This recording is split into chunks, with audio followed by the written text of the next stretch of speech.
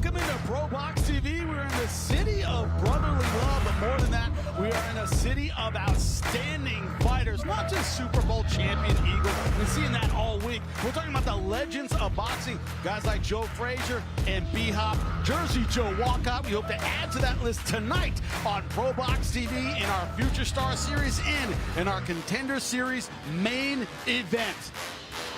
That's right, our Contender Series, Jonathan Lopez versus Rene Alvarado. It's going to be an outstanding fight between two guys looking to make their mark here on a ProBox TV.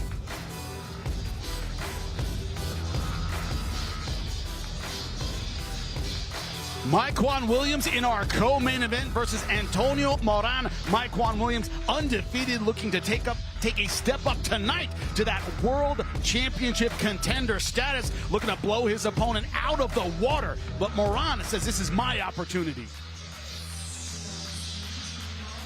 And in our main event, Ricardo Salas taking on Cruz. Cruz only one loss in his professional career. That was to Gary Antoine Russell. Ricardo Salas, though, a knockout specialist, especially early on in fights. It's going to be a banger in our main event. Welcome to ringside. It is Jimmy Smith alongside the champs, Chris Algieri, Paulie Malignaggi. Gentlemen, I just talked about it. The main event is one of those make or break kind of fights. Talk about crossroads opportunities. This is one of them. Cruz has lost to the best, but he knows he can't afford another setback tonight, Chris. Yeah, no, this is a dynamite main event. Cruz is a guy who has a lot to prove. You mentioned his one loss is the Antoine Russell, Gary Antoine Russell, who just won a world title. You know, it's a different kind of level to be at when you look at that. In hindsight, that loss doesn't look as bad. But now we're in a new weight class for Cruz. He was really struggling to make that 140-pound division, and that he said was causing him to not perform at his best. Now at 47, he feels sharper, he feels stronger, he's got his pop back. So I'm really curious to see how he carries that power into this new weight class. Yeah, but talking about power, Salas is the puncher in this breakdown. His last 4 wins in the first 3 rounds. The guy has power. He has power, you know, and he also has, you know, the ability to, you know, win at this level. You know, he's got coming off a win over Roman Villa. He's got 2 losses, but you know, since his last defeat, he's put together a pretty good streak. And like I said, the win over Villa kind of gives him that confidence to be able to step into another dimension, another level. So this makes this Cruz bout a good crossroads matchup for Salas and a big opportunity for himself as well. Now, speaking of big opportunities, that's what Future Stars is all about, and that's what you're about to see. We have 2 fighters, combined record 24 wins with 0 losses. The other one, though, a pro debut of a guy who is one of the top amateurs. His coach called him the top prospect in the country, and those are big words, but also he can solve a Rubik's Cube in under a minute. What does that say? Brain power. Paul, you never solved the one I gave you a year ago. I can barely solve one side of it, dude. But there's a bunch of sides. The problem is there's a bunch of sides. I can get one side. Barely, but there's a bunch of sides. But Chris, you like that cerebral approach to the game that Lugo has, transitioning from his amateur career to the pros. Yeah, listen, we call it the sweet science for a reason. Boxing IQ is about being smart. You got to be smart in the ring, make right decisions, being able to make fast, quick decisions. This kid's super analytical in the way that we talked to him yesterday at the fighter meetings. He's like that when he fights as well, according to what his handlers were telling me. I'm really looking forward to seeing how he takes that analytical mindset and brings it into the ring tonight. Yeah, but another thing, Paul, you talk about the transition from the amateurs to the pros. You got to be a dog. It's not just about outthinking your opponent. You got to outfight him as well. Does he have that dog in him? It got chippy at the weigh-in. Got chippy at the weigh-in, and I think, you know, which of course, you know, welcomes him to the pros in some ways, right? But I also think when you have 250 amateur fights or so, I think you get used to developing that main streak through the competition and through the competitive spirit that you have through all these tournaments. He's won at a high level in the amateurs, so I think the main streak probably won't be something he'll have a problem with. Also, another thing we talk about a lot ringside is when you fought in other countries, you fought internationally, you used to big lights, used to crowds booing, used to everything being against you. So he's got that international experience, Paulie. How much does that help? Helps a lot because, you know, it makes you confident in your ability to have seen different styles and be aware and be understanding of anything that's going to present itself in front of you. You'll be ready for it, and you'll know how to adapt to it and know how to basically defeat it. You know, that's where the experience comes in, and especially experience at international level, like you said. Also, he's a kid, Chris. He didn't look like a kid. No. He's big for this weight class. No, I mean, he's 18 years old. Yeah, he looks young. He's got a baby face. But listen, at the weigh-in, he is ripped and ready, and even in front of us, his presence wasn't that of a kid. He's very, very mature for a man his age. Well, he's very experienced experience, will it translate in the ring? That is 100% the question for our future stars fights. When you look at the amateurs that are coming up and making their pro debut, right here has to be near the top of the list. That's right, Elijah Lugo fighting out of Georgia. But he said, it's not about Georgia, it's not about my state, it's not even about my country. I have been successful internationally at this weight class, and I cannot wait to make my professional debut. But you look at that, you look at Haven Brady Jr., 14-0, 6 knockouts. Dante Benjamin at 10-0, 8 knockouts. But his opponent, Rodolfo Cobrita Gomez, said they picked the wrong guy tonight, because I'm ready to go and I face some of the best. You won't believe his list of opposition. But let's get it started with our tail of the tape for our opening bout of the night. We talked about him, Elijah Lugo, training out of Orlando, Florida, originally from Georgia. You see the height, 5'11", taller than his opponent, Andre Johnson. Only a half-inch advantage reach, but look at the weight. He says, I can finally cut weight because I'm not having to make it the same day. Impressive amateur. Will he make an impressive pro debut? And that is the question. Lupe Contreras, get us ready to go. We welcome you to 2300 Arena, Philadelphia, PA. This is another edition of ProBox TV being presented to you by Bet Online along with Wild Casino. This contest set for 4 rounds or less in the middleweight division. Este duelo pactado un límite de 4 vueltas en la división peso medio. Los jueces son, the judges are Kevin Morgan, Rob Rubnitz, along with Justin Rubenstein. Presenting first, the fighter standing in the blue corner. He enters wearing black with white trim, presentando la esquina azul. Vestido de negro con vivos blancos, su peso oficial 161 libras, his official weight 161 pounds. Esta noche entra por quinta vez a nivel profesional con 2 victorias, 2 derrotas, ambas victorias por la vía del knockout tonight. He enters the ProBox TV ring for the 5th time as a professional with 2 victories against 2 losses, both of his victories coming by way of KO. Fighting out of Grand Prairie, Texas, Andre "The Ape" Johnson. His opposition in the red corner. Su oposición en la esquina roja, vestido de amarillo con rojo. He steps in wearing yellow with red trim. He weighed in officially at 159.5 pounds. Detuvo la báscula a un peso oficial de 159 libras y media. After an outstanding amateur career, including being the reigning world amateur champion tonight, he enters the major leagues of the sport, making his pro debut inside the ProBox TV ring. El campeón mundial reinante a nivel amateur, esta noche entra en las grandes ligas del boxeo, dentro del cuadrilátero de ProBox TV. Reppin' Marietta, Georgia, Elijah "Kaboom" Lugo. Our referee with final instructions, Ricky Gonzalez.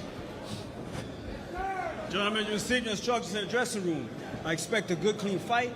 Protect yourselves at all times. Obey my commands at all times. Touch them up. They're ready to go. Round number 1, Elijah Lugo. Incredible amateur pedigree, 200-plus fights, junior world champion, Team USA. Ready to make his pro debut. This is a very focused young man. His opponent, Andre Johnson, out of Grand Prairie, Texas. 2 wins, both by knockout. Welcome to the pros, kiddo. Round number 1. And Jimmy, I don't know what they're feeding the 18-year-olds in Georgia. Lugo is looking very strong in there in his pro debut. You talk a lot about man strength. It looks like he has man strength already.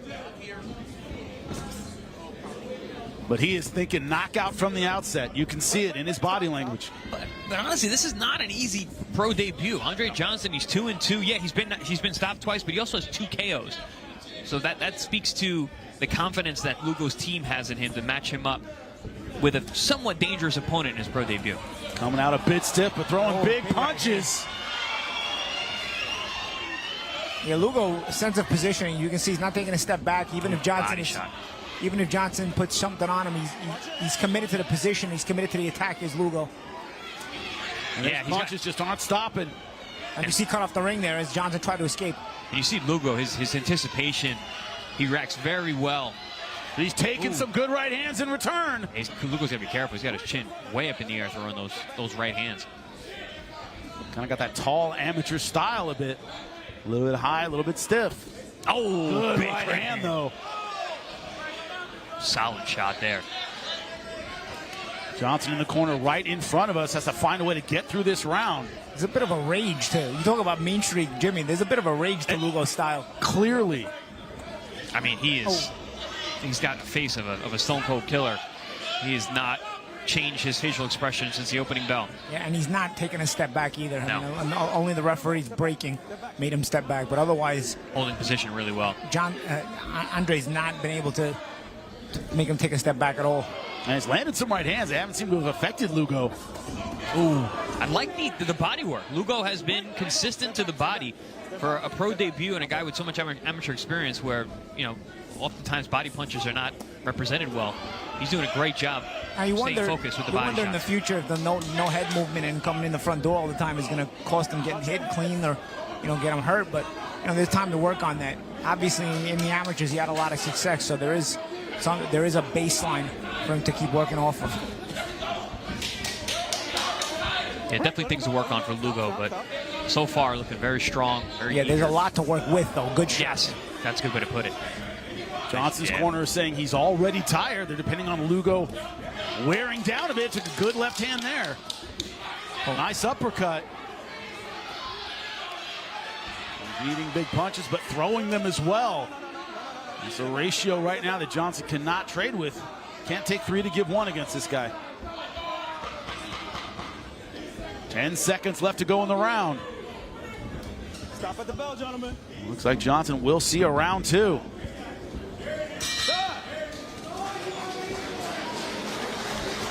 Gentlemen, we learned a lot of things about Lugo in that first round. Number one, he's got a dog in him, very, very aggressive. He is getting hit a lot with counter punches, however. Doesn't sit down between rounds either. His eyes say, I must break you. That's totally what I'm seeing here. Yeah. He's like a Soviet fighter in the West, right? He's lasered in. Lasered in. Look at the focus.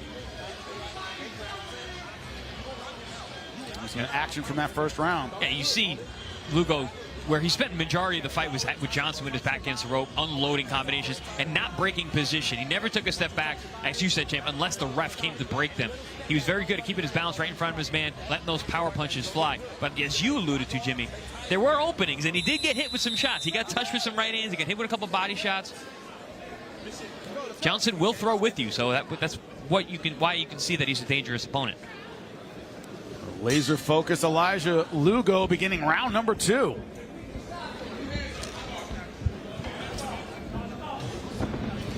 Lugo in the flash colored shorts, only way to describe it. His opponent, Andre Johnson, the black and red. Yeah, Lugo's outfit's got a little bit of like a Goku anime style to it, right? That's what the kids are into these days. That's what the kids and he is 18. He is 18. He's a kid. He doesn't look it, but he is 18. And that t-shirt's older than this kid. I think his shoes are older than this kid. Oh, Johnson tried to come back with a double hook on the roll, but again, you see it just right through it. Right through as it goes Lugo. But again, it does make you think in the future, you know, somebody who's a bigger puncher, you know, Lugo may have to, you know, work on not always coming into the front door like that. But his sense of attack and then the mental and physical pressure can be overwhelming. You know, champ, it makes me think, like, is it issues with his technical skills, or is this just over-eagerness from your pro debut? Yeah, could be that too. It's a good point. And I just want the audience to know that Chris is just jealous of my old school Adidas. So you're going to hear a few cracks about him during the show. Your 18-and-a-half-year-old Thank Adidas. You. At least 20. Lugo right now, the 18-year-old unloading in the corner, but taking those power punches, gentlemen. But you see what I'm saying about Johnson? He will throw with you. He'll throw right in the middle. Told us in the fighter meeting, Lugo did, that he's ready for some undisciplined, some big punches. Seems to want to meet fire with fire. But actually, I mean, Johnson, even as an opponent, he's actually pretty clean. Like, the way he's throwing his punches, he's not throwing like loopy, wide Suzy Q right hands. They're cutie shots, but they're few and far in between, you know. But he does return fire every once in a while. You know, usually you get like a punching bag in your pro debut. Lugo's got like a double end bag in his pro debut. He's moving, you know, so he's got. He can hit you back. Yeah, Johnson. You know, he swerves and he tries to slip. It's just he's overwhelmed. But I get the sense that if Lugo did lay off a little bit, Johnson might actually come on some. Yeah. He can be a dangerous guy if this fight goes a little later. Do you think Lugo look like the type of the guy who's going to get tired? I don't think so. Not at all. No. Or that he's going to let off. Yeah. This one's scheduled for 4 rounds. You know, amateurs, 3 rounds. Generally speaking. Nice left hand. You saw the way he set up. He threw the right hand to the chest first. Yep. To hold the spot and freeze Johnson, and then came with a big left hook to the head. Nicely set up there by Lugo. And again, right there, I think a lot of this is just over-eagerness because Lugo now is starting to tighten up a little bit. I just saw him get his hand right back to his face, right, keeping that phone up. That was good. You know, he set that shot up, like you said, to the chest first, then the left hook.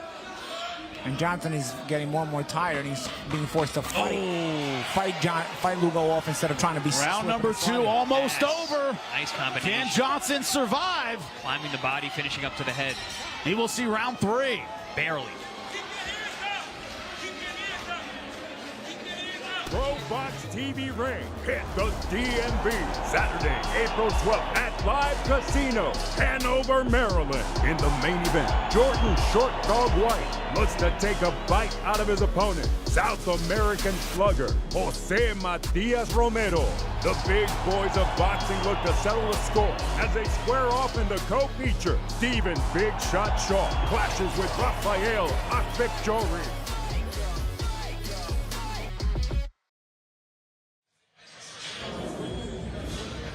Well, we get a couple days at home. We're heading to D.C. for a card full of D.C. talent.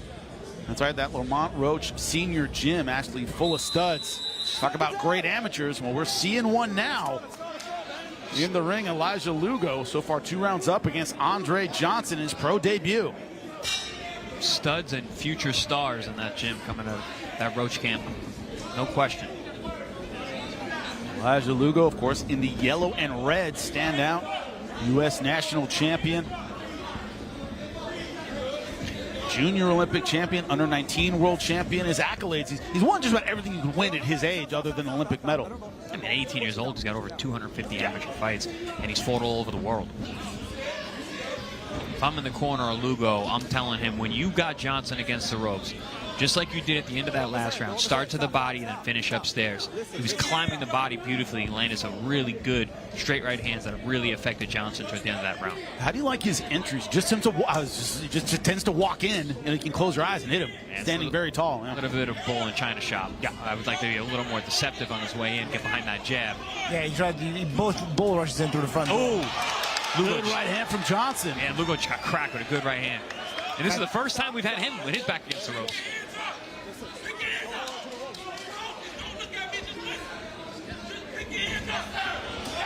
Johnson tries that hook to the body there. Good hand position from Lugo. Fought it.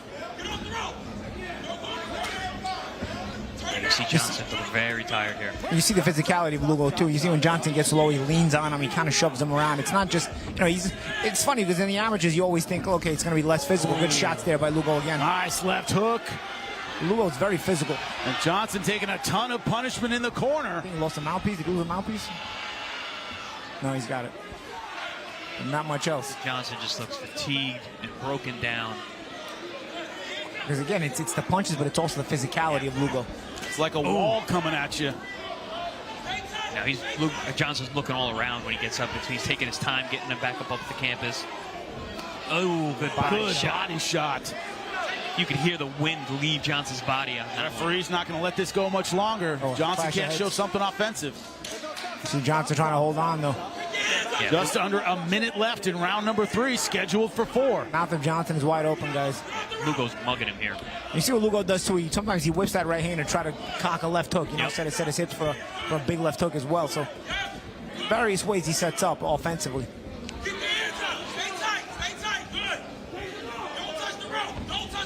Oh, good right hand. Pops the head back of Andre Johnson. Yeah, that was nice. He threaded the needle with that right hand. Really straightened it out. I don't think Johnson anticipated it because sometimes the right hands Lugo throws it wide. Yep. So all of a sudden it surprises you coming down the middle like that. That was one of the straightest ones he threw all night. That's what I mean by as this fight goes on, you're starting to see some of those technical proficiencies of Lugo show up. It's just a little bit of variation. You know, offensively, I think he's kind of creative. You know, he's a little tight. 10 seconds left. Well, one thing Johnson certainly has, it's heart.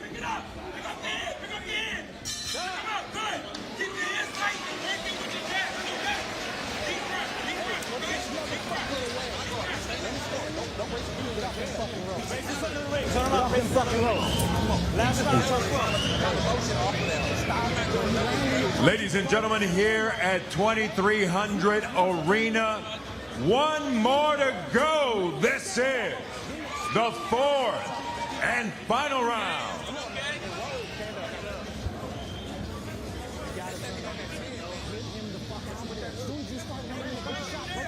Well, despite all odds, Andre Johnson ready to see round number 4, the fourth and final round against Elijah Lugo. And man, what a round for Lugo in round number 3. Yeah, I mean, this is what we've seen all night long is Lugo pinning Johnson against the ropes. And like I said that last night, he's been mugging him all night long. When Johnson goes back to his dressing room, he make sure that he's got his wallet still in his pocket because the way Lugo's been coming after him. Fourth and final round is underway. Elijah Lugo, standout amateur in the red and yellow shorts and shoes and gloves. Andre Johnson 2-2 as a pro, both wins by knockout in the black and red. He's found some power punches. As you guys have said, he's punched in the middle of the combinations, found some success, but Lugo just hasn't given him any space. Few and far between, Jimmy, you know, from Johnson. He was landing some more shots in the first round, but as rounds and rounds have gone on, you've seen less and less coming his way, but also Lugo catching and shooting much better. Oh, he has been chasing him all over the place, and he's stalking him. Tons of pressure. And Andre Johnson has been up against the ropes throughout this fight, either up against the ropes or in the corner. Like you said, Johnson a tricky guy for a pro debut, though. Yeah. But Lugo's handled it very well. You know, he has absolutely bullied Johnson, and he hasn't allowed the sort of the cutie style that Johnson has to even have any effect. But also Johnson's tough. You know, he's not looking for a place to lay down. No.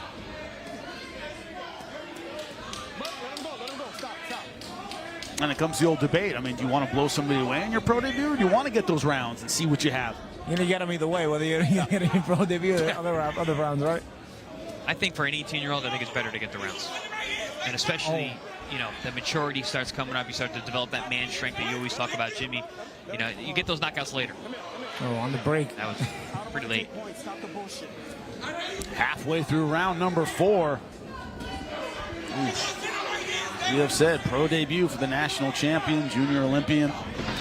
Well, like we said, we got some questions answered about Lugo. He might be a math genius, but he's a mean guy as well. There goes the mouthpiece. Man, the body shots. Johnson's tough, man. Those are some killer body shots. I don't know if the referee realized the mouthpiece out because he spit it on the opposite side of where he's at. So now, right in front of me. Johnson's going to have to deal with the fact that the referee doesn't even know the mouthpiece is done. And Johnson has not complained about it. He's kept his mind on what he has to do. Those shots definitely knocked some teeth out. Yes. Heavy punches throughout. But gentlemen, as we said, Andre Johnson has not laid down. No, not at all. Not at all. He's fighting through. Super, super tough. Real tough. Hasn't been an official knockdown yet either. Nope. As much as he's been pushed around and bullied, he has not gone down and counted. Couple of nice combination from Johnson. Yeah, he's still got some fight in him. He's punching like he's mad at him. Big shot. No, grabbing the back of the head. The referee doesn't know his mouthpiece is missing. He doesn't realize No his mouthpiece is idea. out. Corner has been trying to get his attention. Look at Johnson. Give him a little Sugar Ray Leonard, shake the right hand, hit him with the jab. Spit out the blood, keep going. You know what? He gets more air in his mouth because there's no mouthpiece. I don't know if he closes his mouth anymore. And that is it, the end of round number 4. Give us a little souvenir at the end there. Yeah, we got a little blood blown on us and part of our job. Elijah Lugo, though, looking good for 4 rounds, but Andre Johnson never down, never backed off. Crowd letting him know that they appreciate his guts in this fight. You gotta love Philly fans, man. You gotta love Philly We're hearing fans. that yelling behind us. They You get appreciate called, it. you're the man, because you fought tough, you showed your grit. That's what boxing's all about.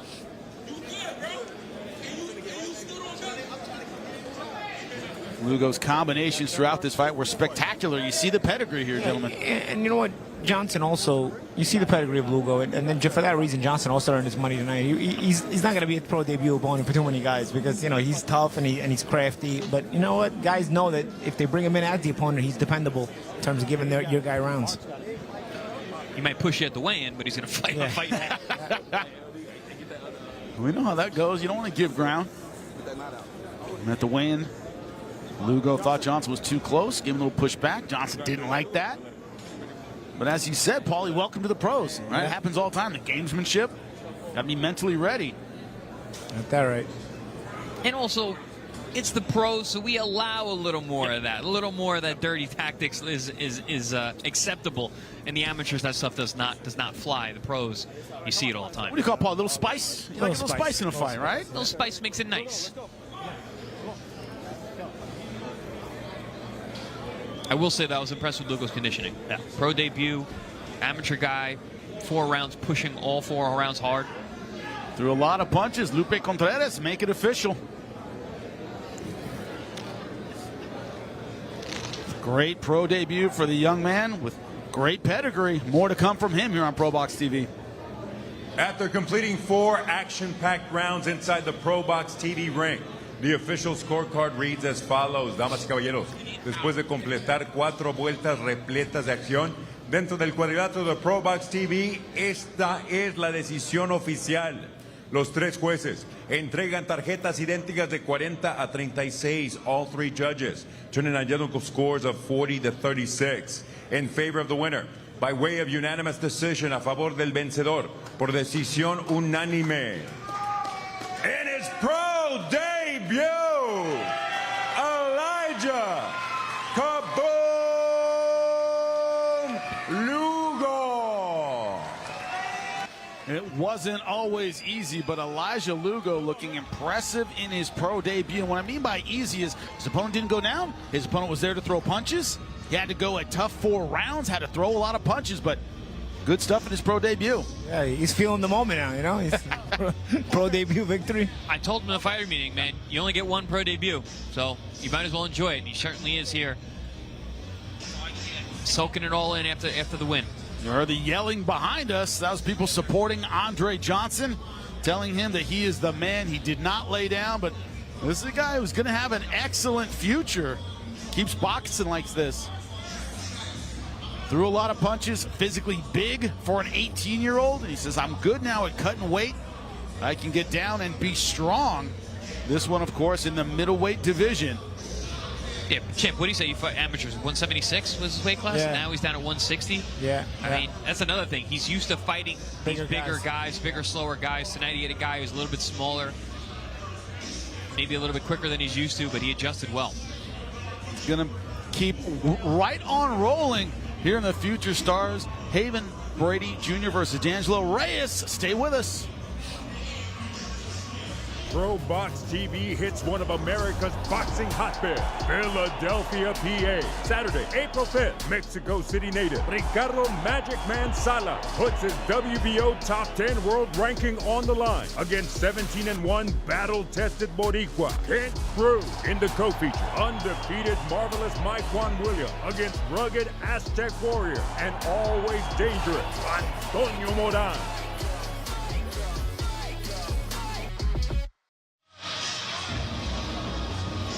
Welcome, everybody, once again, ringside here in Philadelphia, Pennsylvania. It's one of those things that you look at and you go, well, Philadelphia, a great fighting town. You have names like Bernard Hopkins, Smokin' Joe Frazier. They have Jersey Joe Walcott. Well, right now, also in the middle of the boxing world, the center has to be, of course, D.C., Washington, where we are going next week, April 12th. That's right, Jimmy Smith alongside the champs, Chris Algieri, Paulie Malignaggi. When you look at it, gentlemen, D.C., of course, Lamont Roach, that whole camp, absolutely outstanding. Our card next week features a lot of that standout talent. The guys coming up between, let's say, 5 and 15 pro fights, they've got a murderer's row. Yeah, no, I mean, and listen, the culture of that gym and the way that those guys grow up in that area, I mean, the talent is just endless, and it seems like they're getting better and better. And we're seeing them advance now into the world stage. We have these guys that are going to be on your screens for years and years to come. Yeah, and when you look at it, Paulie, it's become its own style. We say it all the time. The DC style, catch and shoot, great offense, great defense. They stay in the pocket and they throw. We're going to see a lot of that next week. And try to break you mentally, all those kind of things. We saw Lamont try to do it to Javonte Davis. I can remember the Peterson brothers, especially Lamont Peterson. He would also, speaking of DC Lamonts, right? There's Lamont Roach and Lamont Peterson would also, kind of walk you down and try to break you in that way.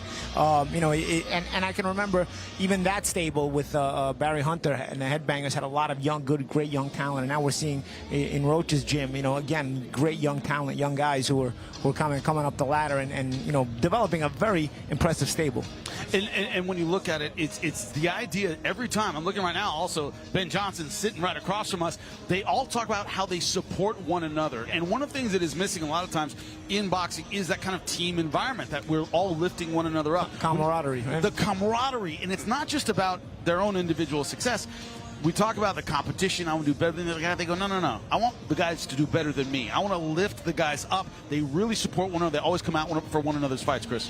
Boxing's a dog-eat-dog sport, and generally, you walk into a gym, it's like, all right, who's my size that I can beat up? That's the mentality that fighters have. But we're seeing the most successful gyms are the groups that make it like a family. Look at Bomac and his team, his crew. Those guys all come up together. They all come out for each other's fights. We're seeing it now on ProBox TV at our facility. All these guys are coming out for each other. We have camps coming down to us. These guys are all out to support each other. And again, like you mentioned, this DC crew, same thing. These guys are here. They're out. They're showing their support. There's that camaraderie, like you said, Champ. But man, that gym culture, it permeates into everything they do. When you look at the abilities of the team, it's also a pride in DC, right? And as old school boxing fans, we remember, they call it DMV, right? DC, Maryland, Virginia. That includes guys like Pernell Whitaker, yep. right, who's from Norfolk, Virginia. It includes Sugar Ray Leonard from the D.C. area. One of my favorites, Winky Wright, grew up in D.C. Known as a Florida guy, but grew up in D.C. This idea that they're continuing a legacy, Paulie, they're very aware and very proud of that. Yeah. I think regional pride is big in boxing. I can remember the Mayweathers talking about the Midwest. Philly fighters have their pride. Obviously, New York fighters have their pride. Los Angeles, Southern Cal, there's that pride as well. Riverside and that area. So I do think that while it is an individual sport, regionally there's a lot of big representation going on, and so I think the fighters from DC obviously are they're no strangers to that kind of thing too, and they're enjoying to represent their region in this generation the way that they are, just like past generations. Also, coming up in ProBox TV, 50-50 all-action fights is what we pride ourselves on. So the guys that come back and have multiple fights at ProBox TV, they don't have that shell-shocked look. They're used to every time they come in, they have a difficult fight, so they feel like they've earned their record. They've really cut their teeth. That's true for this whole team. The Lamont Roach, of course, ProBox TV, our own Gary Jonas promoting him, so they kind of have to cut their teeth in ProBox TV. It's made those records a lot more legit than a lot of guys coming up 5, 6, 7-0. Yeah, this is a proving ground, and just like those gyms are a proving ground to get to this level is a proving ground to get to the next level. Because we're always looking to level up. That's how it always is in this sport. You're always looking at what's next. You're only as good as your last performance. So this is a proving ground to make sure that these guys are able to level up. When you look at the talent that's available and it's going to be out there next week and it's going to be outstanding, who we are looking as that maybe that next step up? Who do you think makes that impression next week, Paulie, when you look at that ability and all those talented fighters? Is it Ben Johnson, who we said, man, if he can fight, he's going to be a star? Johnson's definitely one of those guys that you look at because, Johnson has sort of the look as well as the ability to speak to you in the media. You want to have the combination of it factor is combination of a lot of things. You can't quite put your finger on exactly what the it factor is, but it usually is a combination of charisma, ability to speak, as well as exciting boxing style, and of course being a winner. The co-main event of that card features a Stephen Shaw versus Rafael Akadori. That is a fight we are really looking forward to. Look at these records. Akadori 18-1. Stephen Shaw is 20-2. And as we say here on ProBox TV, it's all about the 50-50 all-action fights. When you look at the numbers, not guys who knocked out a bunch of bums. It's the guys who have earned their way there, and that's why it's in our co-main event, which is often the show stealer here on ProBox TV. Akadori, we were able to talk to him. This is what he had to say. It's all of the above. It's work, it's God, it's prayers, it's favor, it's everything. God-given talent. I don't believe in talent. I believe in hard work. I think the only thing God gave me is He just made me tall. Everything else I had to work and add. I added speed, I added strength, I added conditioning. I found myself a coach in Glenn Johnson to add skills. So it's all of the above. Every day you wake up in the morning, like the champs know. You wake up at 5 a.m., you say your prayers, God acknowledge Him, go into your run at 6 o'clock and do your workouts. You'll then come back again at night and do the work in boxing. So it's work, it's blessings, it's favor, it's everything. It's not one thing. It's every dimension that you can possibly think about that God is on your side. The truth is that boxing started out of a necessity to be something or to do something. And while I was in the gym, the coach told me that, hey, listen, man, you're athletic, you're big, you're strong, and you seem dedicated. And I think you should pursue this. And I started pursuing it, and this is where he got me. Had a few. He gave me a dedicated amateur coach that guided me through my amateur career. I think I had about 14 amateur fights in 1 year. And after that, I met Glenn Johnson. Glenn kind of stopped me from fighting an amateur bout because the United States amateur thing was not really as popping as the British ones or the things that I knew. So he just took me to start sparring the Hrgoviches, the Zalalos, the real guys. Baptism by fire. Yeah. So basically, I just went through the fire every Saturday. Every Saturday was just a session where my head would just get beat up. Those guys lighted me up. Hrgovic, Jalolov, every amateur fighter that just came back from the Olympics. Chris, we talk about it all the time. 6'8", so athletic, who's on the football team. I think I'll try boxing. I think I'll be 18-1. He's just one of those heavyweights with a litany of physical gifts. Well, he was on the basketball team, then he decided to play football. I mean, these type of athletes we don't generally see in our sport, but also highly intelligent. You heard the way that he talked. I mean, I was really impressed when we got to actually speak to him and do that interview. He knew all about his opponent. He knew what Stephen Show was. He knew what he was walking into. And he also knows what ProBox TV is all about. So, listen, I love heavyweights. And we got two big ones who can punch, fighting each other on that card. That is potentially show stealer written all over it. Yeah, and when we look at Stephen Shaw, another big heavyweight with knockout power. It's one of those that we are looking forward to. Definitely fireworks in the heavyweight division, but guess what? We're looking forward to fireworks here. Haven Brady Jr. coming up next versus D'Angelo Reyes as our future star show keeps right on rolling. Don't forget, also May 10th, more cards coming up. Stay with us. Orlando boxing fans, Central Florida boxing fans, ProBox TV returns Saturday, May 10th. In the main event, the war of words reaches its climax as Orlando's prodigal son, Erickson Lubin, faces IBF number 7 Adriel Holmes Jr. with pride and a world title opportunity on the line. In the co-main event, one of the top prospects in the sport, undefeated Haitian Olympian, Darrell Blasval Saint, steps up in competition against the rugged 33-4 Rodolfo Orozco. Those two bouts top a night full of action featuring Nicholas Fly, Argentinian world champion Nazarena Romero, defending her belt against Mexican Mayeli Rosquero, with Puerto Rican American power punchers Naji Lopez and Dominic Valle.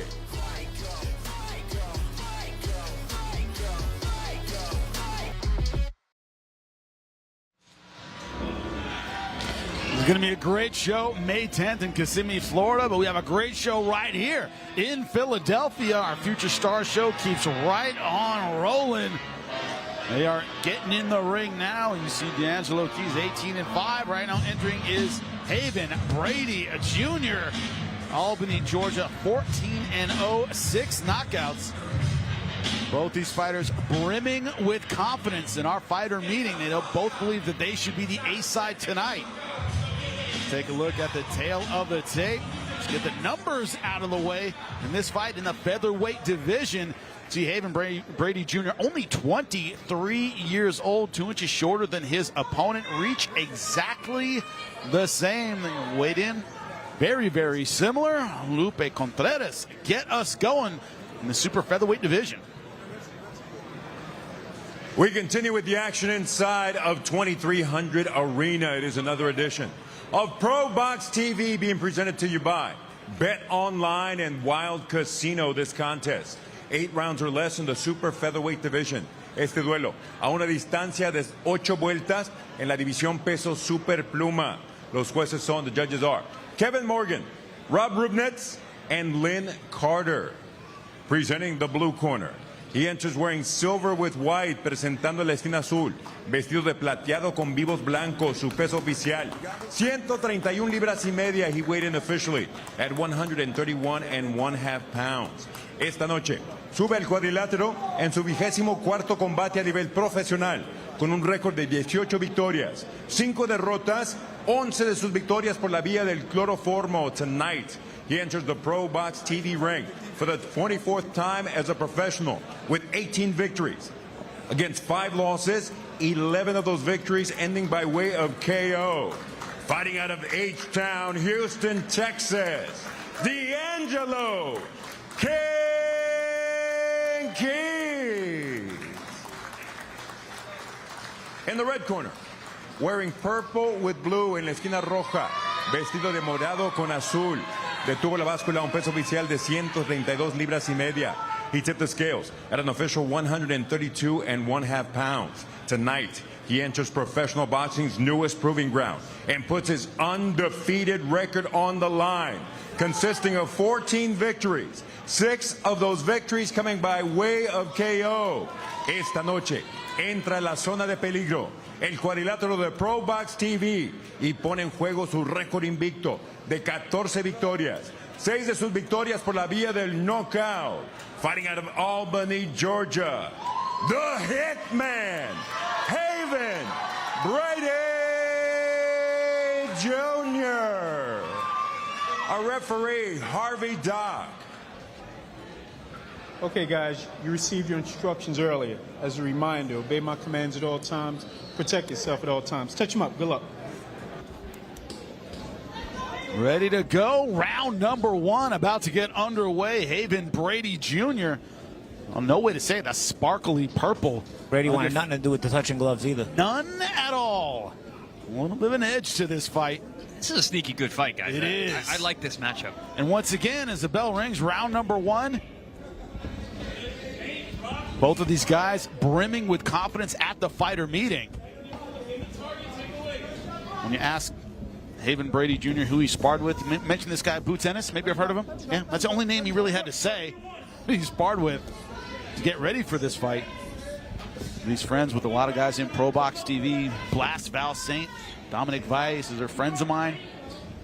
He actually said he might show up to the main 10th show we have. Yeah. Yep. Yeah, said he grew up with Najee Lopez as well. Haven Brady, I've called Haven many, many times on Top Rank Undercards, on some of the OTX shows, and now we got him here on ProBox TV. And as usual, if you're on ProBox TV, you're going to be in tough. D'Angelo Keys is no easy guy to fight, man. He is tough, he's rough, he can punch, and he's down in the weight class where he believes that he belongs. I was about to say that. He fought up at 140 pounds, and Chris, you said he was just a little too small for that weight class. Didn't quite have the power of the frame. He fought Duarte. Duarte is a killer puncher at 140, and now we're down in the 130s. He said Duarte, the hardest puncher he's ever had to deal with. He said, once I got through that, nothing else scares me. But he's been doing a good job backing up Keys with the jab. Hasn't always landed, but it's allowed him to gain position in the ring so far in this first round. Haven Brady Jr. undefeated at 14-0, but only 6 of those wins by knockout. Not exactly a knockout puncher. He's a physically strong guy. He actually reminds me a lot of Tim Bradley. Tim Bradley, not a puncher as well, but a guy who's very, very busy, throws lots of punches, physically strong, great conditioning, also with a high boxing IQ, and you can see that with Haven Brady Jr. here. He's a thinker. D'Angelo Keys talked about making this a gut check kind of fight. He goes, I've been in there with tougher guys than he has. He hasn't mentally been through the things I have been through.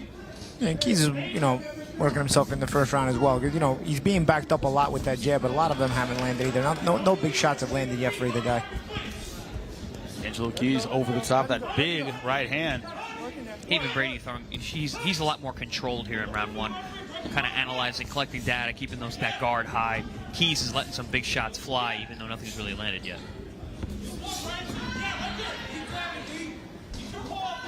That's who he sparred with. Keys said, dude, it's Houston. Like, I'm just sparred with a bunch of tough dudes and a bunch of gyms. It's kind of a hub of the boxing scene in Texas. It's Houston. Yeah, that's another big hotbed for some great training. Even Brady doing a good job of controlling the center of the ring, being the ring general in there. Not being super active, but physically using his presence to control the space. Also, Keys displaying kind of that awkward style you guys talk about. It can take a couple rounds to adjust to that. Yeah, he feints, he herky-jerky, yeah. Dashes in at times. And he knows how to use his legs well, you know? Look, he spun Brady around there. Got him turned around in the corner briefly. Not a bad way to end round number 1. Tonight, a lot of guys not sitting down in the corner.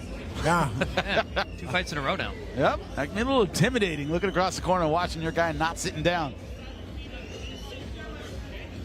A lot of people think it's bad for your legs, so like, you know, relax and get up again. Maybe sometimes you don't want to get back up. You don't. Get comfortable. Yep. Listen, as long as you do that in the gym, I'm okay with it. Don't do anything you don't do in the gym, though. Very true. Fight night's not a great place to try something new out. Angelo Keys out of Houston, Texas, 18-5, 11 of those wins by knockout. Generally the more heavy-handed guy, but good boxing in round number 1 from Haven Brady Jr.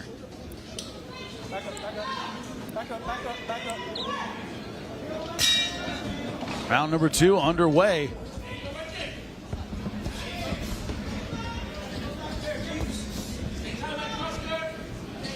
Chris, good right hand from Brady. Perfectly well-placed shot. I mean, no fat on that punch whatsoever, right behind the jab.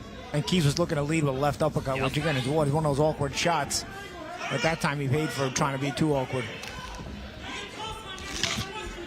Fundamental speaks awkward. Yeah, it seems as though Brady has realized he can get inside with short punches, stifle that, as we said, herky-jerky style of Keys.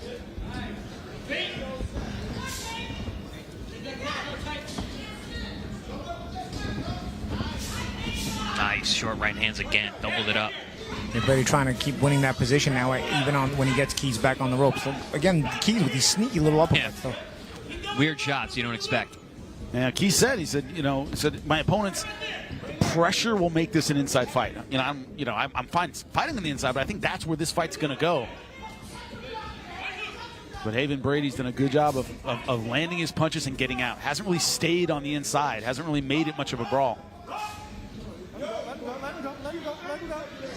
I don't think Brady minds fighting on the inside either. I mean, he's short for the weight class anyway. Yeah, I think it's Keys was really trying to pick his spots, and I think Brady would actually like to be consistently closer. This fighter is the exact same height. No real physical advantages on the inside. Both guys looked in tremendous shape at the weigh-ins yesterday. Also, these sneaky shots being landed by Keys, just he's going backwards and Brady's walking through them, so you don't notice they're scoring. But he's kind of tricky, man. No, absolutely, absolutely. There's a good right hand, just to prove your point there, Paulie. Paulie, when I watched him, the word that came to mind, scrappy. Yeah. Very scrappy. See, there's a nice jab as well. He got through the guard. Then he changes it to a hook. Yep. And all the whole time he's being walked down, so he's losing position the whole time. So he's being nice sneaky uppercut. Being made to work harder than does Brady, because Brady has to make sure he traps him to be able to get the shots off. It isn't picture perfect, but Keys is definitely busy. Nice right hand by Brady. And on paper, Keys is the bigger puncher because he's got more knockouts, but you see the physicality and the sharpness of Brady. Yeah, Brady's more set in his punches. He holds position well, doesn't overmove his feet. You see Brady will start waiting now here because, again, it starts to get confusing. And you don't want to wait too long with a guy like Keys, though, because it allows his awkwardness to work for him. So you're gonna have to still, keep making him work and keep getting him tired. Short time in round number 2. Guys like Keys, you gotta be first, and you gotta use feints. A good round for Keys, in my opinion.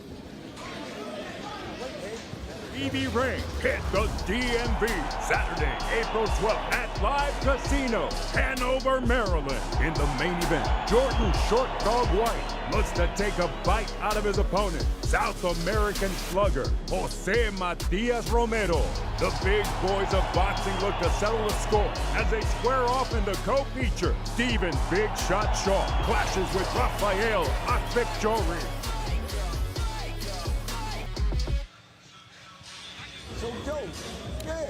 Welcome back to ringside here in Philadelphia.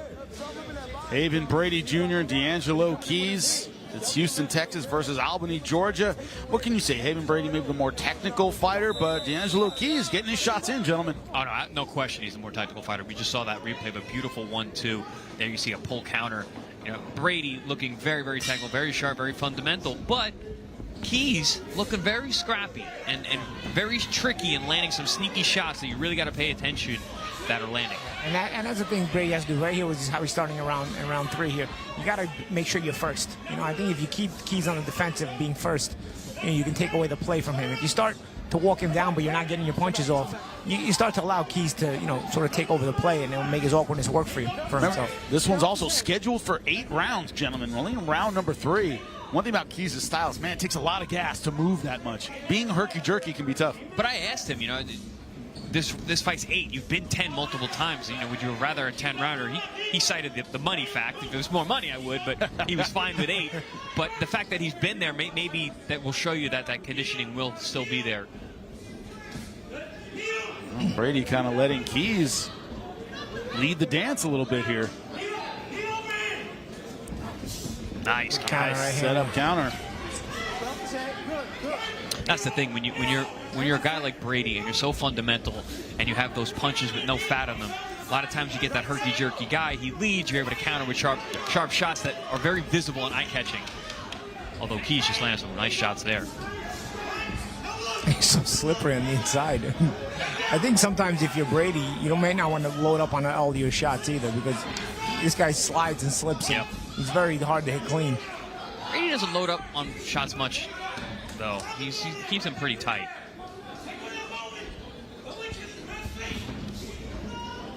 See, like right there, you know you're going to walk him down. You know he's going to get back with that double jab. But even that, like Brady rushed in, and you would think that from what we've been watching so far, Keys is going to come back upstairs. He came down with 2 body shots. Yeah. Like there's no predictability at all with him.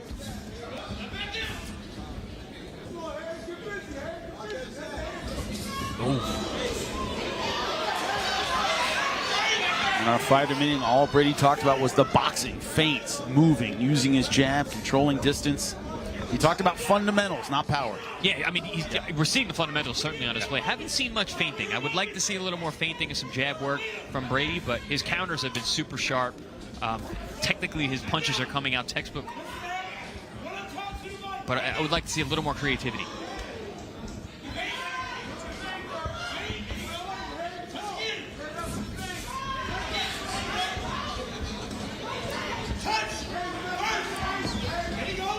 Brady just so solid in his positioning, where he keeps his hand position, where he keeps his foot position. It's almost like it takes a guy like Keys to open him up a bit. Yeah. That funky style. It's a bit more technical. Might not be able to get anywhere. Yeah, if you're just matching technical wits with Brady, you're in trouble.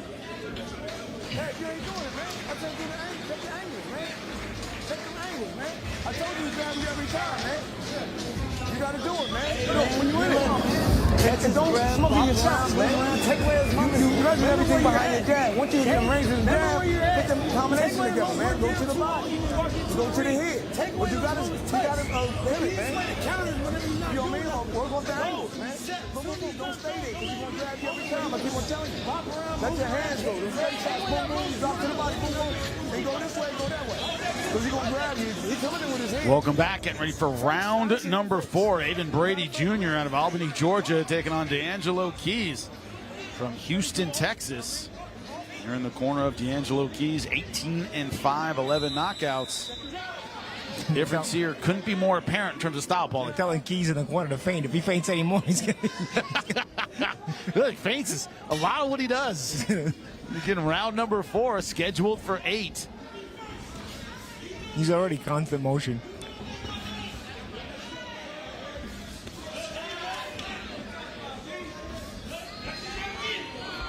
Look at the total punches.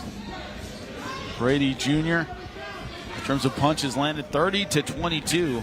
That's one thing that really worries me about Keys. He backs straight up. And Brady has not taken advantage of that yet. If he sidesteps but the problem with him backing straight up, he changes levels. He'll go back and then he'll drop, or sometimes he won't drop, and sometimes he's punching. It's hard to get that predictability even when he's going back. No, you can't predict where he's going, but he does go straight back at times, and there is a moment to catch him. But again, I think as you said, because he's so unpredictable, it's hard to take advantage of those situations. Good body shots there by Brady. There's that lead left uppercut again, that weird. Ooh. Yeah, I think when you're going back, I think you have to change levels. If you stay the same height, when you're going straight back, I think the guy will catch up to you. But that's what Brady. Keys tends to good shots here. They're grazing Keys, but at least Brady's landing a little bit. Good stab jab to the body there from Brady. I like the double right hand from Brady over the top. He's had good success with that last couple rounds. But here comes Keys with a big right hand over the top as well. This is the kind of fight he said he wanted. Inside and dirty. Nice left hook. Brady went low, but the ref was on the opposite side. Didn't see it. Well, in honor of B-Hop here in Philadelphia. We are in Philly. Famous for that. Opponent said, my hip hurts more than my head after fighting Bernard Hopkins. These guys are not giving ground this round. They're staying right in the pocket. A lot of arm punches by Keys, yeah. Right?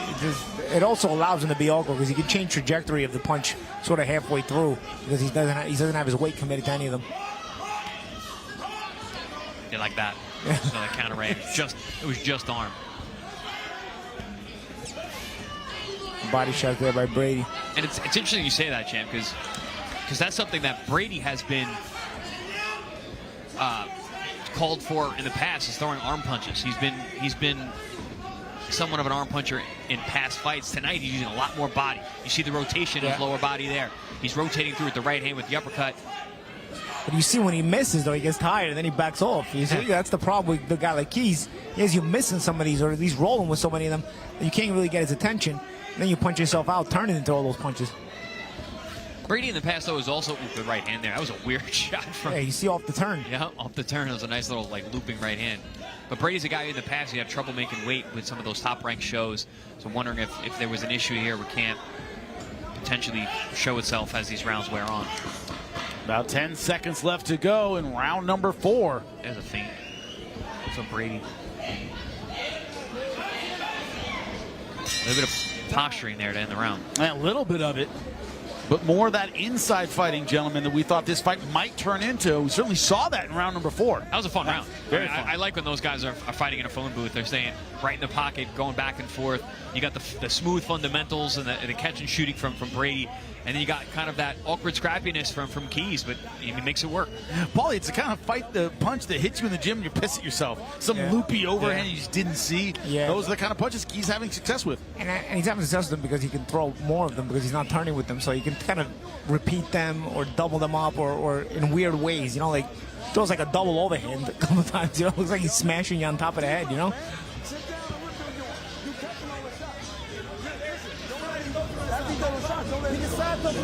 Both guys fighting. Keys being forced, however, to fight at a really high pace so far.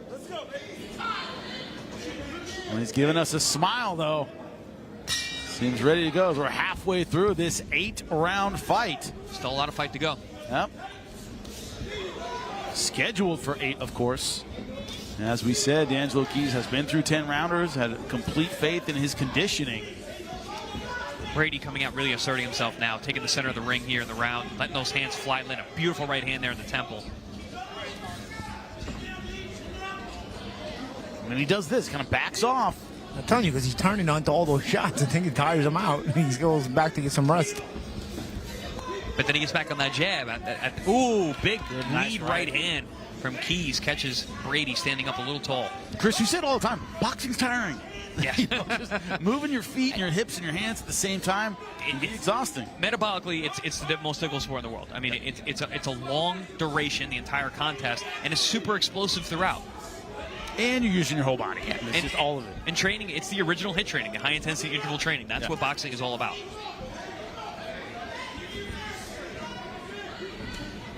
Nice little sneaky body shot. Sort of A lead, slid left hook to the in. liver. Just slid in with that one. Leaping left hook to the body. He's gonna slap the crap out of you too. He's really just to move his hands Zing, like a and gnat. Then he sneaks in an uppercut. But you see him between all that. There's a body shot, but Good. Another good body shot. But he's also a little bit of a rubber band on defense. When he gets hit, he kind of rolls with it, slides with it. It's a Gumby. Doesn't take full power of those shots. That was a nice looping shot behind the ear from Brady. in some ways the way he goes with it is like a poor man's Carlos Mousa. Yeah, I used to call him a rubber band. Yeah. Oh, good body shots. I think that's got to be Brady's ticket to success. If he can keep digging those body shots, it may lead to some more success. It's funny you brought up Mousa because that's what his kryptonite was the body. Yeah, that's the only thing you can really hit clean. Yeah, it was Vivian Harris lost his title against Mousa because he was headhunting the whole night, and then it was Cotto that destroyed Mousa, right? Yep, to the body. Yeah. Yep. Cotto had beaten him first actually, then Hatton ended up beating him second. Yes, Hatton, another body puncher. Oh, bringing the arms down now, taking advantage with some head punches. Good shift in this round from Brady. Yeah. He came out strong. Keys came back with some nice shots, but then Brady really taking over here. And it started with the body work. And you see Keys pushing his trunks down and taking a deep breath. Mouth open here. Both these guys breathing hard. Oh, both guys have been forced to work inside and outside. Yeah, it's been kind of the herky-jerky feinting from oh, good body shot. Right by first time that Keys might be hurt. And you know, it's leading to clean headshots landed here by. Seconds left to go in round 5. Keys not rolling with those like he was earlier. Yeah, that body shot kind of slowed him down.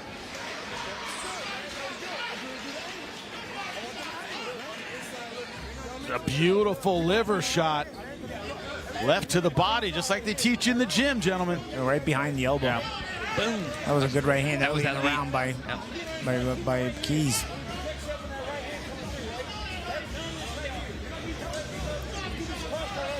Oh, man.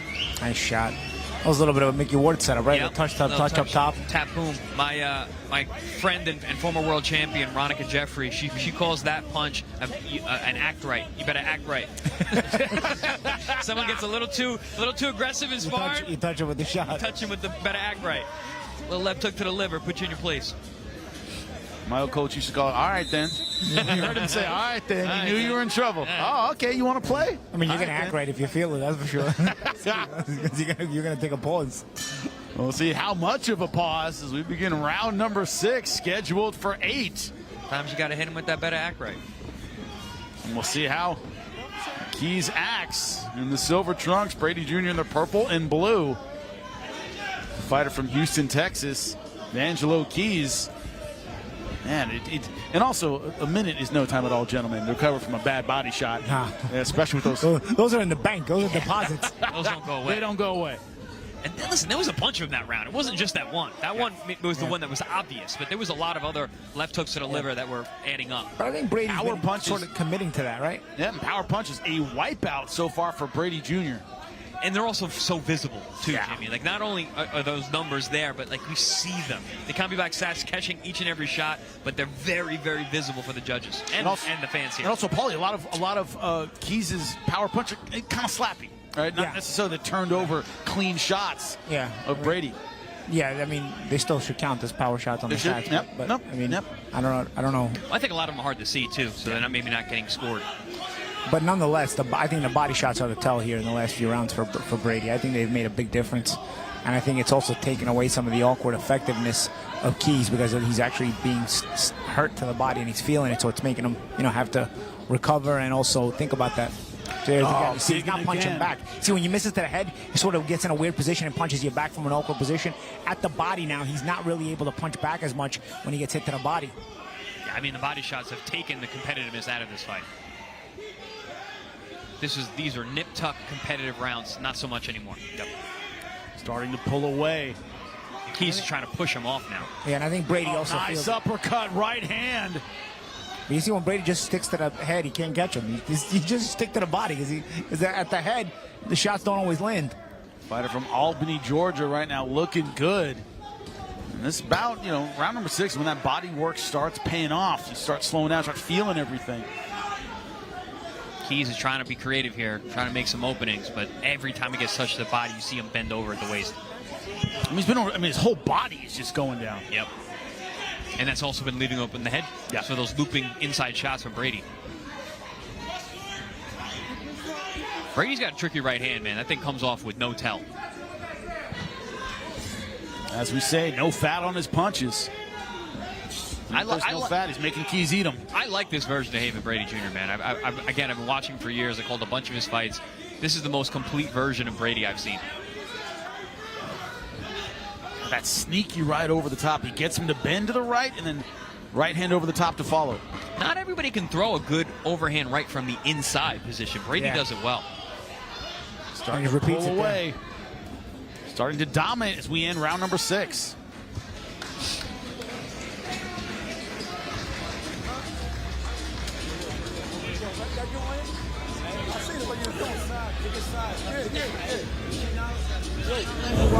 Come on, man. Let's get the angles, man. Let's get the angles. Every time you do that, he grab you and hold you, man. You ain't do no fakes, nothing. You ain't faking nothing, man. Get that jab on.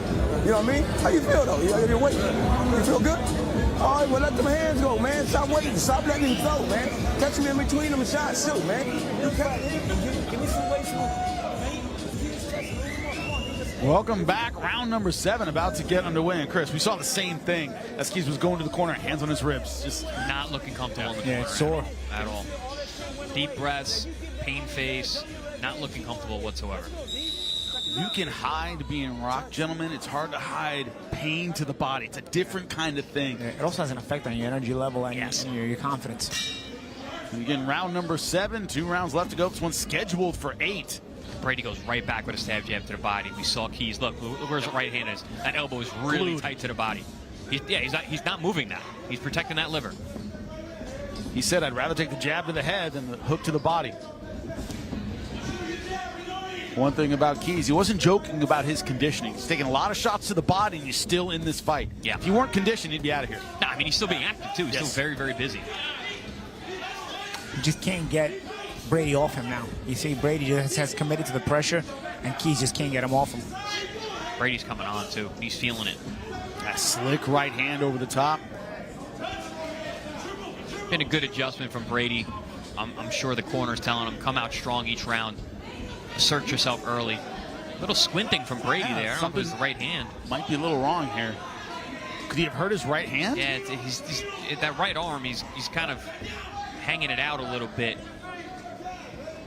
He may have hurt his right hand, gentlemen. Yeah, maybe an elbow. Maybe hit an elbow, one to the body. I mean, he has been landing a lot of looping shots high on the head. That can always do it. Yeah, it's true, too. Well, we'll see what happens, but right now, he's shaking out the right hand. He's hurt it and rolled it out. Wonder if it's the elbow, or the hand, or the wrist. I wonder if Keys is going to notice, because he's, usually you hurt your hand, you don't want to show your opponent. He's 2 times he's kind of put it out there. Yeah, but he's really showing it, even in his body language. He's being, and he's not throwing it yet at all. Judicious, to say the least, with his right hand. Yeah, he hasn't thrown one yet. Jabs and hooks. Right? Yep. Yeah, it's all lefts here. He's jabbing. He's looking up the jab. He's not even parrying with the right hand anymore.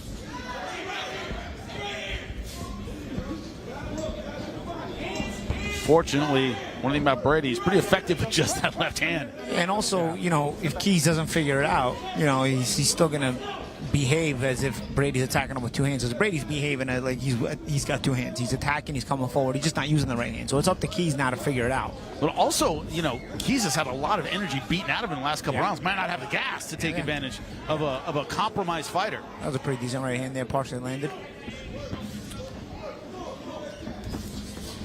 Yeah, I would be surprised if Keys was aware.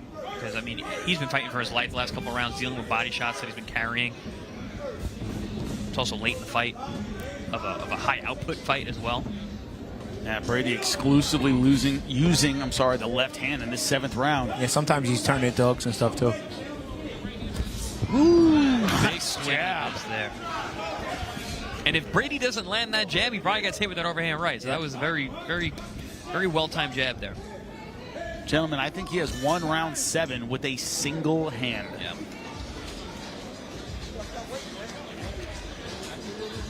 Says a lot about this young man from Georgia. Pretty sure he has broken his right hand or has severely injured it. Shook it out, appears to be in pain.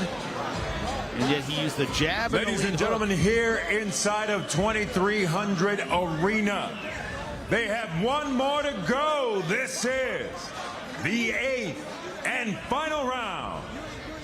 Good jab, good timing on the left hook. At least he's using the right defensively. You know, he's trying to power, you know, at least keep it up to block with. I thought that was a very smart round. Very smart. You know, you have a hurt hand and you're able to switch up and adjust it. You keep that right hand in your pocket and you go get to work with that left hand. But also didn't break position. Still controlled the center of the ring. Exactly. I was going to say he kept his aggression so that way, you know, Keys wouldn't really notice a difference in body language or mentality on his part, to where maybe he might say, oh, maybe there's an injury. You sell it the same way. There's a right hand he threw. Yeah. Sometimes it comes back. You hurt your hand, it hurts for a round, and then you're like, you know what? Or he's saying, hey, it's the last round. It is what it is. I'll break this thing off on this guy. Lennox Lewis against Mike Tyson said it took a couple rounds for me to settle in with the pain. Yeah. Then I could throw the right hand. Well, he had one round off with that right hand, and now he's throwing it. Aiden Brady Jr. has looked fantastic so far through 8 rounds. He's in the blue and purple. His opponent, D'Angelo Keys, 18-5. He's hung tough. He's been awkward, but the body shots have really slowed him down. I broke my left hand early in a fight once, and I went half a round without throwing it because it hurt when I landed to the head, and then I found out that if I hit him to the body, it didn't hurt because it's a softer surface. Right. And I adjusted all my punches with the left to the. You better pray they don't block with the elbow, though. Yeah. I broke in my hands, and that trick doesn't work when they block with the elbow. Or the hip, because I broke my right hand on the hip. Yeah, Toro Gotti did that too. I remember. I think in one of the ward fights. I think Toro Gotti broke his hand on everything at some point in his career. Keys is landing some big shots, man. He came back to the body, overhand right. That was the second overhand right he landed this round. Aiden Brady Jr. certainly the technician of this fight, but all credit to the heart and guts of D'Angelo Keys. Nice right hand. Well, Brady kind of rubberneck with that one. Yeah. Sneaky. Yeah, Brady's awareness is still there. He's moving a little slower, so he's getting touched more than he was in the other rounds, but he's still not getting landed. Body shot again. Beautiful dig. And you see Keys' reaction. He bring the elbow back and take a step back. Like, Brady is throwing that right hand, though. He threw a nice overhand right moments ago, so nice counter. A sharp right hand, too, right there.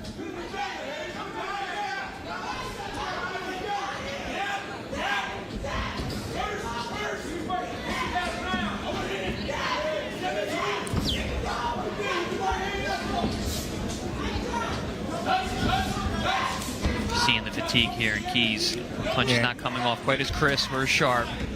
Not as much herky-jerky movement with the upper body, but still letting those hands go. Nothing will test your conditioning like getting your ribs punched in. Yeah. Happened a couple rounds ago. Yep. Brady had to let off for about a round because of what we believe was an injury to the right hand. Been impressed with Keys' chin, though. Took a lot of big right hands over the top, even after being hurt to the body. A lot of times, you hurt a guy to the body, then you hit him on the chin, he doesn't take the punch the same way. There's that chopping right hand. As you said, Chris, a complete fighter. Probably the most complete you've ever seen him. You called a lot of his fights. He has looked fantastic tonight against a very tough opponent. Man who is certainly game tonight in D'Angelo Keys. That is it. End of the 8th and final round. Well, Keys was a tough out, but Haven Brady Jr. looking fantastic tactically. You have to see what's wrong with his right hand. And conditioning-wise, too, because I've said that's been a problem in the past, but not tonight. He looked good in the 8th round. He was still snappy. He was still throwing explosive punches. I like this version of Hayden Brady Jr. That was an impressive performance tonight. Paulie, could he have gotten hurt at exactly the wrong time? Because he was hurt in round 6 with the body shots. He had Keys up against the ropes, and then in round 7, he had to kind of lay off the gas. Had to lay off the gas a bit. But they came back in the 8th. Yeah, came back in the 8th, got aggressive and finished strong. If it's not a bad injury, if it's just a sore hand, you know, he can come back soon enough. If it's an injury where it's going to require surgery, well, then he's going to miss some time. Yeah, we've all seen it happen plenty of times. We'll take a look at CompuBox. And when you look at the total punches, Jab's pretty close. Yeah. Power punch is definitely leaning towards Brady Jr., which it seemed so. Yeah, I mean, body shots 35. He made a concerted effort once he got him hurt. I think it was round 4. And then after that, it was a lot of body work. And those body shots were not created equal because the ones that the Brady was landing, they dig right to the ribs. Great stuff. Weight on those. I like that. Not all body shots are created equal. That's a good saying, Jimmy. I like that one. Feel free to keep that. Lupe, let's make it official. Ladies and gentlemen, they're going all 8 rounds inside the ProBox TV ring. The official scorecard reads as follows. Damas y caballeros, después de completar las 8 vueltas, esta es la decisión oficial. La juez Carter anotó 78-74 a favor de Keys. Judge Carter scores it 78-74 in favor of Keys. El juez Rubnitz 78-74 a favor de Brady Jr. Judge Rubnitz scores it 78-74 in favor of Brady Jr. El juez Morgan anotó 79-73. Judge Morgan scores it 79-73 in favor of the winner by way of split decision. A favor del ganador por decisión dividida. The Hitman, Haven Brady Jr. Guys, I know we're looking at each other, but I will tell you, Keys was weird, and he wasn't getting hit clean that often. The body shots for me did turn it for Brady. Obviously, one judge having a 79-73. At the end, obviously, he saw everything for Brady just on the pressure alone. Right, yeah. But I'm telling you, early on, I mean, I'm not going to say Keys won the fight. Right. But if I'm going to say there's an option for you to think Keys won a lot of rounds, he wasn't getting hit clean, and a lot of times he was coming back with some shots. They weren't big shots, but they were a lot of arm shots. But remember, early on, he was very, very tricky. Oh, no, Could you have found 5 rounds? Because I thought maybe a draw if you really went for Keys. That's the thing. Yeah, I mean, I don't know, because I thought later in the fight, Brady took over with the body shots. But and to the point where Keys wasn't even active enough on the round that Brady fought one-handed. But early on, I mean, he was making a miss. He was sliding. He was also punching back towards Keys. It wasn't until Brady inserted the body shots that really Keys started becoming an effect. First 4 rounds were very competitive. Yeah. I thought the fight stopped being competitive once Brady found the body in round 5, but then he hurts his hand. Yeah. But then he hurts his hand, and then I thought when he hurt his hand, he still won the round. Yeah, forced it. Yeah, but he took off the gas a little bit. Yeah. It looked like he was starting to really take over. Like what we've seen, though, tonight from Haven Brady Jr. No, sniff test, man. I said it all week. This is going to be a good fight, and it was very competitive. He improves to 15-0 with a split decision win over a very game D'Angelo Keys. The flip side of our 50-50 all-action fights is, hey, if you put everything into a fight, we're going to have you back. And D'Angelo Keys is one of those guys. He shows up in shape and ready to go. When we come back, it's Dante Benjamin versus Rodolfo Gomez Jr. Gomez says they picked the wrong guy. Did they? We'll find out. Kissimmee, Orlando boxing fans, Central Florida boxing fans, ProBox TV returns Saturday, May 10th. In the main event, the war of words reaches its climax as Orlando's prodigal son, Erickson Lubin, faces IBF number 7 Adriel Holmes Jr. with pride and a world title opportunity on the line. In the co-main event, one of the top prospects in the sport, undefeated Haitian Olympian, Darrell Blasval Saint, steps up in competition against the rugged 33-4 Rodolfo Orozco. Those two bouts top a night full of action featuring Nicholas Fly, Argentinian world champion Nazarena Romero, defending her belt against Mexican Mayeli Rosquero, with Puerto Rican-American power punchers Naji Lopez and Dominic Valle.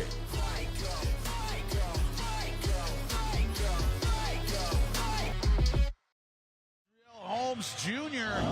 One line you don't cross. Erickson Lubin making fun of the internet of Adriel Holmes when we interviewed both of them. Said his Wi-Fi was bad. Those are fighting words, Chris. Well, he's told him to get out of his car. He said his car was junk. Yeah, no, it was got a little spicy. And they also beef pushed was each real. other at the workout, the media workout. At the media scrum, right? Yeah, but Wi-Fi's too far, guys. Too far. Cross the line, gentlemen. That's going to be a great fight. In Kissimmee, Florida, you saw the other talent that will be on display. Nicholas Flas Blast Val Saint, Haitian Olympian, great stuff. Well, guess what? We got another great amateur coming up. Dante Benjamin out of Cleveland, Ohio, 10-0. Rodolfo Gomez Jr., his opponent from Laredo, Texas. Let's take a look at the numbers. Tail of the tape. These two fighters in the light heavyweight division. Dante Benjamin, 22, to Rodolfo Gomez Jr.'s 35 years old, 6'3" is Rodolfo Gomez Jr. 82-inch reach. Yeah, huge That's reach. heavyweight reach. Heavyweight reach, a 5-inch reach advantage over his opponent, Dante Benjamin. Lupe Contreras, get these light heavyweights ready to go.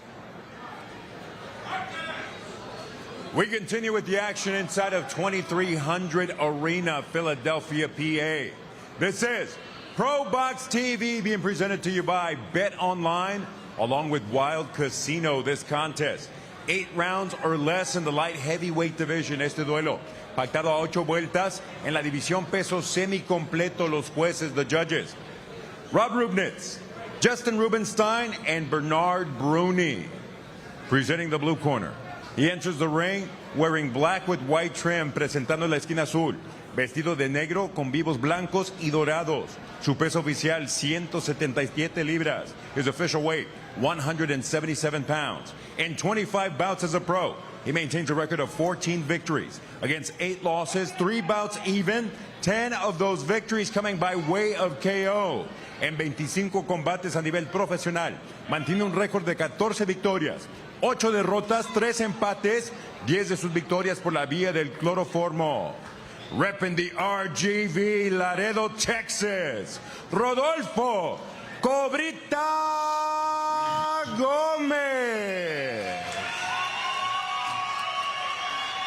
Across the ring in the red corner, en la esquina opuesta, vestido de azul con gris, he steps in wearing blue with gray trim. He weighed in at 173.5 pounds. Detuvo la báscula a un peso oficial de 173 libras y media.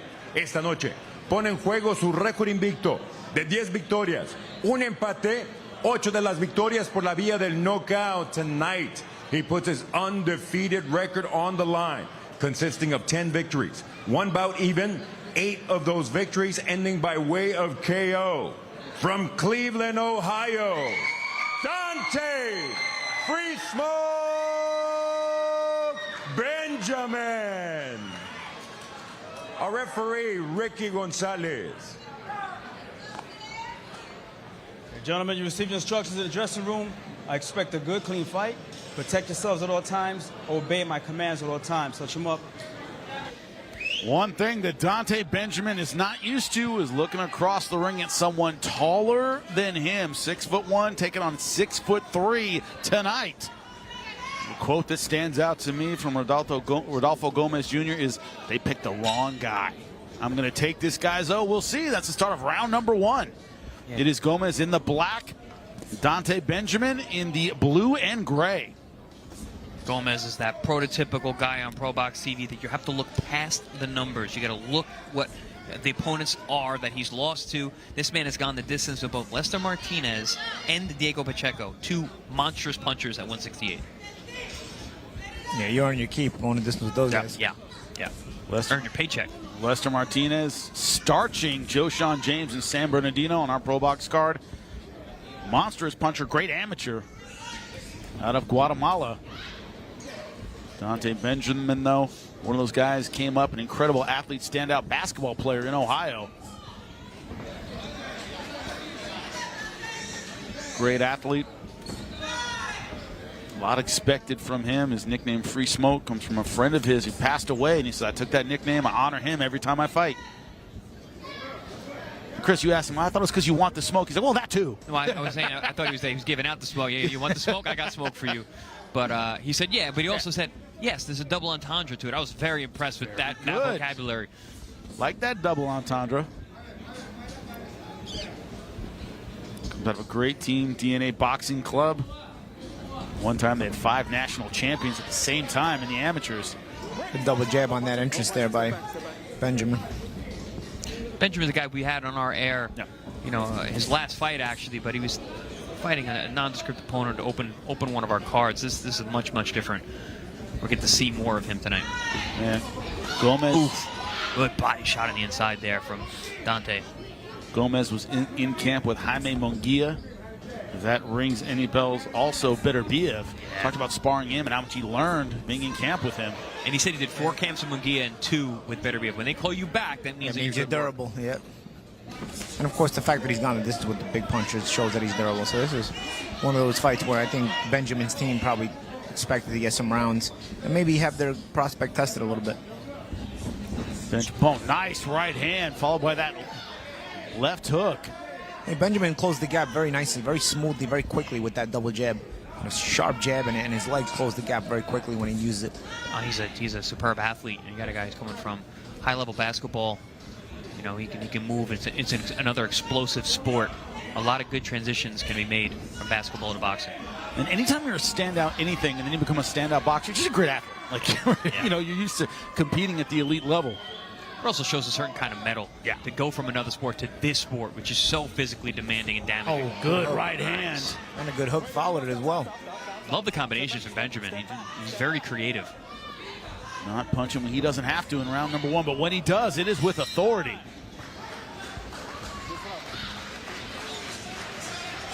ProBox TV hits one of America's boxing hotbeds, Philadelphia, PA. Saturday, April 5th, Mexico City native Ricardo Magic Man Salas puts his WBO top 10 world ranking on the line against 17-1 battle-tested Boricua Cruz in the co-feature. Undefeated marvelous Mykquan Williams against rugged Aztec warrior and always dangerous Toño Moran.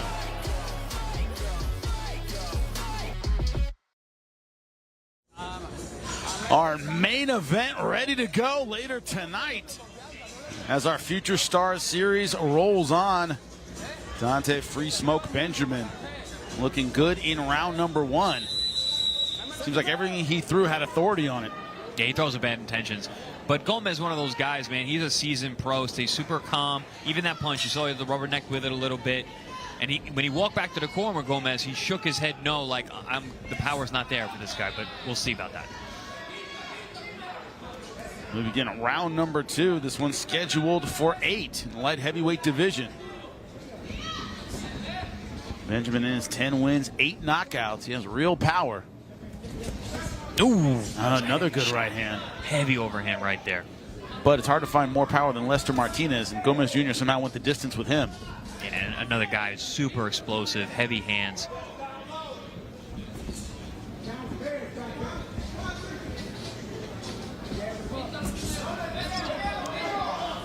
And Benjamin, he fights tall. He doesn't really bend those knees too much. Gomez strafed him with a shot. Good right hand from Gomez. Yeah, he got that one. Good one from Benjamin. I made him trade. That's a temperament. Some guys have a temperament to get hide away when they get hit, and some guys have a temperament to punch right back. You saw what Benjamin's temperament was. All right, well, Benjamin is not a basketball player. He's a boxer, ladies and gentlemen. It's official. Oh, willing to get hit, but they are trading shots in the middle. Gomez just looked at his corner and smiled. Probably alluding to the fact that he wants to get him into this kind of fight. He said, this kid's undefeated. I know they think I'm the B-side. I'm just going to lay down, but nope. I've been in with tough guys. I am not going away. Ooh. Again, closing the gap with that sharp jab. Very impressive on Benjamin. That's one of the things really noticeable here about him. And champ, he always goes back to it. He's not getting rid of that jab. I love that from a young fighter.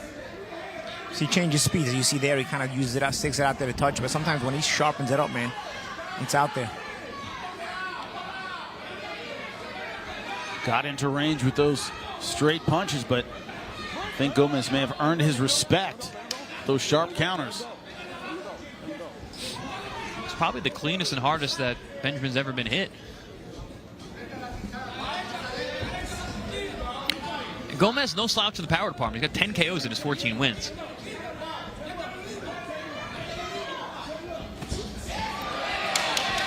See the attempt at a catch and shoot there as Gomez went to the body with the hook.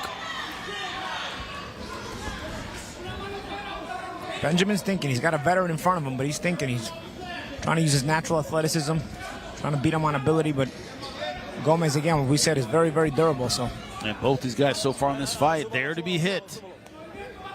Benjamin, this is only his 12th pro fight. I'm impressed with what I'm seeing so far. I mean, having knowledge of having different jabs, that usually takes a while.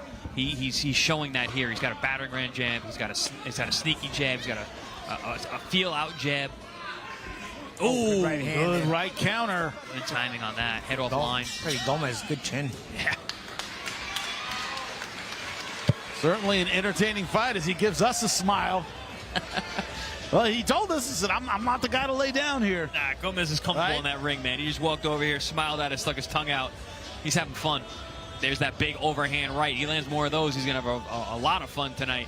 You see that reach Benjamin advantage? came right back. That reach advantage, when he uses it, he can get out. He's got good. There he tried it again. He got his head off line, but Benjamin beat him to it. Got his head off line through a straighter right hand. Actually landed his shot much cleaner. Good scrappy stuff so far from these two. Benjamin definitely being tested in a way we haven't seen before.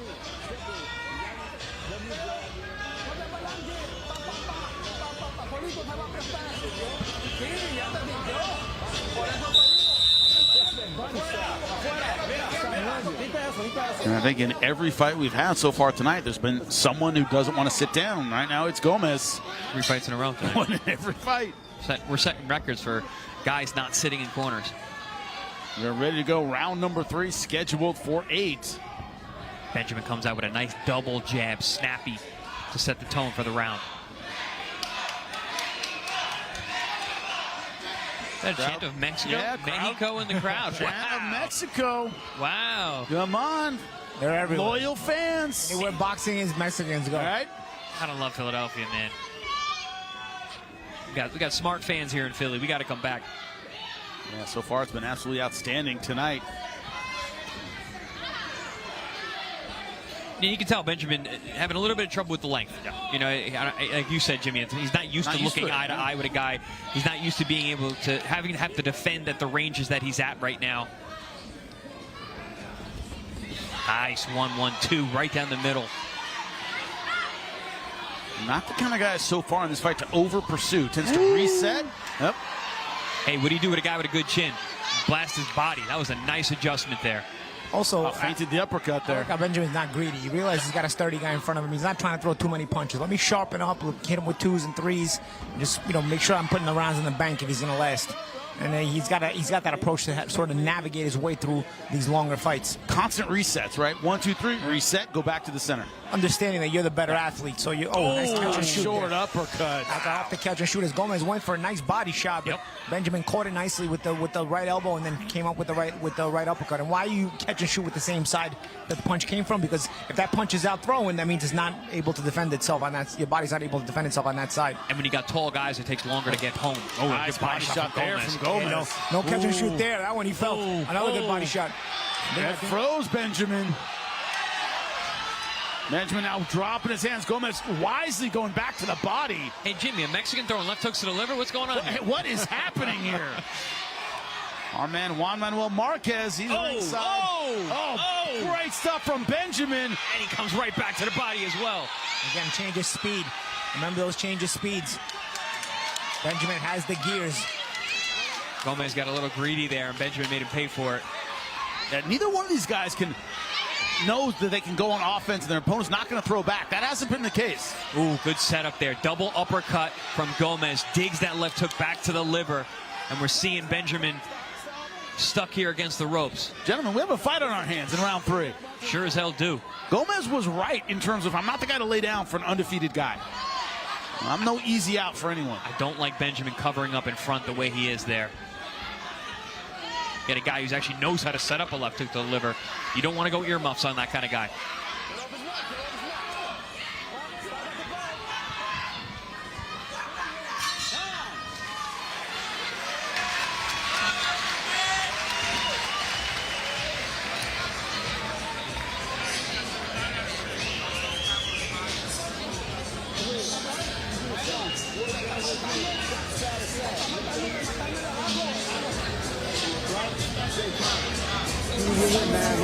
How you feel? Right? Work. Take that, don't rush in, right?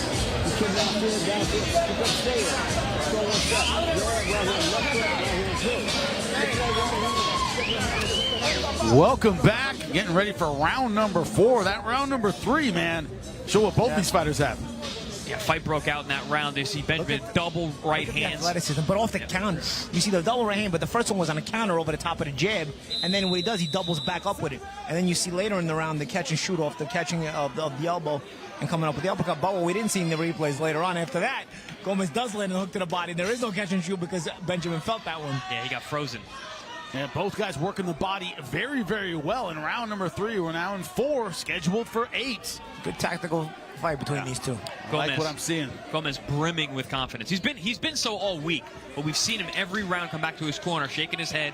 He's excited to be here. He's having fun, and he had some success that last round, especially with that left hook to the liver. Look at the total punches landed. I don't know how accurate it is, but you see it's tightened up in the last 2 rounds. The wipeout of 40-29, those 11 punches, all in round 1. The last 2 have been a total tie. You know what I love about those stats right there, that graphic?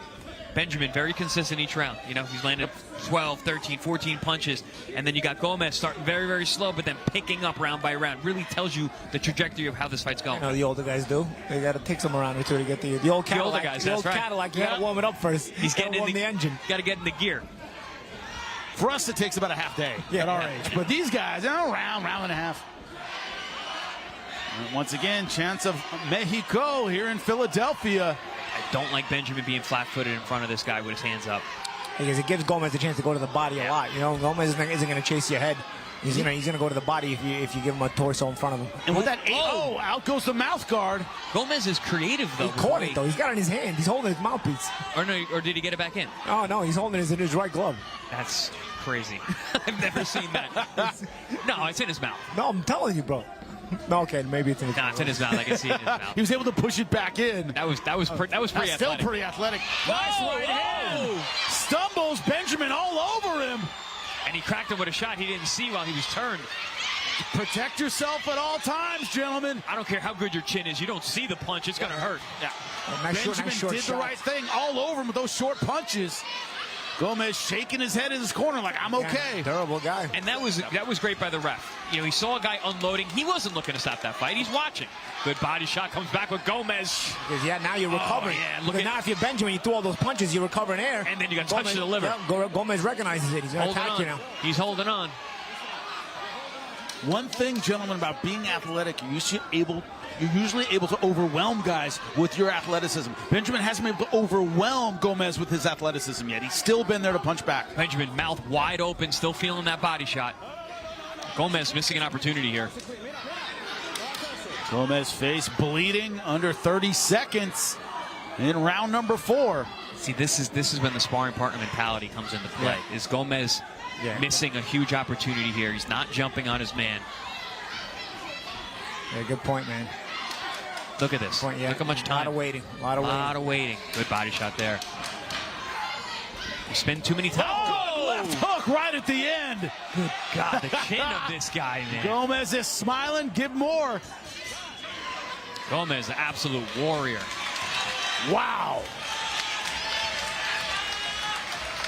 And it continues Saturday, April 12th. Jordan Short Dog White, 18-1, 12 knockouts versus Matias Romero, 29-3. Super featherweight division. That card loaded with DC talent. A week from tonight. Oh, can't wait. Back-to-back weeks. We get a couple days at home, right? Go home for a couple days. At least these East Coast flights are pretty easy. It's just a couple hours. Not bad. We're ready to go. Up and down. See us in DC next week. Get your tickets now. It's going to be a great live show. But, gentlemen, we got a war in front of us now.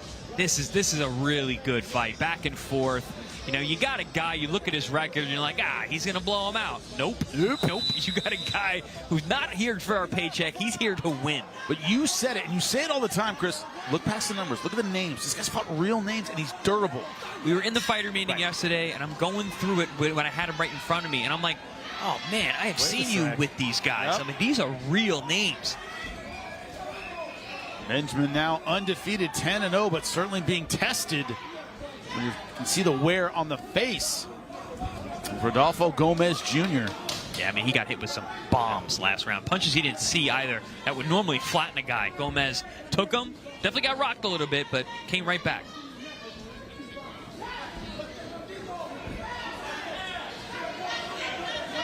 One thing about this fight, I mean, you know, Benjamin has had moments with the jab, doubling and tripling it up, but a lot of power punches throughout this fight. Seen on CompuBox, Benjamin, total of 36 to Gomez Jr.'s 28. In the last round, Getting closer. Yeah.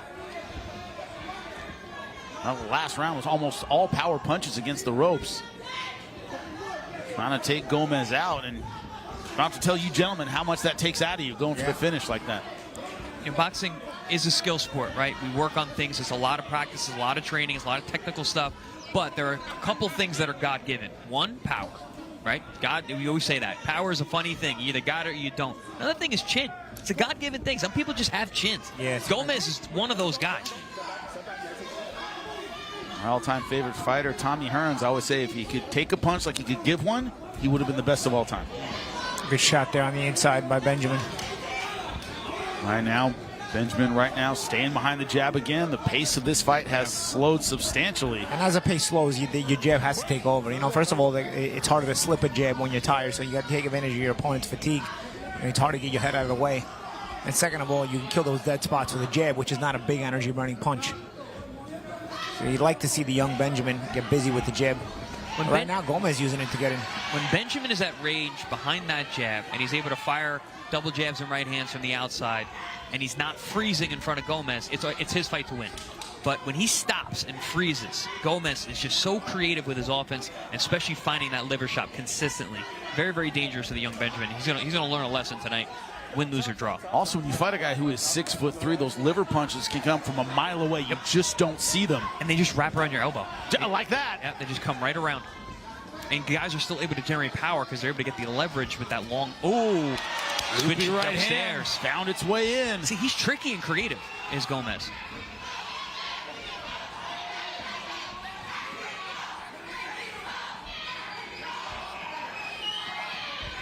Waning seconds of round number 5. Gomez, every time you think he's out, he somehow gets back into the fight. Paulie, how does it work? When you're in Mexico, like, does the left hook come to you in the mail? Is it a Christmas gift on your 7th birthday? When? You say you're born with them? Yeah. They're born with them. Okay.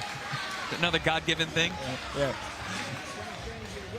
Took the test to become a Mexican citizen. All right, drop this guy with a liver shot. Yeah, that's part of it. They're like, yeah, no, you get drop a guy with a liver shot, you don't belong here. They hand you your passport if you do it, though. Yep, exactly. Oh, there's that overhammer. And that again, that was a creative way. He just moments before that, he had done that same punch to the body, then he switched it over to top and came with that shot to the head, and it landed beautifully.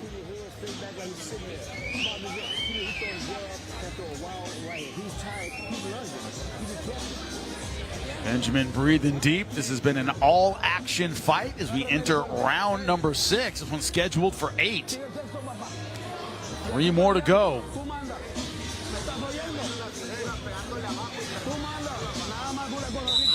But Gomez, if you thought he was coming here to lay down to an undefeated guy, you are very much mistaken. None of that. There will be none of that. Yeah. None of that tonight. We begin round number 6. Dante Benjamin in the blue and gray, taking on Rodolfo Gomez Jr. out of Laredo, Texas. He's in the black and gold. This is going to be an interesting fight. There's still a lot left to go here.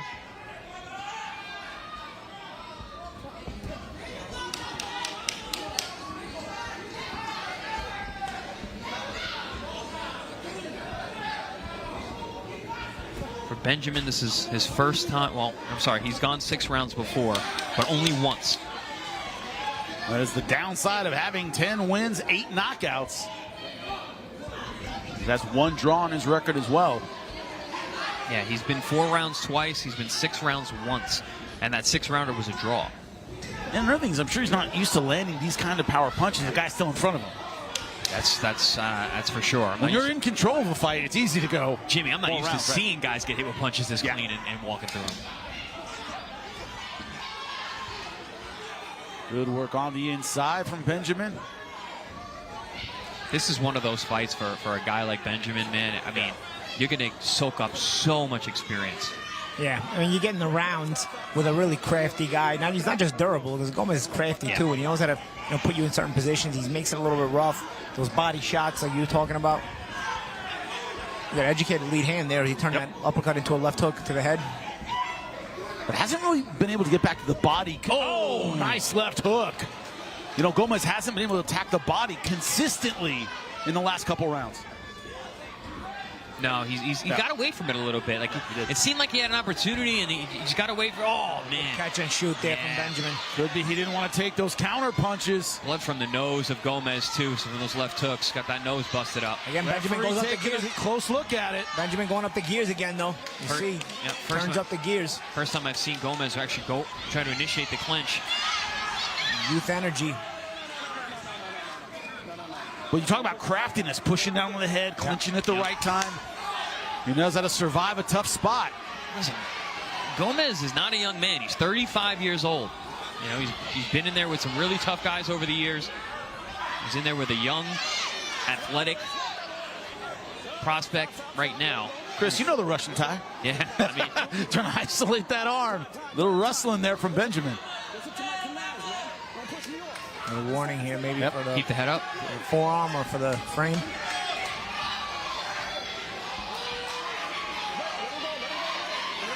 Benjamin definitely tired. Yeah, a little sloppy here as the fatigue starting to set in. Blood from the nose of Gomez. Crowd chanting Mexico. Oof. And I like Benjamin, the way that he's been able to utilize different weapons, right? Snuck out and landed a shot. 1 point. Taking a point. Wow. It's a big point. Yeah, that angle off and punch. It's a big point. That referee had said break, apparently. I mean, the ref goes from warning Benjamin and then taking a point from Gomez. Well, you know, the thing is, when you say break, you're allowed to angle off and punch there, but if your ref said break, it means break and don't punch. Right. So he spun and then he also punched. So he made two moves off of after the ref said break. Right. So I mean that's pretty much done on purpose. I get why. I get why the point was taken. And an on purpose foul, you could go for a point right away. An on purpose foul. Last time Gomez spun away and Benjamin hit him. It was Gomez who was spinning away, and the referee had not said break, so he was a legal target then. Oh, ton of blood coming out of the nose. No buckets over here, right? The coach just looked at us like, "Sorry, man." I'm like, "All right, well, you got to clean that up. That's a lot of water and blood." Not the first time I've had bloody water spit at me, I gotta say, in this career. Did they get us? I don't think it did. I don't think so. But this has been a very bloody night so far. We're gonna need new canvas for next. Oh, we certainly will for next week. Well, the action continues right away. Round number 7, scheduled for 8. And then you see that Gomez throws 3 throwaway punches and sneaks an uppercut right up the middle, splits the guard. Oh, and to the body.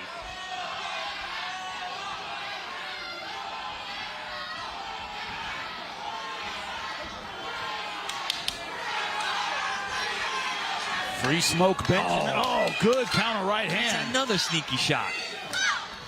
The old veterans coming out here in round 7 with pulling some tricks out of the bag. Freesmoke Benjamin, the undefeated fighter out of Cleveland, Ohio.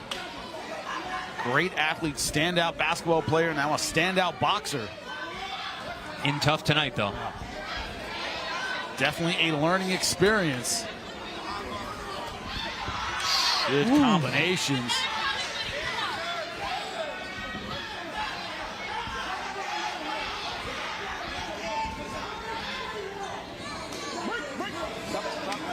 Benjamin being smart on the inside, come together. Deep breaths. Deep breaths. Not out of control. Smart, deep breaths, catching his wind. There are times in this fight where both men have needed a break. Benjamin getting tied up against the ropes. Blood now pouring out of the nose. Gomez. It's been physical. It's been a high contact fight too, guys, because a lot of the action has happened at close range. You know how a lot of people judge. Just look at his face. Well, Gomez is lumped up. He is bloody. Benjamin wearing the damage well. Well, most of the damage has been down to the body, which you can't see. But in terms of the shots upstairs, I mean, it hasn't really been a whole lot. It's been one-way traffic to the headshots, but the body work has been dominated by Gomez. But Benjamin, though, clearly tired in this round 7. I mean, his style in and of itself, very explosive, very athletic. That takes a lot of juice. But also, he's had a concerted body attack from a big, long puncher. You know what? Also, first time he's ever in the 7th round. I will say also, some of the body attack, he's understood how to make Gomez pay for it, like with those catch and shoots. There's been a lot of attack off the catch and shoot, like right there. Yep. You know, where he sort of uses Gomez's body attack, effective body attack at that, to sort of start his own attack back at Gomez. And also, I like the adjustment from Benjamin. He started hooking upstairs to combat the left hooks to the liver. We saw Gomez get cracked with some big left hooks, which is why the nose is actually bleeding. Benjamin still answering back. One more round to go in what has been a very entertaining fight.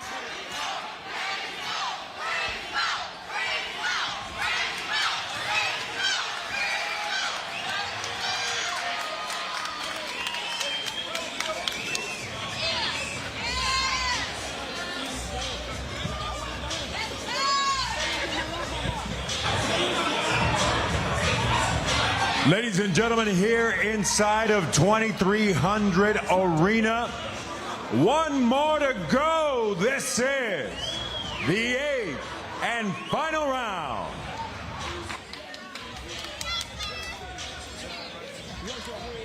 Eighth and final round. Final fight of our Future Stars series. Dante Freesmoke Benjamin versus Rodolfo Gomez Jr. These light heavyweights have left everything in the ring. Who has 3 minutes left in them? That is the question.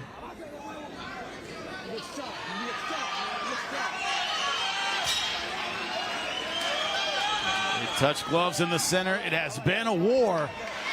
They're showing their respect, but there are 3 more minutes left to go. Gomez coming out swinging. Gomez came back to his corner with chants of Mexico, Mexico, Mexico, raised his arms up in the air. He is a blood and guts warrior tonight, and the fans love it. He's shown everyone he's not an easy out for anybody in this division.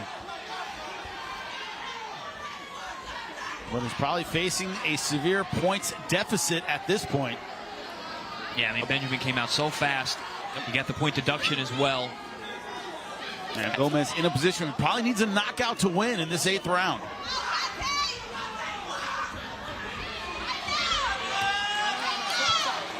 Regardless, though, Benjamin has been tested tonight and will come out of this fight a better fighter.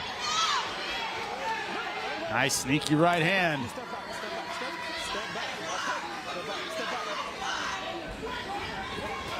Ooh, nice hook to the uppercut there from Benjamin to that damaged nose of Gomez.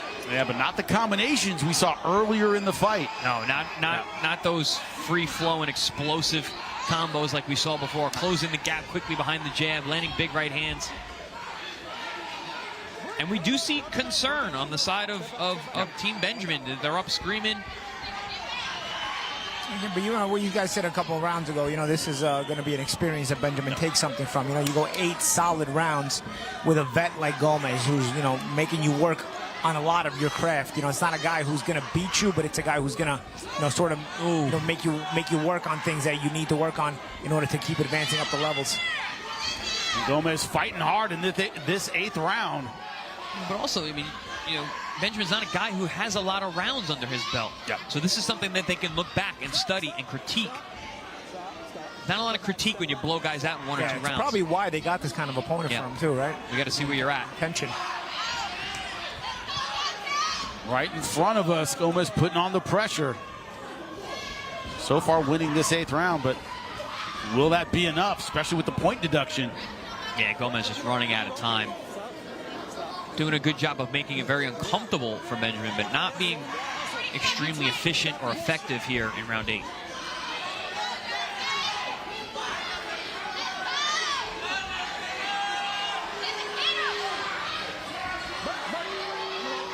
Benjamin hanging on in that over-under position. Trying to get a break. The Mexican fighter fighting out of Texas. Benjamin being pushed to his limit here in terms of conditioning. Oh, big nice combination at the end. Again, the Under gears. 10 seconds left. Benjamin goes up the gears when he needs to. Again, that's that youth energy. And that is it. 8 brutal rounds. That's the thing about Benjamin. He would seemingly pull it out of nowhere for one last explosive maneuver. Dante Benjamin had a tough fight tonight. As Gomez said, I'm not one to lay down for anybody. Gomez has a right to be proud of his performance, but Dante Benjamin, better power puncher throughout this, got an extra point as well. Well, a couple times when Gomez looked like he might taste the canvas, never did. Nope. Nope.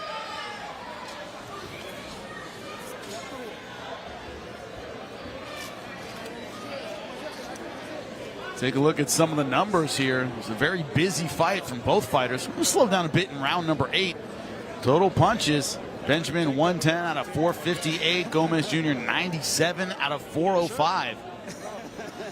Did good work with the jab, did Benjamin. Both guys did well to the body.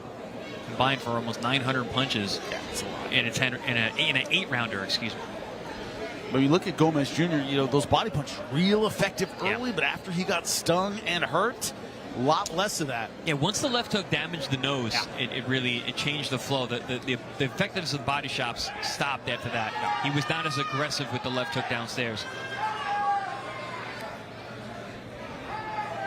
Did Benjamin do enough? That is the question. Lupe Contreras has the scorecards. Let's hear it. After 8 action-packed rounds inside the ProBox TV ring, the official scorecard reads as follows. Damas y caballeros, después de 8 vueltas repletas de acción, esta es la decisión oficial.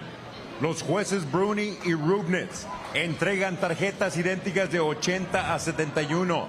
Judges Bruni and Rubnitz turn in identical scores of 80 to 71. Y el juez Rubenstein anotó 79 a 72. Judge Rubenstein scores it 79 to 72 in favor of the winner by way of unanimous decision. A favor del vencedor por decisión unánime, Dante Freesmoke Benjamin. Well, he certainly won.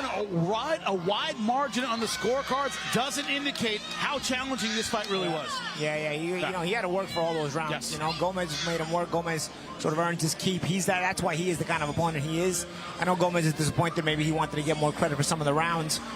He didn't get any credit for any of the rounds, as the judges pretty much had her to shut up.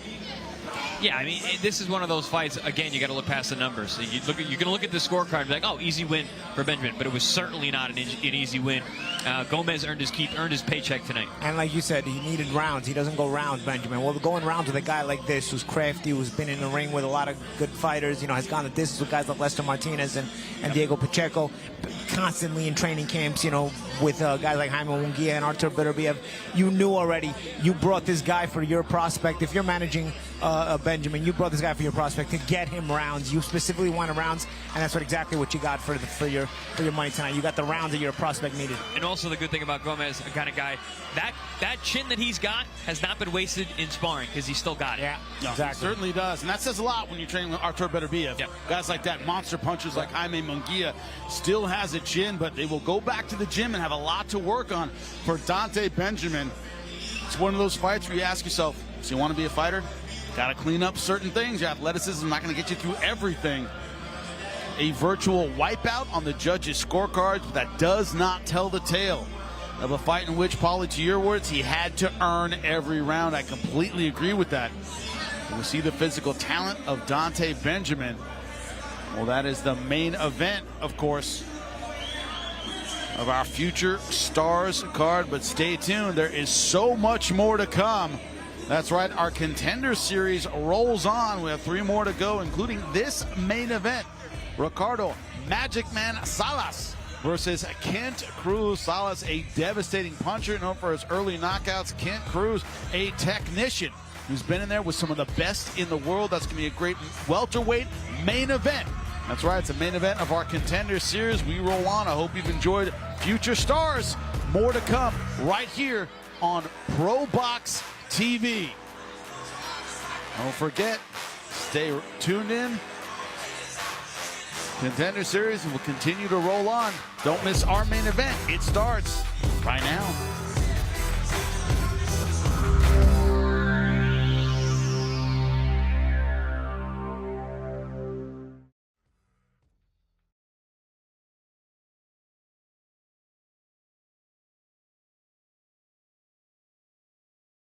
It's Saturday night, and the Contender Series arrives in the city of brotherly love, Philadelphia, Pennsylvania. Tonight, ProBox TV continues its tradition of 50-50 fight. In our main event, Mexico's Ricardo Magic Man Salas faces Cruz in a 10-round welterweight war that's sure to have you on the edge of your seats. Also in our co-main, super lightweight contender, the undefeated, marvelous Mykquan Williams steps into the ring to face Mexico City's Toño Moran.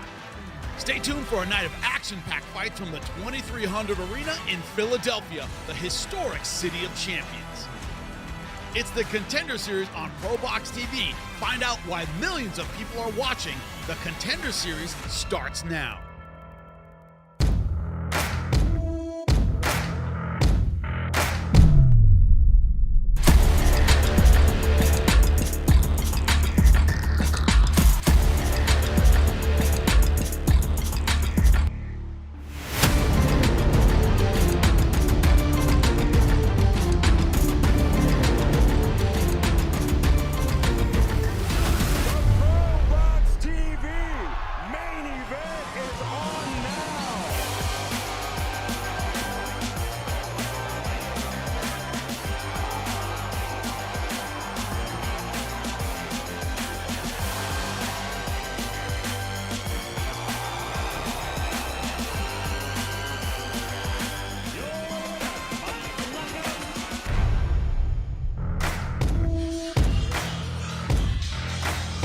Welcome into Philadelphia, Pennsylvania. You see the skyline, but we know the history.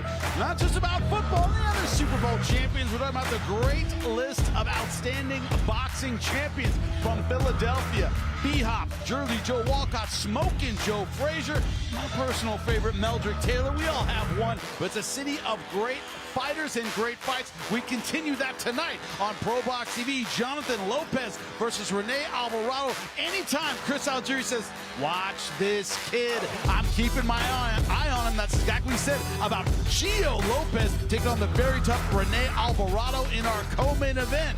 We've seen his shirts all over the arena. Mykquan Williams, undefeated, a prospect from which a lot is expected. And Toño Moran says, I am the veteran here. It's time for the hype train to stop tonight. And in our main event of the evening, Ricardo Magic Man Salas from Mexico. You know what he brings, a record of 22-2 against Cruz, 17-1-3. He's been in there against some of the best in the world. He's wants to get in, as Paulie says, the room of champions and contenders. Can he do that with a great performance tonight? Ringside, as always, it's Jimmy Smith alongside the champs, Chris Algieri, Paulie Malignaggi. You talk about the room, right? Cruz wants to be in it, the one loss of his career to Gary Antoine Russell. That's aged pretty well, Chris. Yeah, a guy who's in that room and right. Where he wants to be. But listen, that was at 140. He has since moved up. He said making that 140-pound division was affecting his performances. Now he's at 47. He says, I feel stronger. I got my pop back. I'm hurting guys in the gym. I'm going to bring it on fight night. So we'll see if this new weight class suits him better. Yeah, but Salas, the puncher in this matchup, a lot of knockouts, and a lot of them early. 11 of his knockouts in 3 rounds or less. He gets it done early. He gets it done early, and I think he's going to have to start early in this fight. I think you want to get the attention of Cruz early. You know, Cruz a big, lanky guy. You know, he's only got the one loss. He's coming in confident because, you know, not only has he only got the one loss, but the one loss is to Gary Antoine Russell, the new world champion. But you know what? Salas has reason to be confident in himself, coming off a big win over Roman Villa. Again, he only has those 2 losses, and he also has that punching power that he can depend on. I'd say look for him to start fast in this fight. Yeah, but look at the shell shock factor here on ProBox TV. All action, 50-50 fights, so that's what we're all about. One of the things about Cruz is he ready for that oh, this isn't a tune-up fight. It's a very tough fight. Chris, is he mentally ready? Well, that's what we're trying to figure out, right? Because I always say, ProBox TV is a proving ground for guys to get to that next level. For him to get to that next level, he's going to have to get past Salas. And Salas was a guy, he's gotten up off the canvas before. He's never been stopped. He's been down, never been stopped. He's gotten off the canvas to actually win fights before. So you know he's got the medal. We got to see if Cruz can match that. Now, let's talk about the opportunity of ProBox TV. Angelo Leo, of course, standout ProBox TV. He's now a world champion. Ramon Cardenas taking on the monster Inoue later on this year. Well, could Mykquan Williams in our co-main event, could he be the next superstar we're talking about? Should he be successful tonight, Paulie? No, I think he's definitely got the goods. You know, whether he can be the superstar remains to be told, but I think he can fight. This kid can really fight. This kid is ready for a title shot right now, if you ask my opinion. But we got a 140-pound division with a little bit of a Hollywood-esque feel to it, and nobody wants to take on the young, hungry up-and-comer who's very, very dangerous. And for me, Mykquan Williams has only become more and more dangerous since we've seen him on ProBox TV, looking very, very sharp. He's looked very, very good and has had some impressive wins. Tonight against Moran, it's a gatekeeper type of opponent, but Moran only loses to the very best. Can Mykquan not only beat him, but beat him more impressively than some of the other guys that have beaten him? Yeah, but one of the things about Mykquan Williams, we're talking about the negatives, there are times earlier on in his career, not his ProBox run, he's looked fantastic, where he hasn't put it all together in the right way. He was a talented amateur, hasn't always put it together as a pro. Could it be one of the nights where if he has that kind of off night, Moran's going to take him? No question, no question. This is not an easy fight. Antonio Moran, other than our prospects, he's the winningest fighter on ProBox TV air. He has 4 big wins on our airs. Never lost on ProBox TV. He's lost when he stepped up after ProBox. Never lost here. So absolutely, Mykquan Williams has to bring his A game. And he's one of those guys, man. Got high boxing IQ, very athletic. Sometimes it takes a little bit to get your feet underneath you. He's still a young guy. He's been putting it together beautifully as of late. He's going to need it tonight against a very experienced Toño Moran. Paulie, in your career, you were up against some of the best. That's what Moran has faced. What do you take out of that you can use tonight? You've taken on the big names, big lights. What do you take that against a Mykquan Williams who hasn't necessarily been there yet? Well, you hope that you have enough left and it's not been punched out of you, because Moran has been in some very tough fights. But like we talked about, Moran has had a good, successful run on ProBox TV. First and foremost, you take the experience. You say, okay, I've got the experience that maybe I can show this kid some things he hasn't seen. Number 2, on ProBox TV, you won our tournament. We had a tournament early on ProBox TV, our last chance tournament. Moran won it, so you can say, you know what, this is my house. ProBox is my house. We may be traveling, but it's still ProBox. He hasn't been beaten here, so he can take the confidence in knowing, you know what, I'm back here at home. You got to latch on to something. And, of course, you don't want the young man, Mykquan Williams, to get off to a confident start early on. Young guys, especially, the quick starters, they're sharp. You want to start building up that doubt in Mykquan Williams' mind so that maybe he can have one of those inconsistent performances like he had earlier in his career. We will see. Now, Paul, you're a resident soccer fan, right? You know, you're Italian. You know the deal. So you know about a kit, right? Head to toe, you're all the same. A lot of kits for Mykquan Williams around this arena, head to toe with the 16. He turned pro in 2016. The crowd will definitely be behind Mykquan Williams. Chris, you know from experience how that can lift you up. Oh, man, I was a hometown kid, man. I know what that's like, man. You can draw energy from the crowd. You can draw energy from your people. You're in there. Could be a slow fight. You hear something. You hear something in the background. Ooh, that spurs you on. Or you're in a tough situation. You hear them cheering your name. Man, it gets that blood flowing, that heart rate racing. I mean, it can really help you out when you're in a jam. Yeah, we're going to need that energy tonight as we get underway with the Contender Series here on ProBox TV. Jonathan Lopez, Rene Alvarado. Look at the odds. Jonathan Gio Lopez minus 5,000. Rene Alvarado plus 1,600. Huge underdog in this fight. Why? The amateur credentials, the skills we have seen in the pros. So it's so impressive. Like I said, Chris Algieri told me, watch this kid, only 21 years old, same height, a slight reach advantage for Rene Alvarado, fighter from Managua, Nicaragua. Rest in peace, Alexis Arguello. Have to say that as we get started. Lupe Contreras, get us going in our opening bout of the Contender Series. We continue with the action inside of 2300 Arena, Philadelphia, Pennsylvania. It's another edition of ProBox TV. Being presented to you by Bet Online and Wild Casino. This contest, 10 rounds or less in the Super Featherweight division. Este duelo a 10 vueltas en la división peso super pluma. Los jueces, the judges, Kevin Morgan, Justin Rubenstein, and Lynn Carter. Presenting the blue corner, he enters wearing white with gold trim, presentando la esquina azul, vestido de blanco con vivos dorados. Su peso oficial, 131 libras y un cuarto is official weight, 131 1/4 pounds. Esta noche acepta el reto y se enfrenta a otro rival invicto en su 50º combate a nivel profesional, con 34 victorias, 15 derrotas, 22 de sus victorias por la vía de knockout. Tonight, he accepts the challenge and faces another undefeated opponent in his 50th professional bout with 34 victories against 15 losses, 22 of those victories coming by way of KO. The former WBA Super Featherweight Champion of the world, de Managua, Nicaragua, Rene Gemelo Alvarado. Across the ring in the red corner, en la esquina opuesta, vestido de negro con plateado, he steps in wearing black with silver. He weighed in at 131 1/2 pounds de toda la báscula, a un peso oficial de 131 libras y media. Tonight, against his toughest opposition to date, he enters the place where no O is safe, the ProBox TV ring, and puts his undefeated record on the line, consisting of 17 victories, 12 of those victories coming by way of KO. Esta noche entra a la zona de peligro y pone su récord invicto en juego de 17 victorias, 12 de sus victorias por la vía del cloroformo. Fighting out of Orlando, Florida, and representing all of Puerto Rico, Gio La Roca Lopez. With final instructions, referee Harvey Dock. Okay, guys, we went over the instructions earlier. As a reminder, obey my commands at all times, protect yourself at all times. Obedeceme todo el tiempo. Todos los guantes. Buena suerte. Good luck. Ready to go. Round number 1. First fight of the Contender Series. Gio Lopez, fighting out of Orlando, Florida, started his career in Mexico in the black. Rene Alvarado from Managua, Nicaragua, in the gold and white. We are ready to go. Gentlemen, it's easy to talk about the names that Alvarado hasn't faced in the division. He's faced Rocky Juarez, William Zepeda, Yuriorkis Gamboa, Jojo Diaz. You beat Yuriorkis Gamboa, right? And Lamont Roach as well. Mount Roach as well. Who Jonathan Lopez has been training with, actually. Yep, been sparring with him, training with him. As I said, started his career in Mexico. He said, I won the World Youth Games in Mexico. Came up tough. And Lopez is a guy that I've had my eye on for quite some time. You know, we actually called one of his fights in Mexico on our ProBox TV air a few years ago. Looked impressive that night.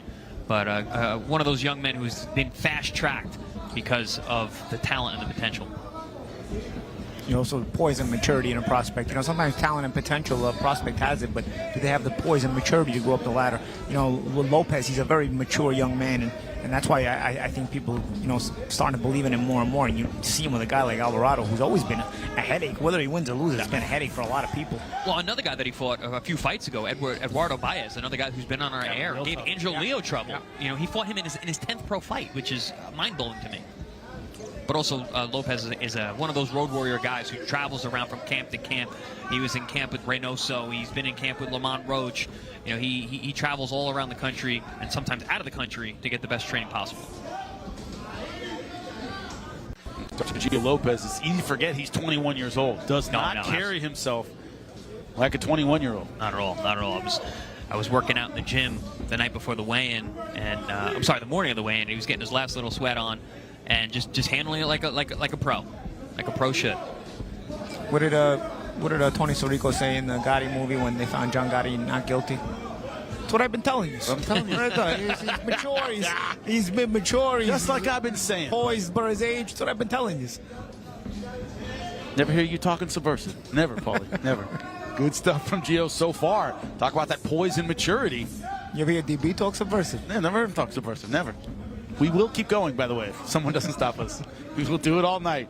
Seeing a battle of range here between these two guys. Lopez, I mean, it's a bit of a fencing match so far. In and out from Lopez. He's trying to gauge the length of Alvarado. And you talk about the DC style. They don't overmove a whole lot. They kind of stay in the pocket, very poised and calm, ready to catch and shoot. Well, you know, when you're a counterpuncher, you want to stay within range. You want to make the miss, of course, with a little bit of push and pull. But you want to make them miss by a hair, not by a mile. Alvarado's a bit awkward too, so he can punch a little bit, and he comes in with his head, so you got to be careful too with the headbutts, especially the Lopez, the southpaw. And in phenomenal shape is Alvarado, man. 36 years old. We saw him at the weigh-in yesterday. Like, man, this guy's ripped.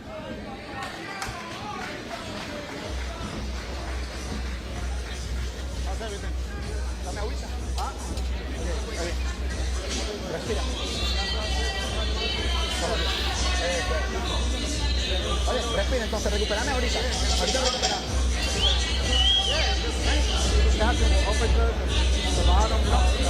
Your knee's okay. Everything's good. Just tranquilo, you know. Slow things down, you know. You got it. Welcome back, getting ready for round number 2. First fight of our Contender series. Gio Lopez versus Rene Alvarado. And Lopez looking very, very poised, what we would expect. Not a ton of fireworks, but sound defense, good counter punching for the fighter from Orlando, Florida.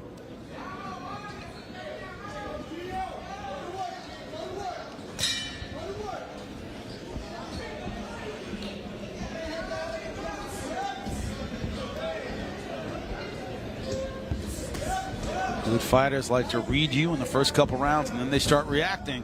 Already some more reactions out of Gio Lopez. Gio Lopez, he doesn't burn a lot of energy at all. He holds his position. Actually, me looking at him, I'm like, wait, he doesn't move his head a lot either. But you know what? He's got a very cognizant understanding of range and where he's at. He knows how to, you know, kind of step out and step in that range, even if he doesn't have an energy burning style at all. No. But he's very controlling in the ring. Yeah. His body posture. Doesn't waste punches. See, right there, he steps out of range when he needs to. When Alvarado tries to step in. Oh, nice hook on the inside. Tried that earlier and he moved cleanly, but this one was nice and clean. Also using that straight left hand to the chest to sort of stabilize Alvarado for the follow-up hook. Nice up down there. Started at the head, came down, finished to the body with straight left hand, right to the pit of the stomach. See, Alvarado not trying to use that physical style. Yeah, does not want to get into a boxing match tonight. Wants to turn this one into a brawl. Body shot there from Alvarado on the inside. There he goes, letting his hands go. But that often invites the counter. That's the thing too, when you a lot of times when you fight Mexican fighters, you start hitting them too cleanly, too much, and you wake them up. Sometimes you want to let sleeping dogs lie and just try to, you know, touch them up a little bit. But that's the thing. Yeah, but that's the thing Gio Lopez talked about. He says, you know, I came up, start out in Mexico. I'm used to durable guys. I'm used to guys who throw a lot of punches. I'm used to guys who can take a lot of shots. So, in a sense, Alvarado's cut from the cloth I'm used to. Yeah, well, Alvarado's actually from Nicaragua, but definitely Mexican style. Right. And Lopez is used to that. But you're seeing where the similarities come from. You know, this style that Alvarado employs to the Mexican style. Very aggressive, lets his hands go in combinations, very durable. And not to mention man strength. That's something you always talk about, Jimmy. And you know, Gio Lopez is 21 years old, and Rene Alvarado's 36. He could be his father, actually. Yeah.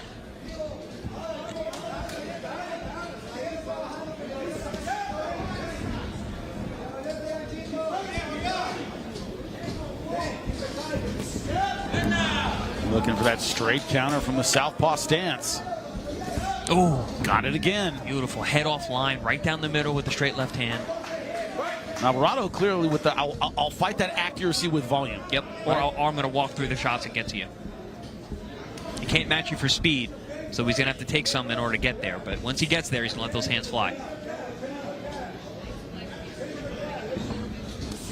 A few months back, Morel versus Benavidez. Paul, you and I watched together, and you said Morel's better at A to B speed, but Benavidez able to get in, just throw a bit more on the inside. Overwhelm. Yeah. That's what Alvarado would like to do here. Like to, but having trouble finding and keeping the range. That A to B speed. Like that. Bang. That nice left hand, right hook combination by Lopez, and you saw how he steps around after the hook. You see the fundamental steps around and then gets out. Yeah, but when you say that, you're going to Paulie credit. A to B speed. From beginning to end, he's faster, but you can be faster in the middle. Well, I always talked about Pacquiao versus Amir Khan, because I fought them in back-to-back fights, and people always talk about they were some of the fastest guys of our generation. Manny Pacquiao's A to B speed, his first step, was much faster than Khan. But Khan's combination punching was much faster than Manny's. Benavidez got inside of Morel and made it about combination punching. He could win that battle. It's like the 0 to 60 or quarter mile, right? Yep. Exactly. Different speed. Different kinds of speed. There's different kinds of power. There's also different kinds of speed.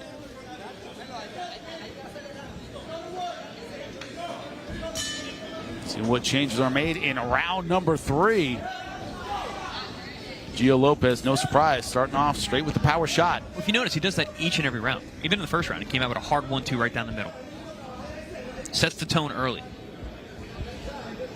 He doesn't want to want you to get any ideas to start pressing too much or something like that. He'd like to control range.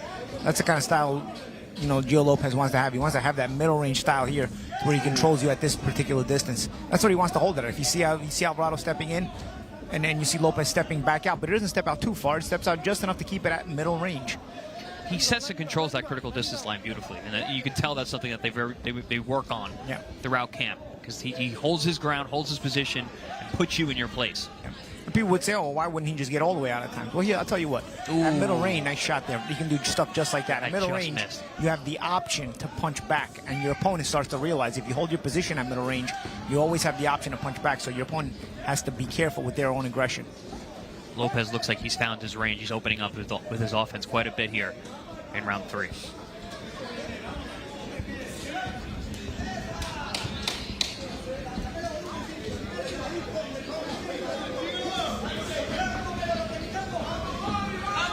There's that range there of Alvarado swinging and missing, hitting nothing but air, because Lopez understands their distance at this point. Once again, world youth champion. Title he won in Mexico. Does have that decorated amateur background. Man, great fundamentals. We're seeing that here. Watch that left hook from Alvarado. It's very, very tricky shot there to use against the southpaw. That lead side of the body is in front and open for that left hook. That's that liver side is in front for the southpaw. Alvarado's been pretty consistent throwing and landing that. Watch that head there. You see almost a clash of heads there as Lopez trying to fly in with that uppercut to the body. Lopez usually gets his head offline pretty good. That's a good shot to the body. Good body shot. That buckled the knees. I think it was so much momentum. I think he stepped on his foot a little bit too. Aye, then he switches it up. Starting to put some more mustard on those shots is Lopez. Chris, you're talking about that being one of your favorites, that shovel punch from the southpaw. It's such a great weapon to the body, that rear hand up and under the rib cage.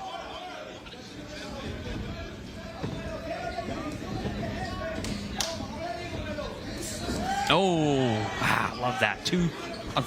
Left hand, straight uppercut, then left hand again. Alvarado talked about his mental toughness, recently fought in Japan, hostile territory. Without the head movement, Lopez can be feinted a little bit. Alvarado is not using feints here because Lopez stands right in front of you, but he's not. And he controls range very, very well. You'd like to see Alvarado maybe use a feint or two so he can get Lopez to jump or bite on something false. Yeah, Lopez lives off his reactions for his head movement, which can be dangerous with a fast guy.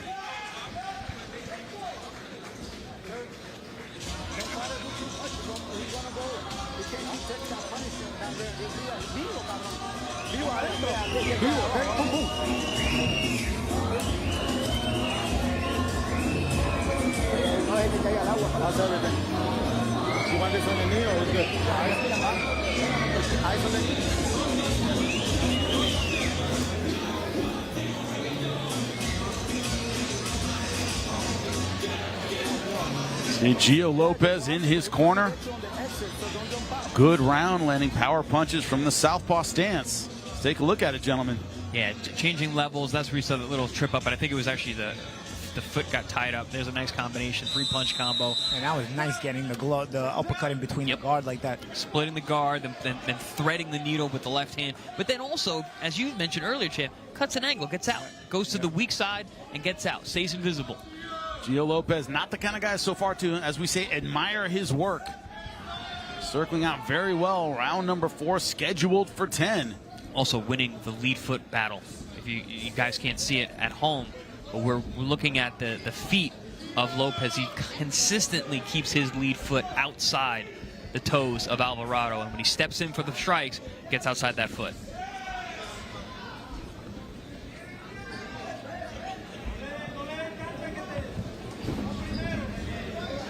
Another stumble with the feet. It's been a consistent theme in this fight. Alvarado trying to find his footwork. It's just hard to corral Gio 21 years Lopez. old. You got nice reactions, right? Yeah. And then when you got a combination of a good sense of position and speed and reactions, you know, their instincts, makes it tough to hit. Again, that's why I want to see Alvarado maybe use some feints, because not a lot of head movement even at close range from Lopez, but a lot of reactiveness. So maybe you try something different. You try to feint him out of position a little bit, try to put him in a place by making him react to a feint first. Yeah, I'm surprised there's not more feints being used from the veteran Alvarado, because he's never been a fast guy. So if you're not fast, you got to use feints. Yeah. And I'll tell you, even for Lopez, because Lopez is fast, so the feint, even seeing some more feints from Lopez will make his style even that much more deadly effective. A little bit of stepping on the feet here with the. Yeah, it's going to happen a lot. Nice uppercut followed by the straight left hand down the middle. Picks the head up and then hits it with a straight. You talk about no fat on his punches. Lopez throws diet punches. It's just crisp. I like that. Diet punches. No fat on these things. Paulie, it's like the meals Chris eats after a win, before his 10-mile run, after his 12-round fight. You know, they're diet, but they also got mustard on them. diet punches with mustard, making up stuff right here. ProBox TV. That's why you tune in. That's why millions are watching. A little blood from the nose of Alvarado. Yeah, you don't get the feeling any one punch has done it, but the accumulation of damage starting to wear on Alvarado a little bit. You know, a lot of times uppercuts cause nosebleeds. It could have been an uppercut. It could have been one of those straight left hands down the middle. Hard to pinpoint exactly which punch. Good reactions once again.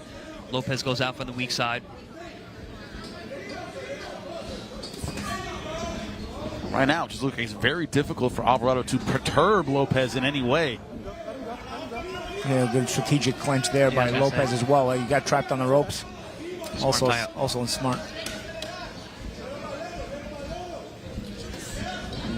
Nice stab, straight left hand down to the body. Buried that shot underneath the 10 elbows. seconds left to go. Round number 4. A round that dominated by the technique of Gio Lopez. Ooh.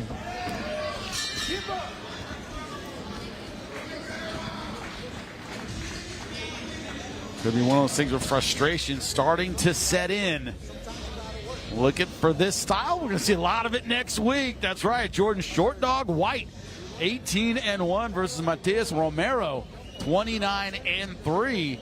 The DC style on display. It's going to be next week. A lot of DC fighters fighting a lot like Gio Lopez, who's sparring with those guys, is fighting tonight. Calm, cool, collected, nice technique. Staying in the pocket, but still hard to hit. Paulie, it's a tough combination to work with. Yeah, for Alvarado. Absolutely. You know, especially Alvarado, you're a little bit older as well. You know, you're dealing with this, you know, lightning quick kid who's got an intelligent IQ in there as well. You know, and he doesn't forget the fundamentals. You know, as the champ said before, you know, steps out on the weak side every time. You know, that's why he doesn't give you the chance to even fire back when he does hit you, or he runs out of room. He's intelligent. He has intelligent clenches and whatnot. Really fights like with veteran tactics, but with youth energy and youth speed. And in the round number 5, we'll see if the veteran and Alvarado can come up with something. So far, it has been a technical wipeout. Alvarado 34-15, 22 of those wins by knockout. It's an interesting little fact. Oh, they forgot a mouthpiece. That's wild. Look at the power punch just landed. Lopez lead over Alvarado 39-31. Also, when he's landed, it's been clean, gentlemen. Yeah, clean, eye-catching shots. So even though those numbers aren't that far apart, you know, the ones that the most visible and the heaviest connects, certainly on the side of Lopez. Although Rene Alvarado is mixing those shots in there. Normally they come in combination from Alvarado. Yeah. Because he has to get to the right position and distance. And none of them are landing clean. No, none of them are landing clean. Whatever is landing for Alvarado, there's not been one clean landed punch, at least on a power side by Alvarado. Nice right hook. And again, the you get on the weak side again. Beautiful. Always an out. automatic pilot. Yep, automatic pilot. It's a well-trained kid. You know, he doesn't fight like a cute southpaw. He fights very fundamental.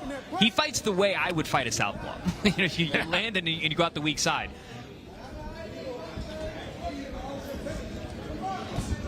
Also cerebral in his approach. Yeah, a lot. And you're seeing that, speaking of cerebral, Jimmy, you're seeing that he sets up downstairs and shoots a power shot upstairs after setting up a touch shot downstairs. And he's varying that left hand. Sometimes he throws it straight over to the head. Sometimes he throws it straight to the body. Sometimes he throws it over the top.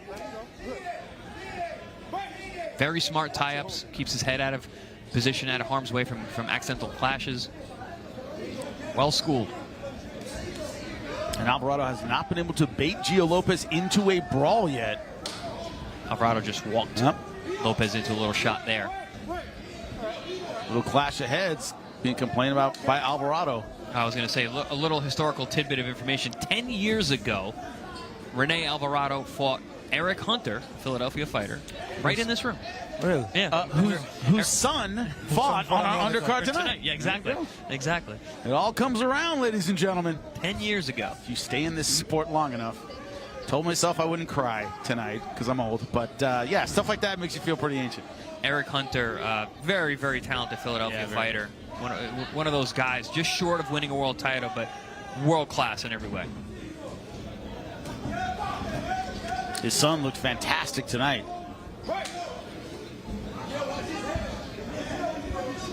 All right, now Gio Lopez seeing everything go his way. Another nice straight left. Ooh. Look at the end and look at that. Footwork on the way out, gentlemen. Dude, to be able to get out of that without getting touched, that was very impressive.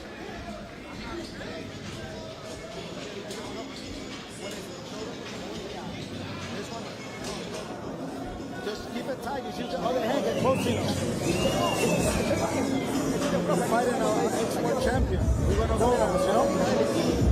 Just keep it right. Use the other one, man. Use the other one. Vivo, cabrón. Vivo, vivo. Creo que tal vez ahora, comenzando el round, no comencé tirando todo agresivo, pero vivo, madre, vivo.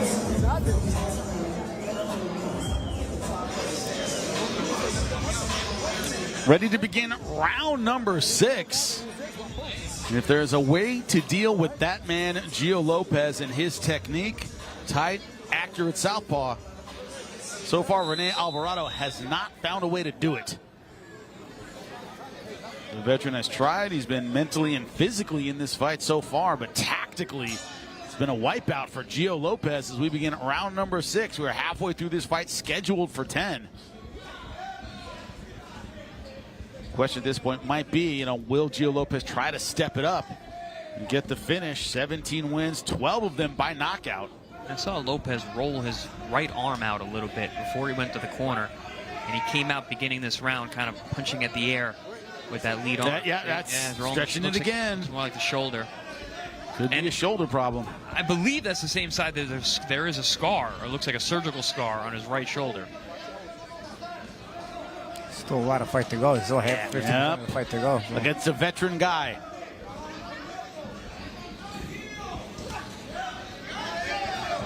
Yeah, see him now leading with the rear hand. And he's not coming back with the hook like he was before. That could be damage to the right shoulder of Gio Lopez. I think we might have a cut on Alvarado on that right side, right eye.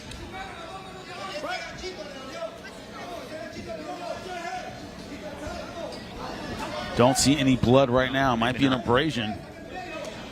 Hard to see. They're fighting on the inside now. A lot of smothering.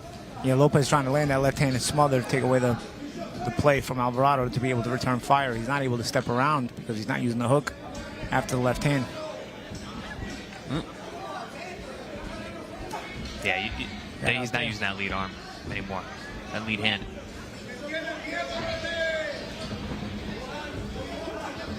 That's the thing, a guy like Alvarado who's so durable, so experienced, you got to think you're going 10 tonight. Yeah.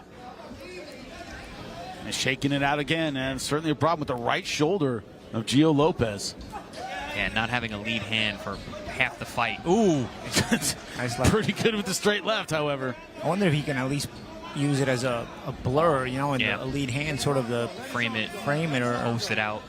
Yeah, exactly. He's not even doing that, and something to. That's the thing about shoulders, though. It's not like a hand or like an elbow. Shoulders. You may not be able to lift it, right? Right. And even all this is not going to help. It's not going to help either. Wrestling. Wrestling, real tough on the shoulders. Yeah, he's rolling that thing out. Trying to stick it out now. But as you said, just as a frame, a little bit of a distraction. Still great footwork from Gio Lopez. Alvarado starting to realize that. See, it almost looks like it's like a partial tear, like a dent. It looks like a dent in the upper bicep. It's going to be a tough second half of the fight for Lopez. He fought brilliantly early on. Still fighting well, but yeah, that bicep looks compromised. Bicep tear, it's no fun. Yeah. Yeah, you can see it. Yeah, there's a big divot in the top of the bicep there. A lot of times what happens is that the shoulder comes right over into that bicep tendon.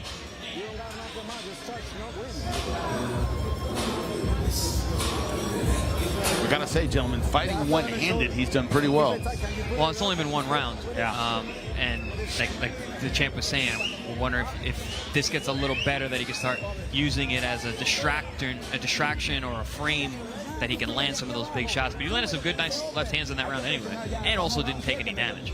Again, this will test your poise. We talk about a poised fighter. This will test your poise. So far, around 60 foot, very poised. Obviously, he had to give up a lot of ground, but he landed any of the clean shots that landed around 6 were landed by Lopez, in my opinion. But Alvarado made it, a little bit more uncomfortable as the pressure was getting closer, right? But hopefully the judges are paying attention. They're not doing comparative rounds. Yeah. Because that was comparatively a better round for Alvarado, but he still didn't do enough to win the round. Yeah. But a judge who's not paying attention will go, oh, that's Alvarado round, which it should not be.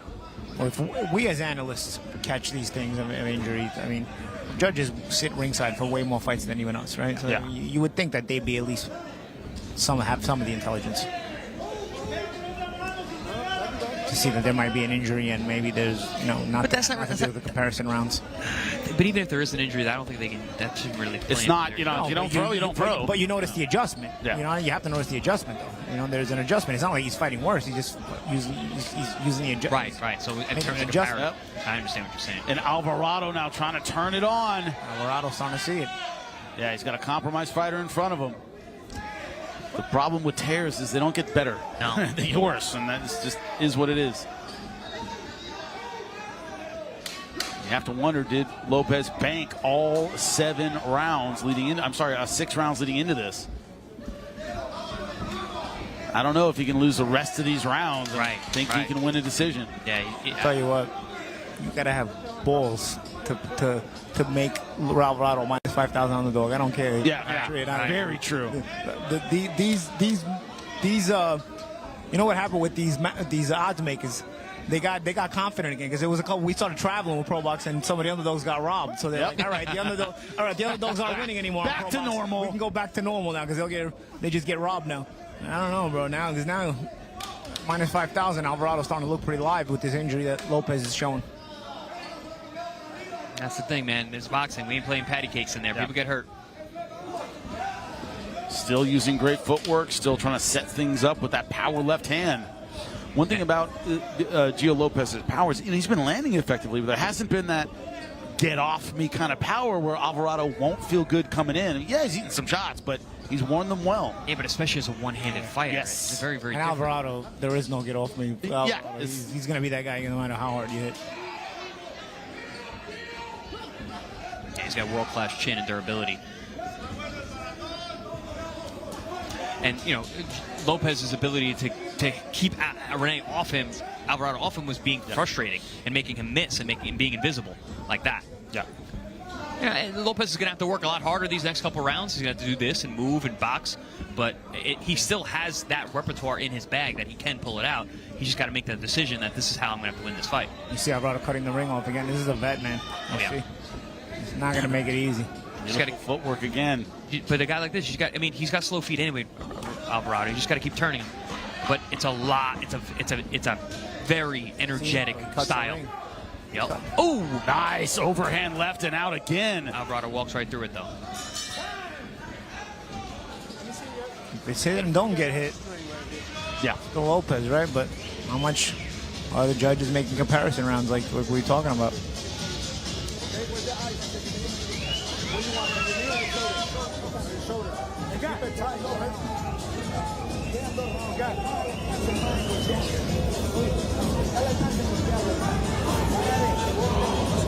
How you feel? What is it? Hey, if it's a little tight, just keep it tight. You know, you feel good. Stay in there, cool. Welcome back to a fight that just got dramatic. Round number 8 ready to go. A bicep tear, it looks like, for Gio Lopez. Alvarado starting to sense that he has an injured fighter in front of him. Turned it on in round number 7. 3 more to go in this fight scheduled for 10. A fight that Gio Lopez looked to have well in hand. We're underway. Round number 8. Gut check kind of test. Still not sure. Young undefeated fighter. Still not sure if it's actually bicep or if it's shoulder tendon. It could be either way. I know we're seeing a little. I know we haven't seen a right hook. Change. I know we haven't seen a right hook thrown since. Or a fully extended jab. Right. Let's just say, gentlemen, nothing fun either way. It's either a torn shoulder or bicep.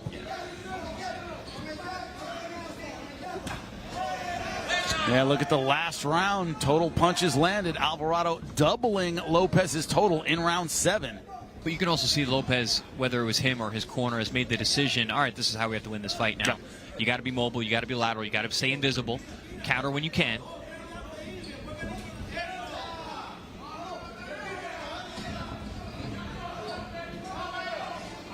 Now we're going to get to see how slick Jonathan Lopez can be on full defense mode. Also, a lot of it's going to rest on the judges. How much did they see it as a wipeout in the opening 6 rounds before the injury? Judges do have a tendency just to score to the guy who's coming forward. Not that that's right, but it just shows an aptitude more than anything else. Yeah, it's actually very not right. This is boxing. It's hit and don't be hit. It's not walk forward like a robot. And then depending on how A or B side each guy is, that doesn't matter, because we saw Golovkin and Canelo the first fight. Oh, nice counter left hand again. And moving, avoiding the big punches. So anything Lopez has, it is footwork. You know what's interesting about a style like this? Some guys make their whole careers like this, right? They fight very defensive, land single pot shots here and there. Call them stinkers. But the issue is, and they'll win fights like that. No, make a whole career like that. But the issue is when you start one way and then change to this way. Yeah. Do judges look at that and be like, oh, well, he got hits with something and now he's changing his style? Or, why is he doing that? He's running. Yeah, he's running. Now he's running. Because comparatively, once again. But again, why does it have to be that he gave with something? You can't see that he's injured too? I mean, is it only us that are going to notice that he's injured? If you're at ringside at 100 fights a year, you got to notice when somebody's injured. There's no excuse for not realizing it. Hey, that's a nice thought, Paulie. It is. It's a really nice thought. The assumption of competence is a wonderful thing, but it isn't always the way it goes. Look at that nice defense there by Lopez. I mean, sharp stuff there. And for people at home, and maybe some judges who aren't paying attention, defense is actually scored as well. That's one of the judging criteria. If you show incredible ability to make your opponent miss, what's that old saying? Willie Pep won a round without throwing a punch or out landing a punch or something like that? Not with today's judges. Exactly, and things have changed so much. There was a little jab, an attempt at least.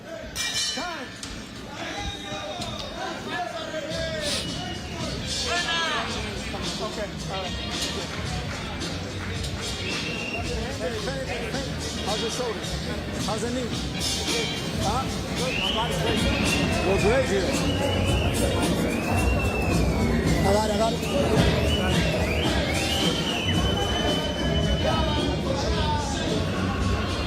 No vine con Jackie, cuando ya lo tenga seguro. Ese es good. Agua. No. Ese es derecho.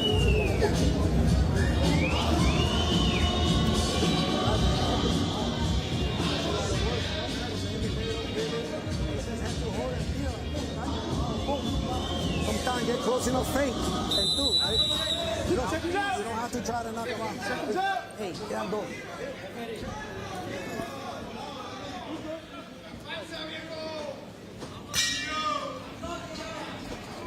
We're underway. The drama continues. Round number 9. The drama is Gio Lopez suffering what looks to us like a shoulder or bicep injury. And once again, Alvarado, total punches landed one again in round number 8.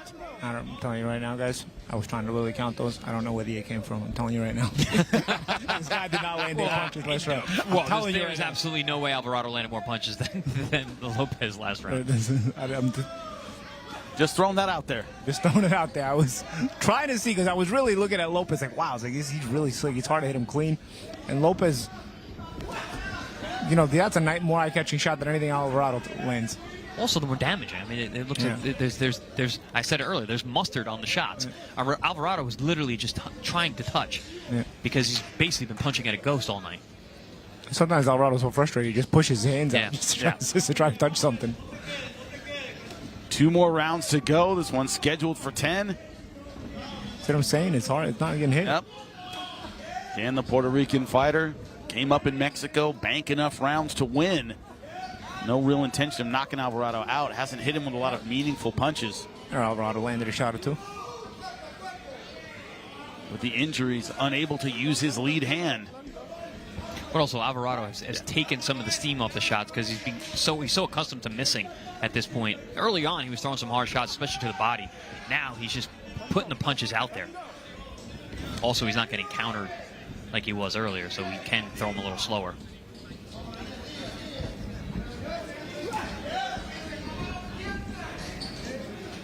It's one thing to fight with one hand. It's really another thing to fight with your lead hand. Yeah. Hurting your rear hand.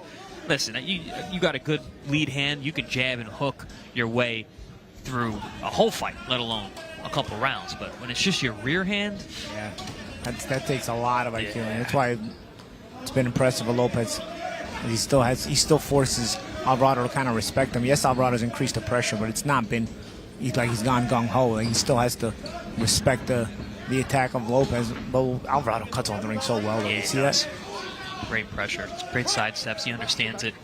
But he doesn't close the gap. He cuts off the ring, but he's still leery of closing the gap because he knows how quick the trigger of Lopez is, even with one hand. But Alvarado, he doesn't have explosive feet.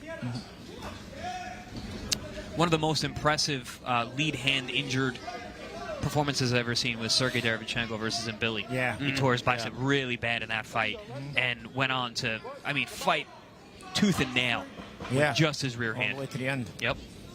Well, that's what's going to take from Gio Lopez. 1 more round to go. Can the compromised fighter pull it out? That is the question.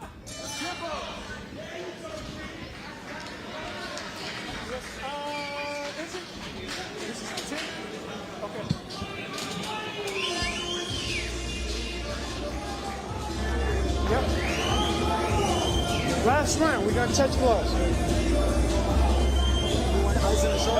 Ladies and gentlemen, here inside of 2300. Last round.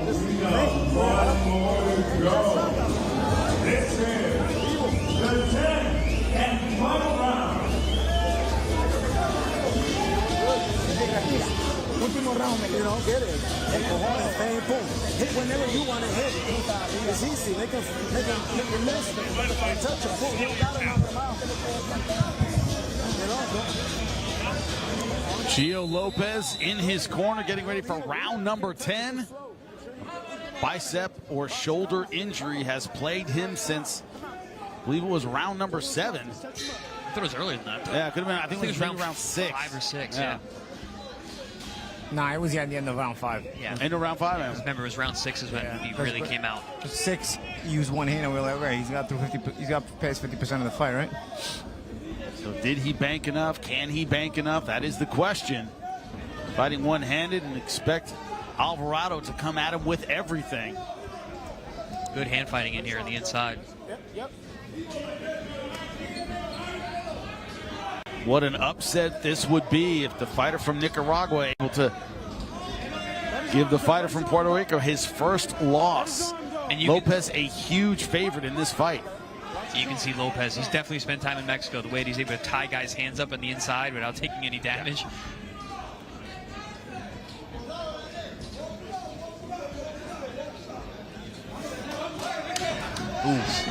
And it's those straight left hands followed by immaculate footwork.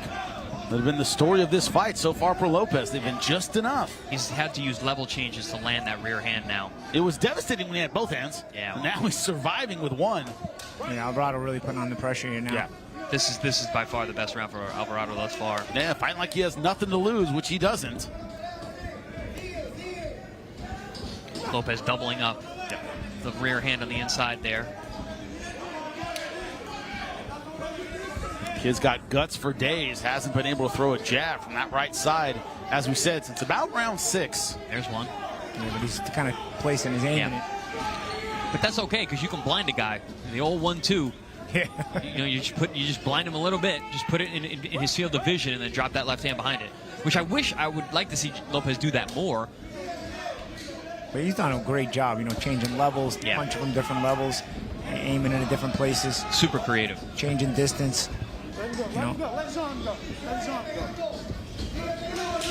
This could have went really, this could have went sideways quickly with that lead hand being injured. I mean, Alvarado's going to have made it close on the scorecards. I'm not sure Alvarado's still going to have done enough to win him. He's winning this round, I think, for sure. But, I'm not quite sure I would see Alvarado having done enough to win the whole fight, especially with the rounds early on that Lopez banked. Just under 40 seconds. I mean, I don't know how you can, round number 10. When I don't know how you can give Alvarado any of those early rounds. I mean, first 5 rounds when Lopez had 2 hands. You could argue even the fights, the rounds since he's been hurt have been even. Right. Maybe you could split them. We'll have to see what the judges have to say in about 15 seconds. 10 seconds now. The fact that he didn't get it clean, even after hurting his hand, is crazy. He's not taking clean shots. Some good body shots by Alvarado. And that is it. Round number 10. And it is all over. It's just in the hands of the judges now. Gio Lopez, a huge favorite in this fight. Well, that injury changed everything. Did it change the outcome? That is the question. I don't know how many people in this crowd understand. They can't see what we see, which is a clearly compromised. See the divot in the bicep right there. The right arm of Gio Lopez. One arm, one leg. Good. Huh? But mentally, physically, tactically, responded about as well as he could have, gentlemen. Yeah. Champ, you spoke about his maturity and how he doesn't seem like a 21-year-old. He carried that rest of that fight in that manner as well. Very, very mature handling of an injury in the middle of your biggest fight. Your toughest opponent to date.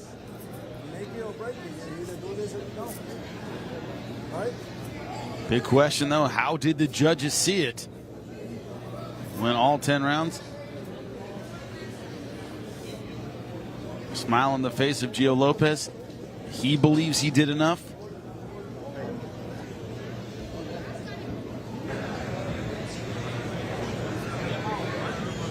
Well, Lupe Contreras has the judges' scorecards. He will end all suspense in the ring. Lupe, take it away.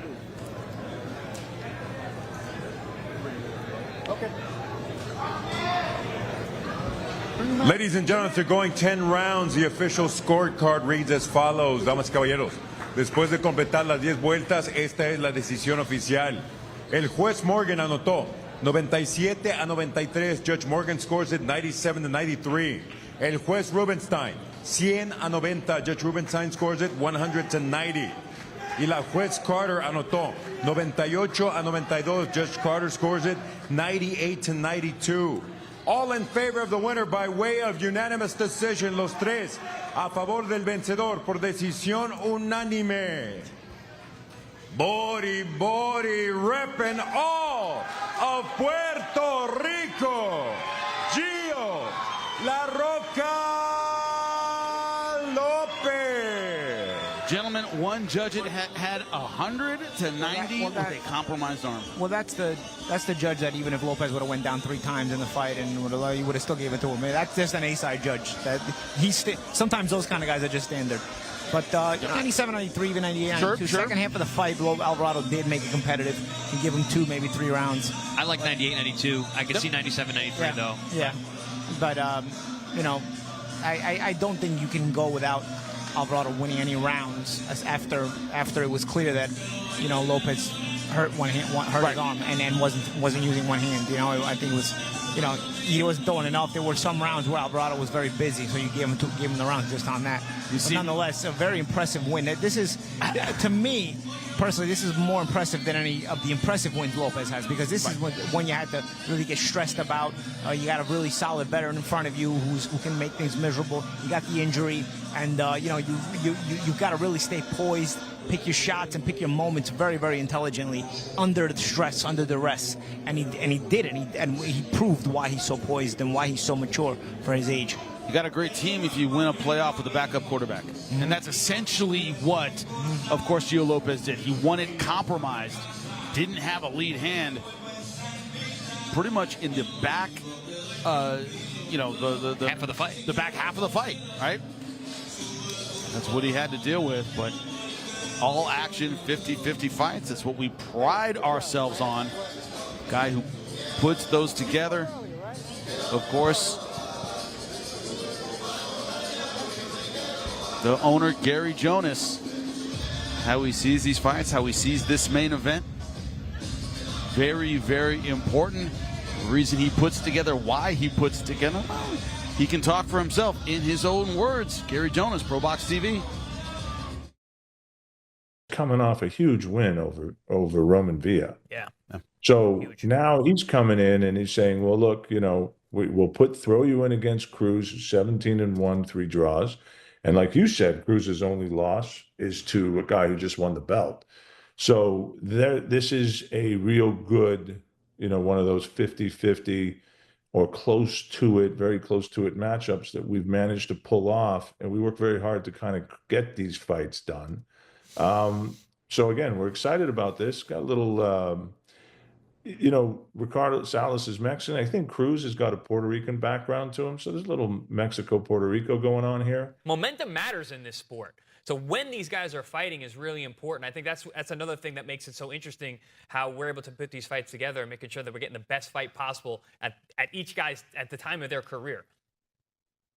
No doubt. And again, we've managed to pull these fights off and put them together. We make everyone a little bit nervous, but, we find the right situation where people are ready to take the fight. And look, we're going to Philadelphia with what we think is one of our best cards. And it's the first time we're going to Philadelphia, and we know it's a great fight town. And we hope everybody who's watching from Philly, comes on out and enjoys the show. Before I let you go, just as Chris said, it's all about timing. When it comes to Mykquan Williams, who has fought on ProBox TV before, he's had 3 knockouts in a row. When Chris and I were discussing him before his last fight, once again on ProBox TV, he said, he's looked great, but he hasn't always put it together at the right time. It looks like he's putting it together at the right time right now. Is that what you're thinking, Gary? Yeah, absolutely. And I think that, he really is quite a talented fighter. And sometimes guys that fight in his style, they kind of get it together later, right? It takes a little while to perfect what they do. And, we committed to sort of bringing him back and giving him a really good run at it. So, he's been intermittent on our air, but we've sort of made arrangements with his team. And I think that you're going to see him come back every 90, to 120 days. And Moran is one level, and it's a good test. Antonio's a measuring stick for sure. Tough Mexican fighter who's been in with the best of them. But then Mykquan's going to get on a little run, keep coming back and ratcheting up. And I think, he'll be one of the next fighters that we see in serious championship contention. Well, it's been a great card so far tonight. We're looking forward to more next week in D.C., April 12th, with our co-main event about to go off here in Philadelphia. Mykquan Williams, undefeated fighter, looking to add to his resume at the expense of Antonio Moran. Stick with us. ProBox TV rolls on. Fans, Central Florida boxing fans, ProBox TV returns Saturday, May 10th in the main event. The war of words reaches its climax as Orlando's prodigal son, Erickson Lubin, faces IBF number 7 Adriel Holmes Jr. with pride and a world title opportunity on the line. In the co-main event, one of the top prospects in the sport, undefeated Haitian Olympian, Darrell Blasval Saint, steps up in competition against the rugged 33-4 Rodolfo Orozco. Those two bouts top a night full of action featuring Nicholas Fly, Argentinian world champion Nazarena Romero, defending her belt against Mexican Mayeli Rosquero, with Puerto Rican American power punchers Naji Lopez and Dominic Valle.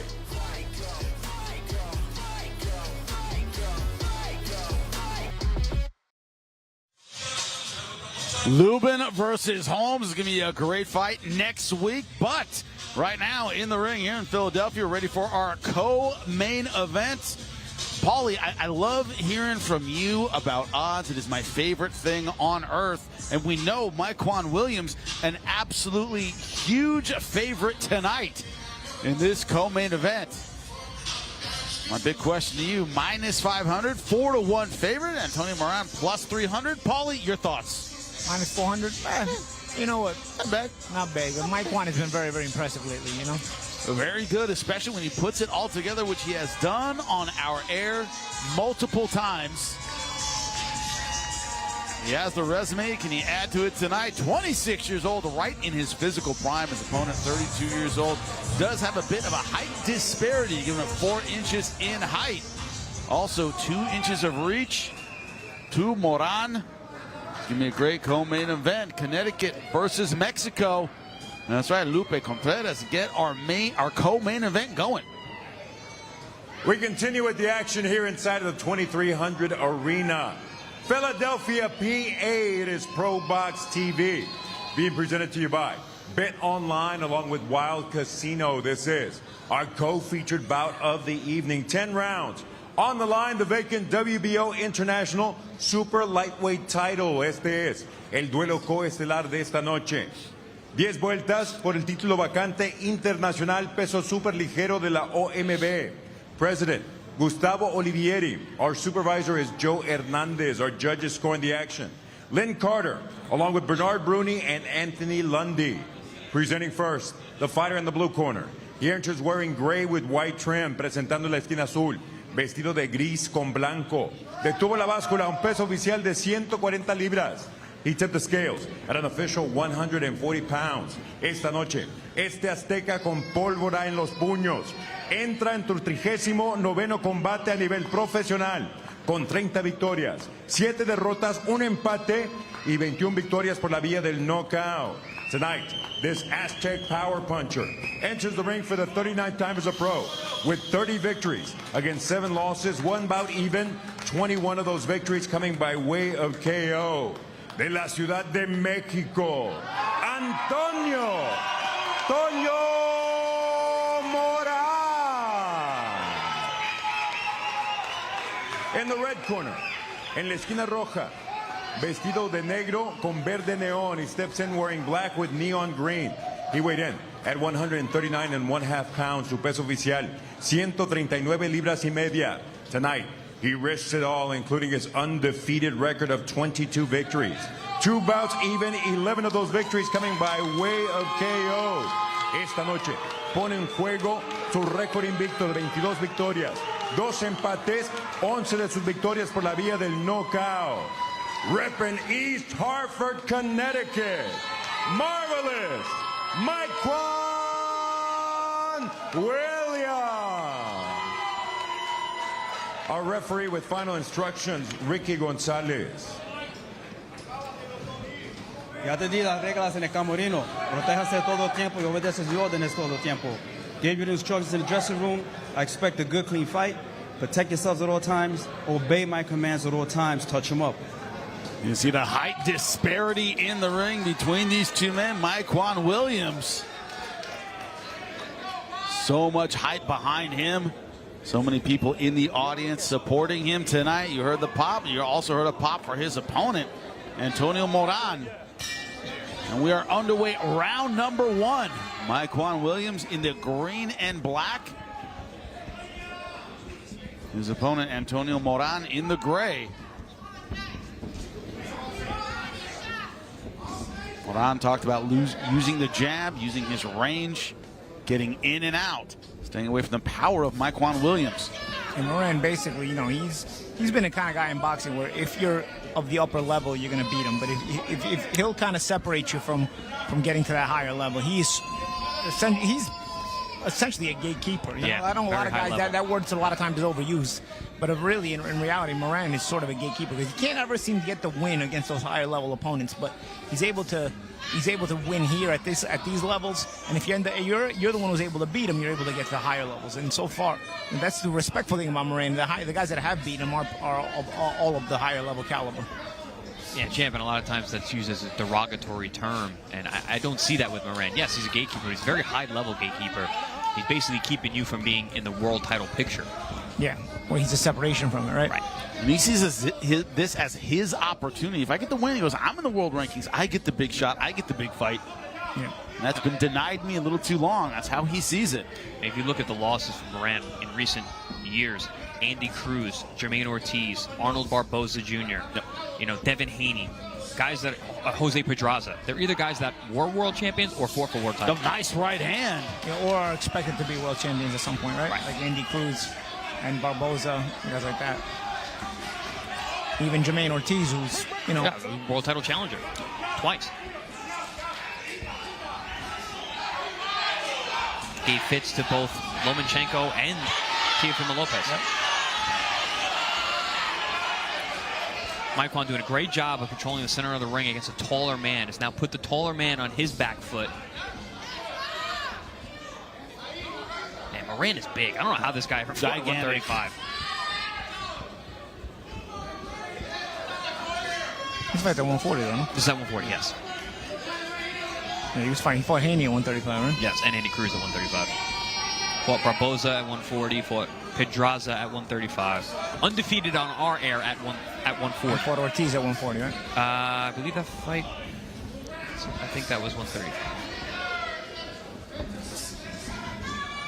Moran being very aggressive despite having that reach advantage.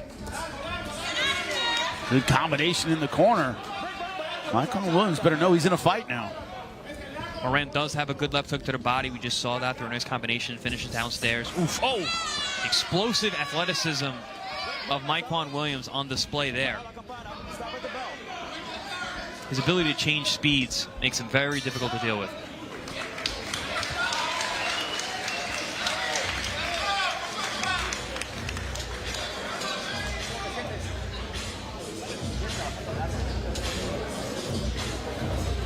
Good round. Good round. Keep that jab pumping, okay? Keep banging them. Keep banging them. Stabbing here, overhand right. Okay? Check from edge. Go ahead, Rock.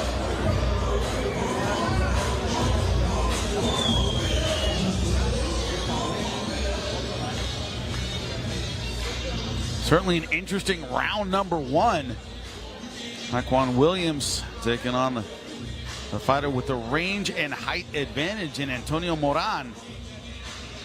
Interesting first round, gentlemen. Talk about the athleticism, the explosiveness of Mykquan Williams.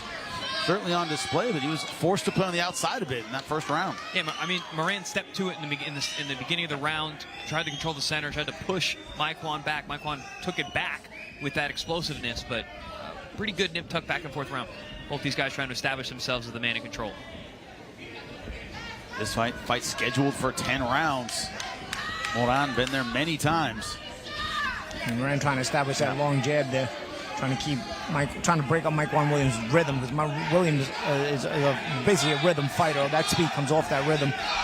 So Moran trying to establish that jab, trying to break up that rhythm a little bit. Moran being smart too, because he's trying to hit Mykquan on the way in and the way out. Yeah. But, smart by Mykquan there to try to counter that jab, and maybe make Moran think about it a little bit. Maybe he'll come out less fluid. One thing, Paulie, you talk about Mykquan Williams, having the skill set right now to compete against some elite guys in this weight class. You got the feeling in the fighter meeting, he kept trying to convince us that he wasn't looking past Moran. He's like, oh, no, I'm not looking past this guy. And, I want the future. I want this. I want that. But I'm not looking past this guy. He cannot afford to, right, Paulie? Yeah, you can't afford to, but sometimes, when you just do. When you're not just when you do, it's also when you know you're of the level and you've deserved the shot. You feel like it's never going to come because you're not able to overcome the politics of it, and you mentally sort of slack off, and it diminishes your level a little bit. that can happen. I'm not saying it's happening tonight, but that can happen to fighters. You know, they sort of lose that enthusiasm for the edge, opportunity. yeah. You get stale. You stay on the outside too long looking in. It's easy to get stale, but I don't think that's the case with Mykquan. I mean, he's still young. He's been active as of late, but that hasn't always been the case for him in his pro career. Yeah, 3 fights in 2024. Been very, very busy. Been busy on our air, Yep. looking spectacular. This being certainly the toughest test of his career. Last time out, looked flawless against Luis Feliciano. That was on our air. He was Feliciano at the time 17-0. That was in January 2024. Yeah, undefeated, highly touted, used to be signed by Golden Boy. Was Feliciano. Ooh, good right hand from Toño over the top. Good counter there by Mykquan Williams, and a catch and shoot off the body shot by Moran. Good understanding by Mykquan on how to fight a taller fighter, whether he's being all the way in or all the way out. Pretty effective at both ranges.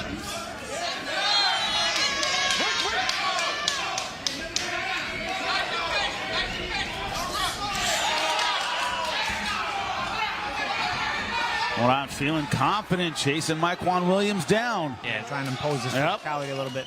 Moran looked like he thought he landed something good that Mykquan felt. Followed it right back up. He bragged in the fighter meeting, I've been training in elevation. My conditioning is fantastic at a 2-month camp. He's ready for a long fight. Also a short hook by Mykquan at the bell.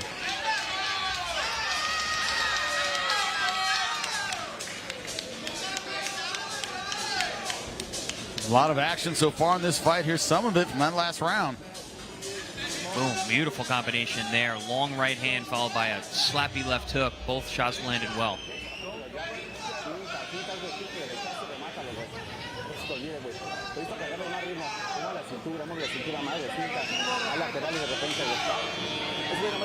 Moran talking about his elevation training. You know, it's a good sign when Juan Manuel Marquez was like, yeah, I'm running that trail. That same one that I used to run. Literally asked him, he asked him, where did you run? Because he told him where he was training. He goes, what was your running route? Like immediately, I was like, oh man, he knows exactly where he's training.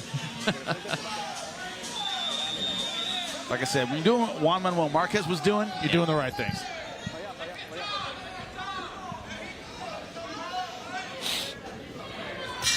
Ready to keep going. Round number 3. Mykquan Williams trying to solve the puzzle here. A little bit of the height and reach advantage of Antonio Moran. Fighter out of Mexico City.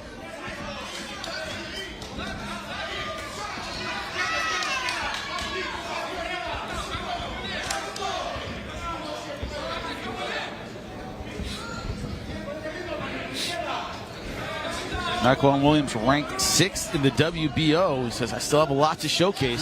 Going with the rankings mean every good right hand. They both traded right hands. Moran landed a good one, and Mykquan came right back, answered it with a bigger shot. And Mykquan times that jab well. He tries to throw it over the top, throw his right hand over the top of it. Doesn't always land the counter, but he gets that counter off a lot on Moran's jab. But his style, he talked about the counter punching. You see Moran now not as apt to throw the jab, not as enthusiastic about using that jab. You see that, right? Yeah, he's fighting more off his back foot as well. Kind of leery of that counter right hand. This is where Mykquan has to start establishing his jab. Once you take away the jab of your opponent, you'd like to see yourself now start establishing your own jab as it becomes easier because you don't have a guy jabbing with you. So you'd like to see Mykquan now establish that jab before Moran gets the confidence back in his own jab. Another right hand over the top. Mykquan's also very smart with little tricky punches on the inside to the body. Ooh, nice left hook on the way out from Mykquan Williams. Took off the jab, caught Moran a little tall. I'd say he's been fighting more than a little tall tonight. Yeah, he said he wanted to fight tall and long tonight, and he's doing that. But Mykquan's been able to take advantage at times.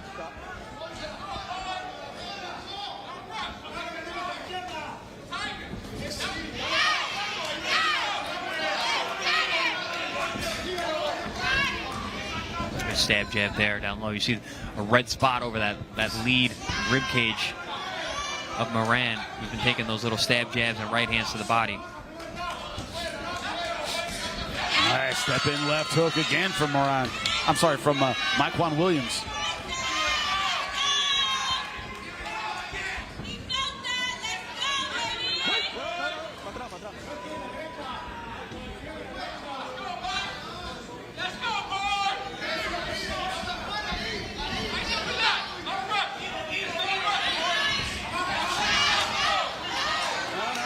And then you see Moran trying to establish physicality. Not able to land a lot clean, but he's trying to establish that size in the ring and trying to back Mykquan off. Trying to be the bully is the fighter from Mexico, but Mykquan Williams did a good job in this round, claiming the center.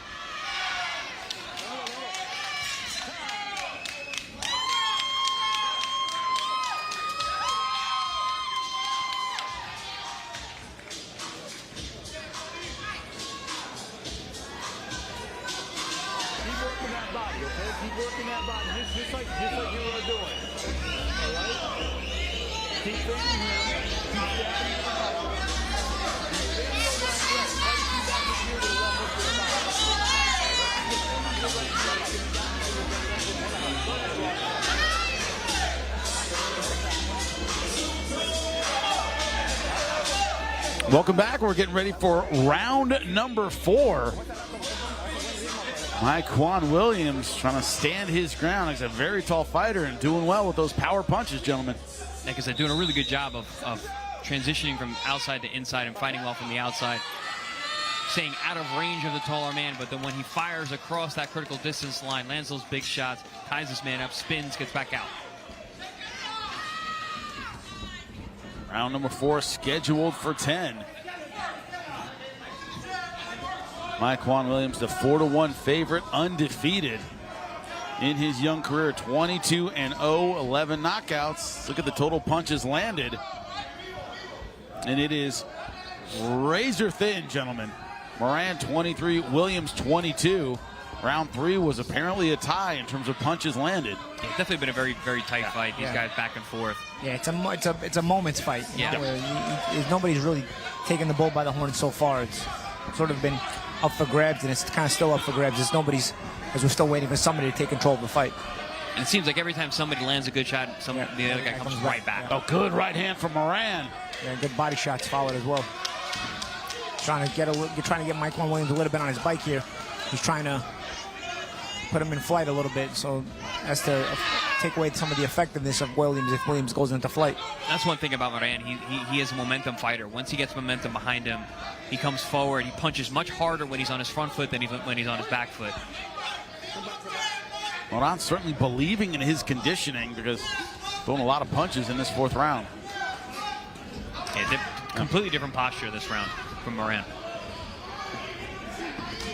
They're not landing a lot clean, guys, but he's taking away the work rate of Williams. Williams not really doing a lot of work this round. Sort of taking the round off here.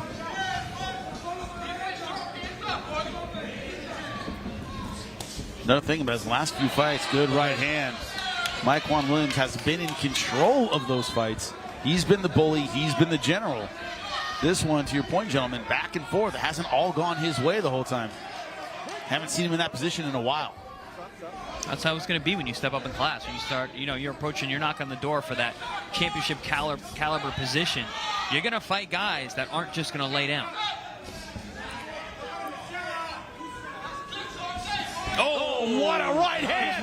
Moran is hurt on wobbly legs, and Mykquan Williams going at him. Another good right.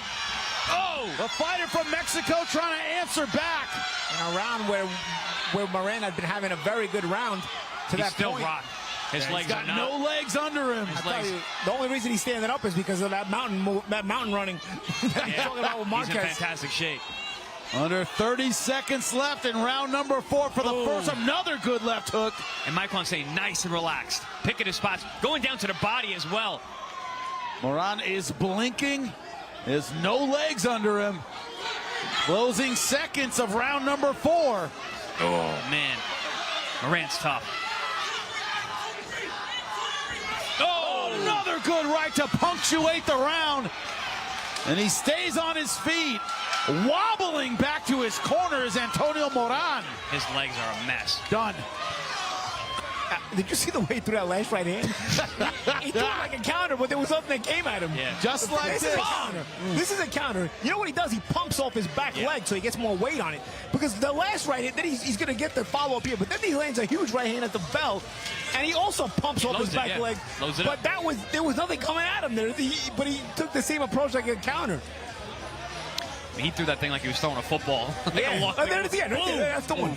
Nothing came. He brought back like it's a counter, but in reality, what he's doing is he's shooting weight off his back leg. But that's what I was talking about, that change of speed and change of direction that he has, because he's so explosive and so athletic. I know I'm talking to you guys about it, but for those of us at home, you don't know how short a minute can be until you're in this thing. What do you mean? No, get up. The minute's over.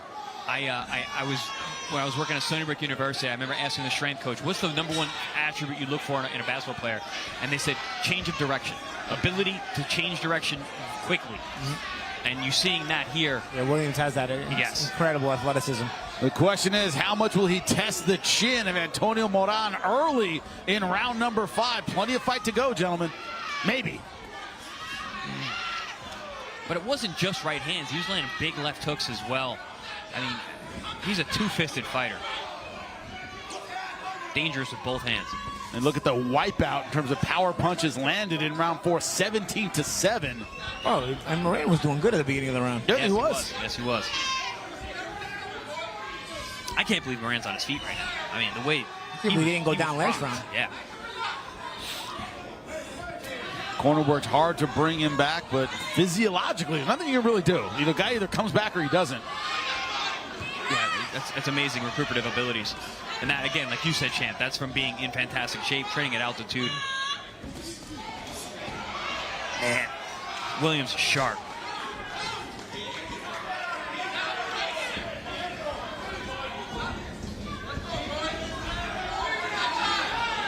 Talk to the OG corner, been doing it for years. You say, what can you do in a corner, bring a guy back, and like, nothing really. Like, put water on your head. There's not a lot we can do. You have chin or you don't. Some guys pull your hair, too. In the corner, they'll pull your hair. Yeah, my cut man used to pull my hair, Denny Milano. Because I had the spikes. Really? I had the spiky hair, yeah. They grab me by the hair, pull my ears, pull my hair. Something I know nothing about, having that hair in a long time. You get your ears pulled. You can pull your ears or something. Pinched. Pinch him, pull your ear. Great, now I'm wobbled and my ears hurt. Right. But Moran coming back in this fight, landing with authority. I mean, he's back. His legs are underneath him. Didn't even need, a lot of times, like, you'll need a round to get your legs back. Yeah, that's the thing about Mykquan Williams. He's a little bit inconsistent in that, he'll kind of take too much time off, and now he's allowed Moran to get back on it. But is Moran going to have learned his lesson? Is he going to come totally out of pocket with it and walk into something else again?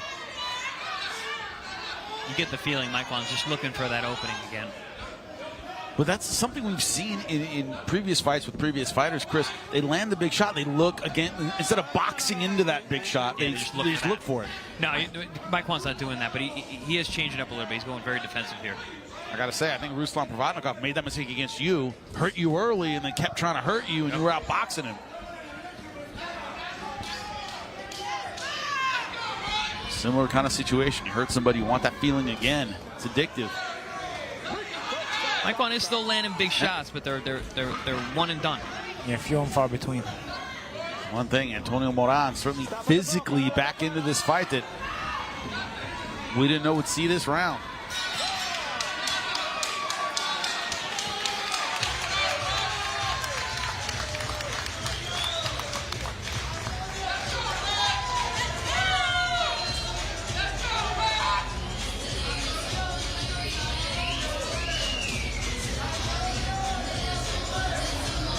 He doesn't want any confidence. Don't give him any confidence, Mike.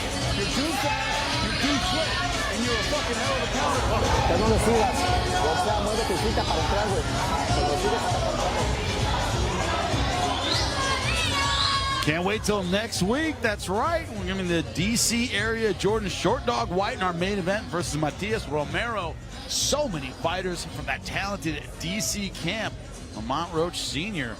training nothing but killers. Some of them in the audience tonight. It's going to be a great card. Join us April 12th right here on ProBox TV. Find out why millions are watching.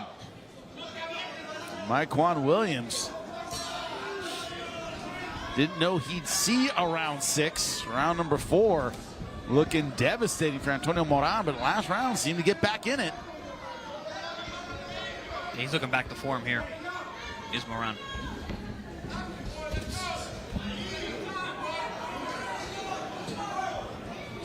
I mean, I know Mykquan's not a big 40-pounder, but Moran looks huge. Gigantic. Yeah. Tall, wide shoulders. Even his legs. He's got thick legs.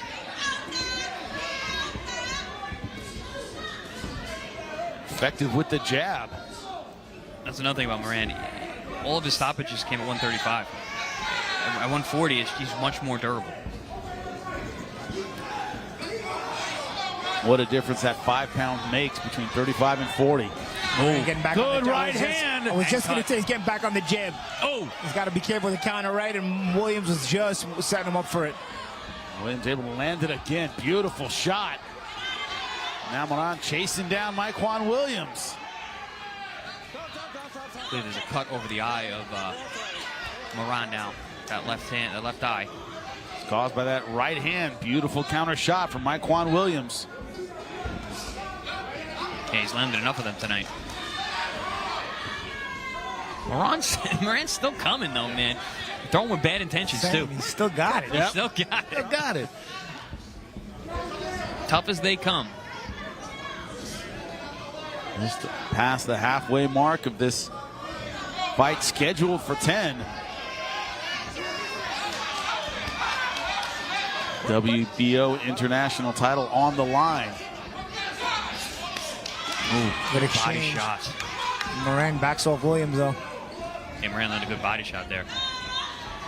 And there is no quit in Moran.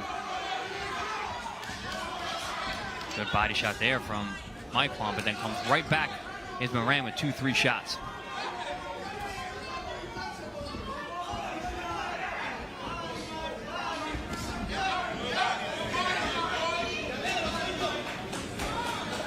That set up a lot of those right hands early on, was that stab jab down low.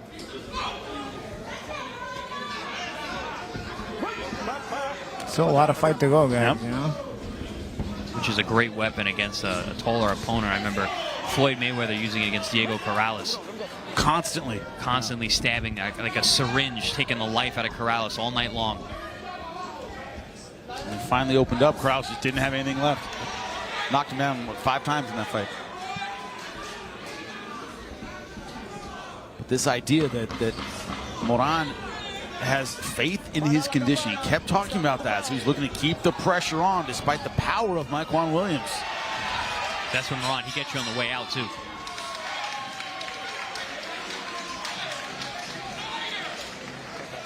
He's got the range to do both.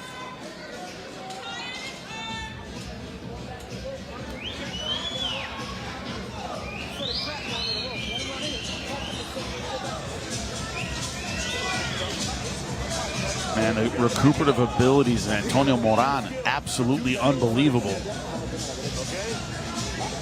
People ask why they do altitude training. That's it right there. Exactly why. Yeah, recovery. And also that veteran experience of I've been here before, I'll be all right. He's not panicking. Being a consummate professional.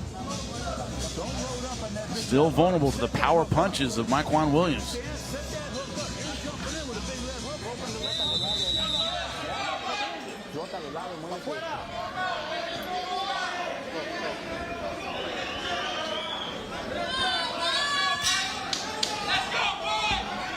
We are back at it. Mykquan Williams, Antonio Moran, round number 7.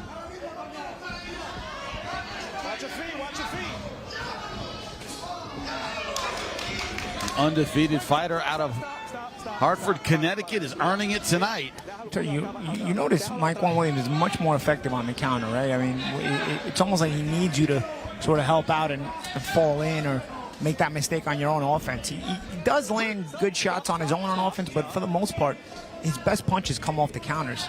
And you look at the power punches, a lot more from Mykquan Williams, 41-26.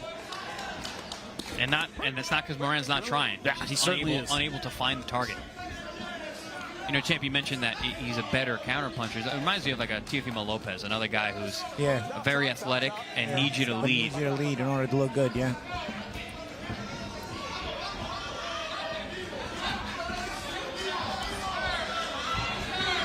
Moran so far, no problem leading.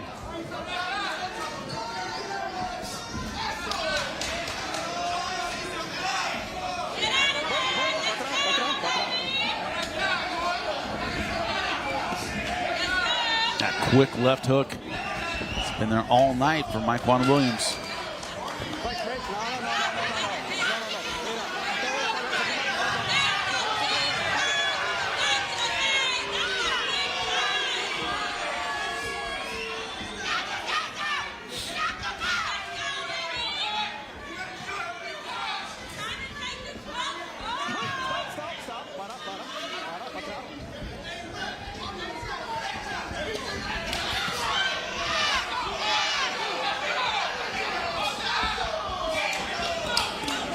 Another reason for the power punch lead is Mykquan Williams isn't really throwing a lot of jabs. Moran not really trying to jab with him.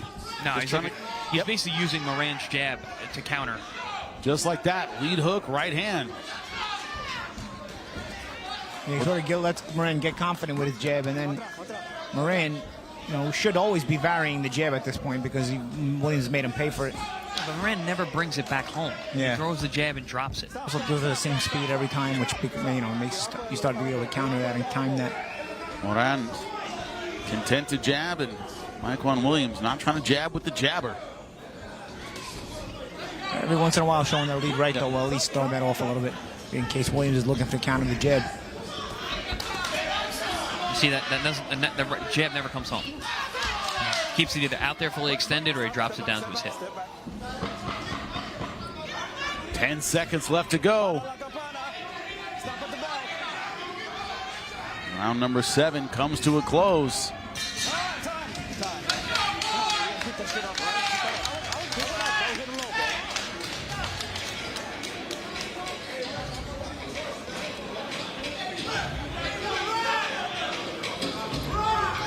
Back to boxing. Okay, back to boxing. Our boxing's fucking done. All right, you're too fast.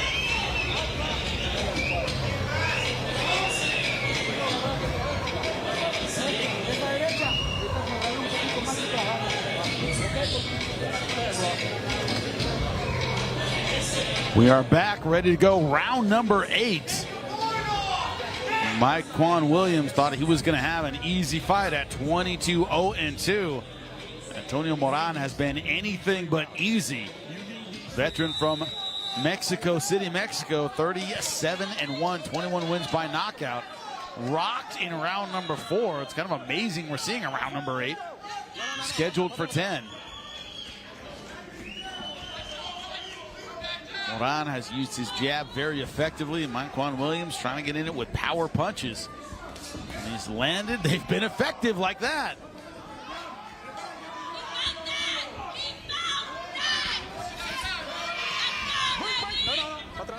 A lot of clinching in the last round.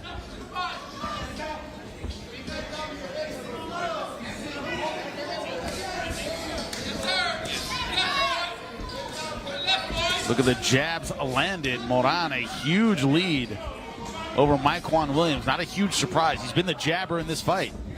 And again, he said that in the fighter meetings. That was a weapon he was going to use. He was going to stay long, stay tall, and he has. He's coming on now here. Just a little bit, though. Hasn't always been able to keep the range when he's gotten aggressive, gentlemen. And Mykquan Williams looking uncomfortable. Yeah, remember the altitude training of Moran. He's recovered. He's still in shape. He still bring a pace. Also, got to think about Mykquan Williams having to deal with this size all night long. Being explosive all the way in, all the way out. Physicality that Moran brings. And also, as I said earlier, if Moran gets Mykquan Williams going to flight and going to his momentum backwards, it'll prevent him from getting so much power on some of his shots when he's planted like this, for example. Now, that's where Moran has to be careful on the counter. Mykquan defensively responsible here, though. Plants those feet, but he keeps that upper body rhythm moving.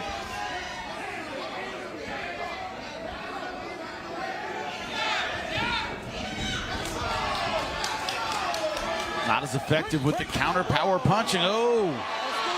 Called break, and there's a right hand after it. Nice rubberneck there from Williams, though. No touching gloves. Nope.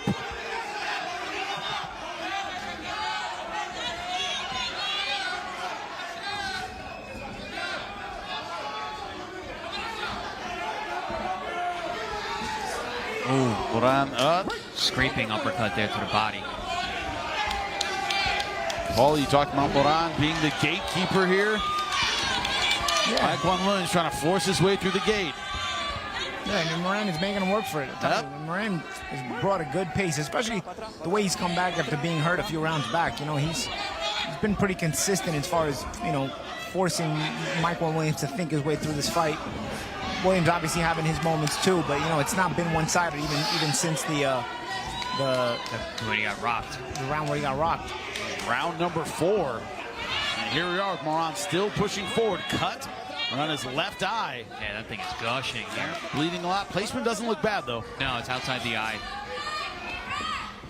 As far as we know, it's caused by a punch.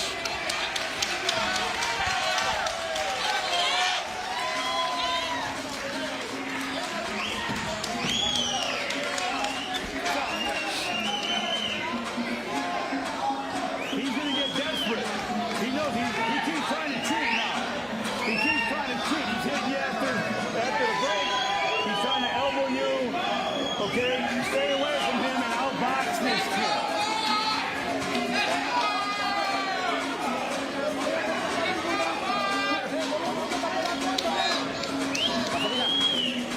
Two rounds to go in what has been a very entertaining, very competitive fight in our co-main event. Good last round from Antonio Moran. Yeah, one of the best rounds Moran has put on tonight. You know, we had a lot of competitive rounds, but here it seemed like he had Williams uncomfortable for spots during that round. Then we saw that late punch that the referee reprimanded Moran for. Nice little rubberneck there from Williams. Didn't take too much of that blow, but Moran came back to touch gloves, and Mykquan said, nope. It's been a little bit of a chippy fight.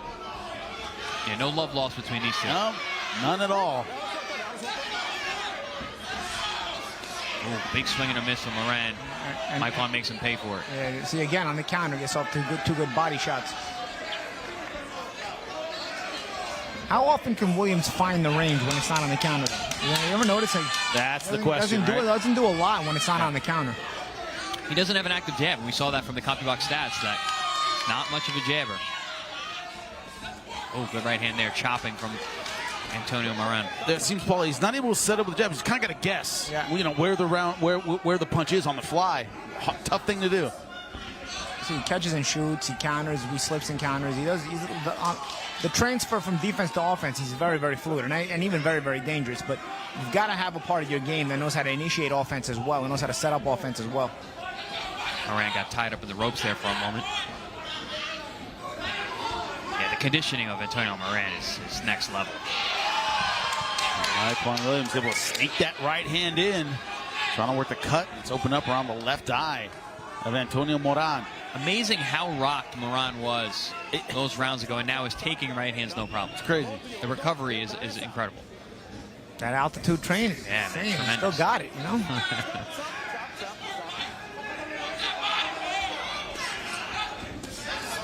Oof, nice dig to the body with both hands. Williams on the inside.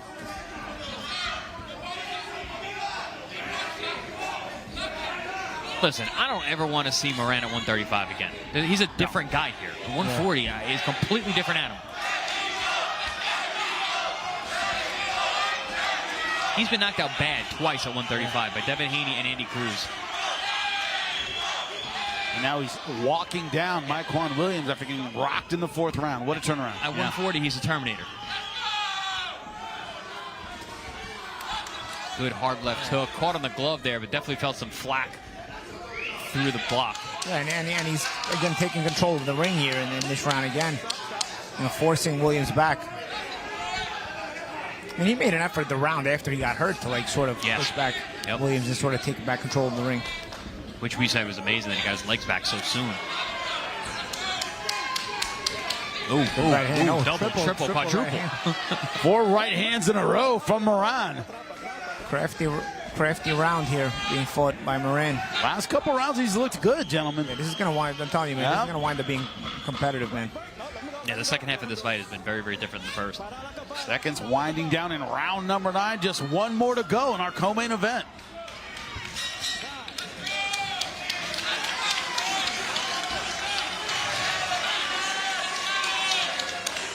Talk about competitive moments, gentlemen. And these last couple rounds have been good ones from Moran. Then we see that double, triple, quadruple right hand from Moran. Landed the first one good. The next two were pretty light. The next three, rather. But they pretty much all land except for that last one.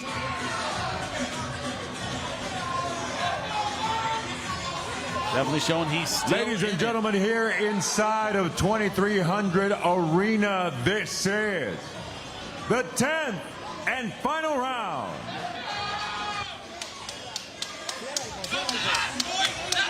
You heard it from Lupe Contreras. Last round. Mykquan Williams, 4-1 favorite in this fight. And Antonio Moran did not come here to lay down. You called him a gatekeeper. Well, Mykquan Williams has had to force that gate open, for sure. Rocked in round number 4, hurt, never down, but rocked in round 4 and has came back and made this a competitive fight, to say the least. Both these guys coming out here like the fight's on the line. And it may very well be.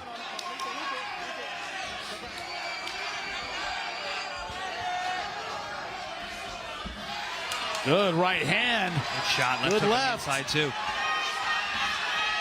Moran trying to chase it. Williams trying to hold his ground. Both guys fighting with a lot of intensity here in the 10th.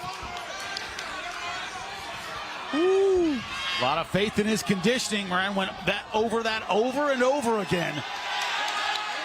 It's looking like the conditioning of Moran is definitely better than that of Williams. Williams is getting flighty.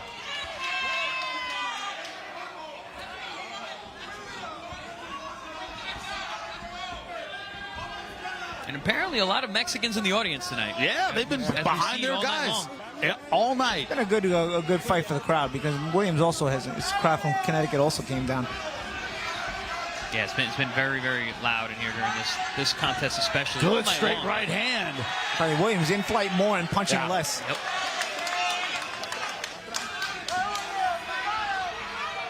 It's going to be interesting to see what the judges think of this fight.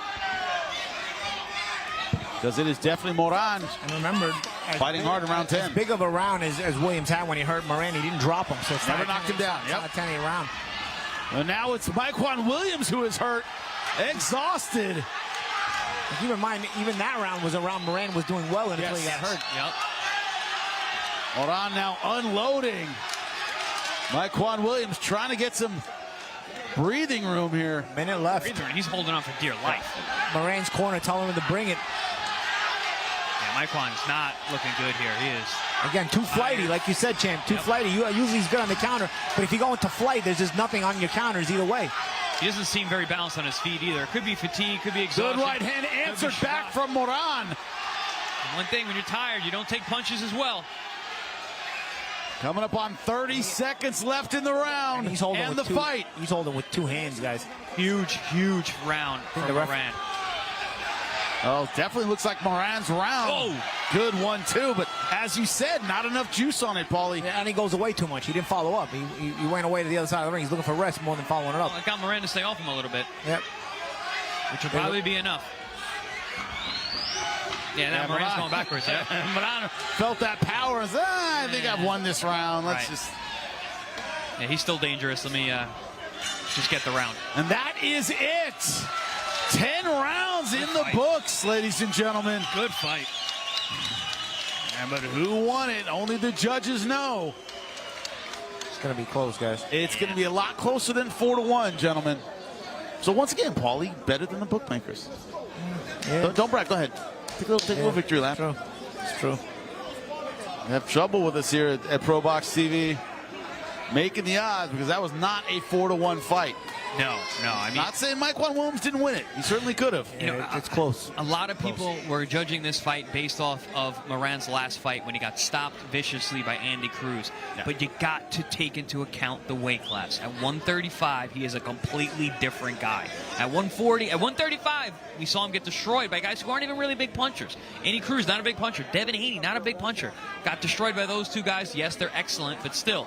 At 140, this guy's got a chin and a half, man. Really, really impressive show of resilience, of recuperative abilities, and just durability altogether.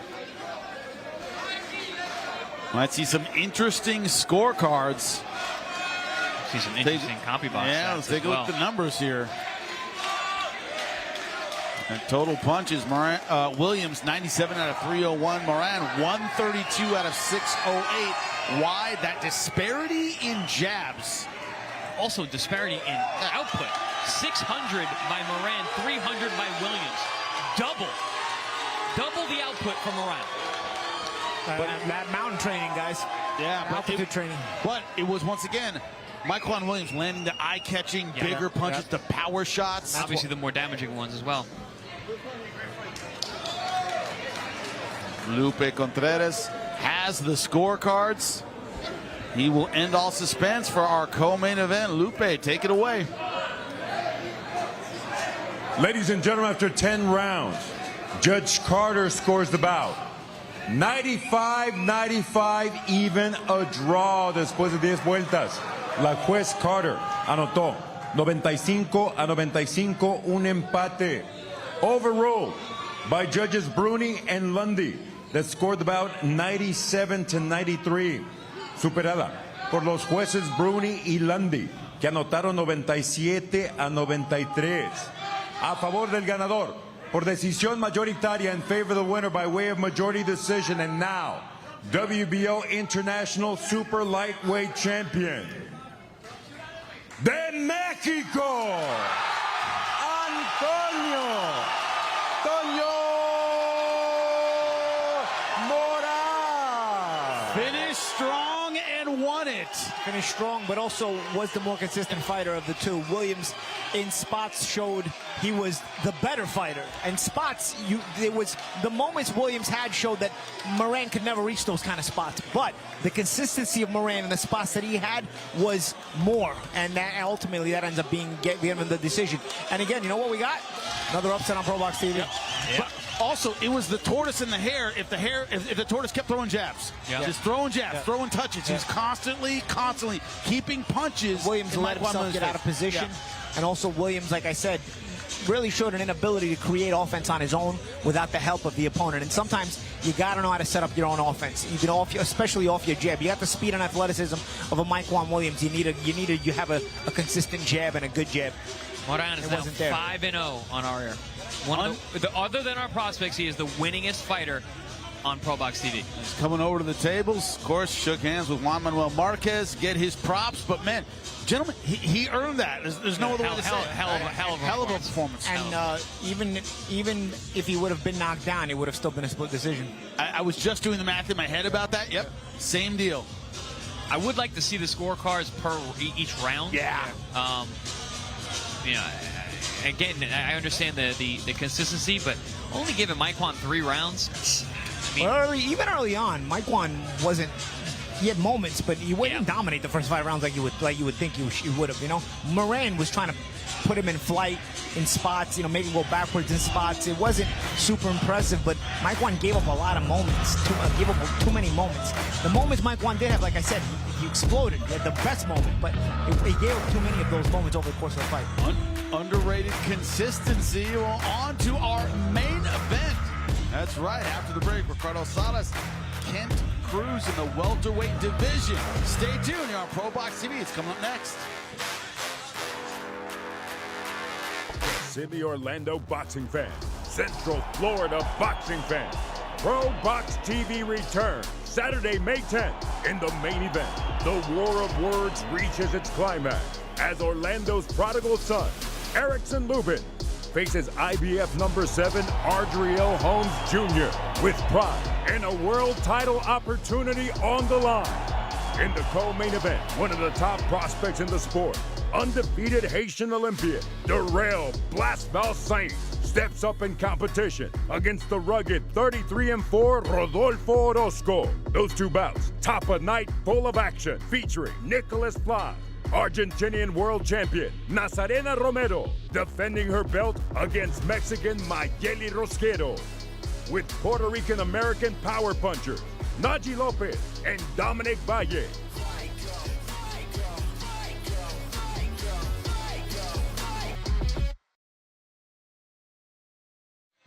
That's right, Lubin versus Holmes Jr. That's coming up May 10th in Kissimmee, Florida, but we're getting ready right here in Philadelphia, Pennsylvania for our main event. After an incredible co-main. Wow, what a fight, gentlemen. Still reeling from that one, but you see him right there entering the ring. Kent Cruz out of St. Louis, Missouri.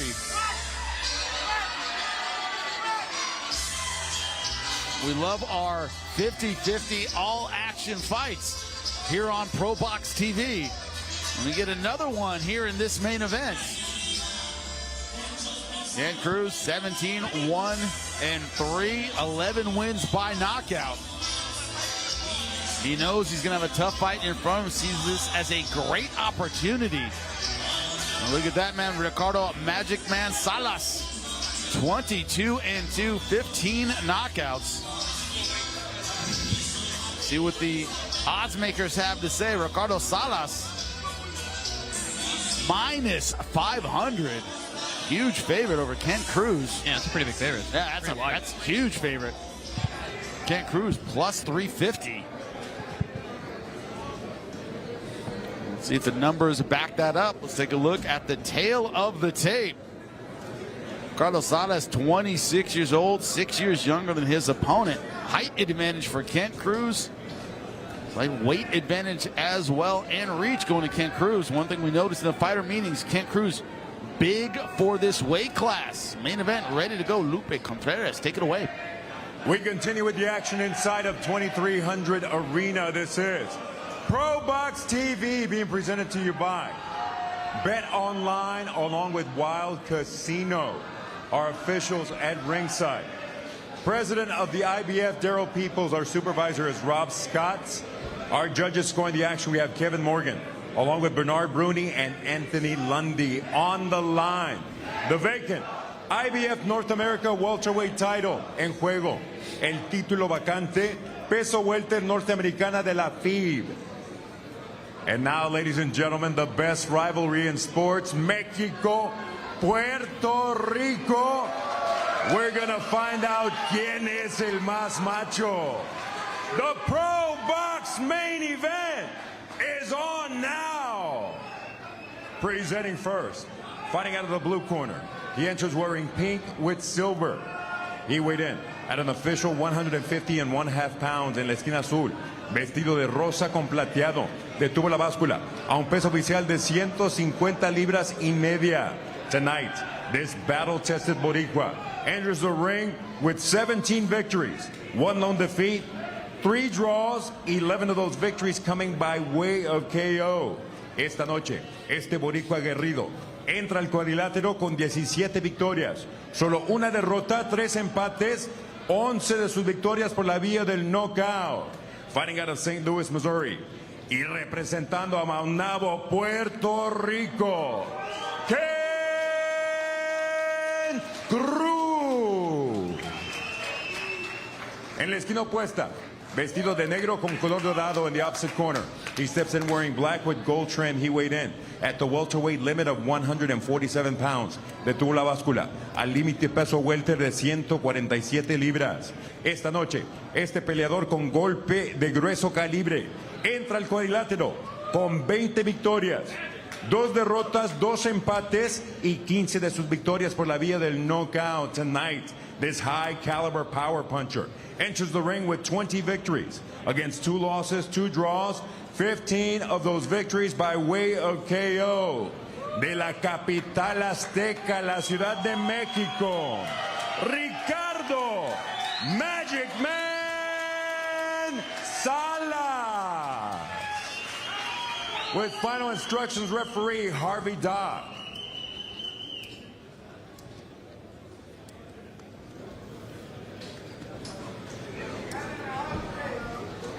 Okay, guys, we went over the instructions earlier. As a reminder, obey my commands at all times. Protect yourself at all times. Obedeceme todo el tiempo. Todos los guantes. Buena suerte. Good luck. Our main event ready to get underway. We're looking forward to it all night. IBF North America title on the line. 10 rounds in the welterweight division. Ricardo Salas from Mexico City taking on Kent Cruz. And here we go, round number 1. This fight is contested over the welterweight limit, so they are wearing 10-ounce gloves tonight.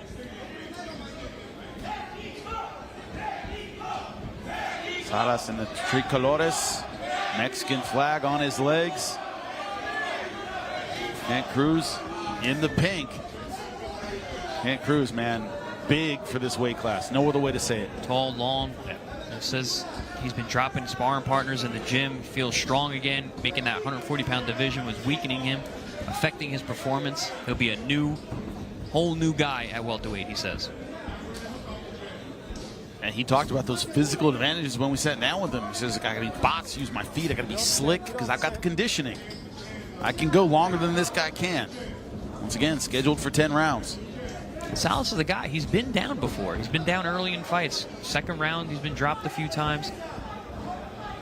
Gets up to see the finish, but hasn't always won all those fights. Of those 50 knockouts, 11 of them in the first 3 rounds. His last 4 wins, last 4 knockouts have been in the first 3 rounds. You can see he's got that aggressive mindset even early going in this fight. He's trying to cut the ring off. He's trying to walk down Cruz. Cruz trying to establish distance and trying to sort of get this feel out going. But Salas throwing some mean intent on all his shots so far, and also stepping to Cruz in an aggressive way. Yeah, he's making the ring very small, is Salas.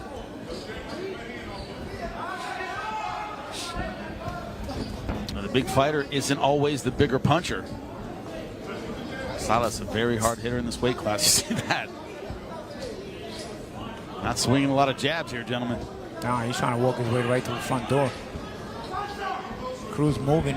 Salas will probably do a better job of cutting the ring off as Cruz keeps moving to the left.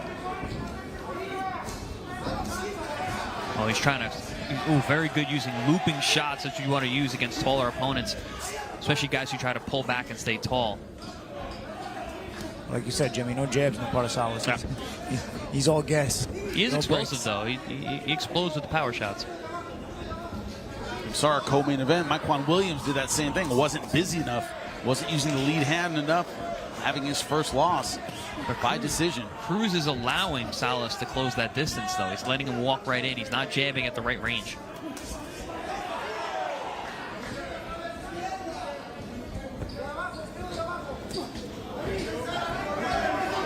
You talk about it all the time, Paulie, the danger of facing a puncher.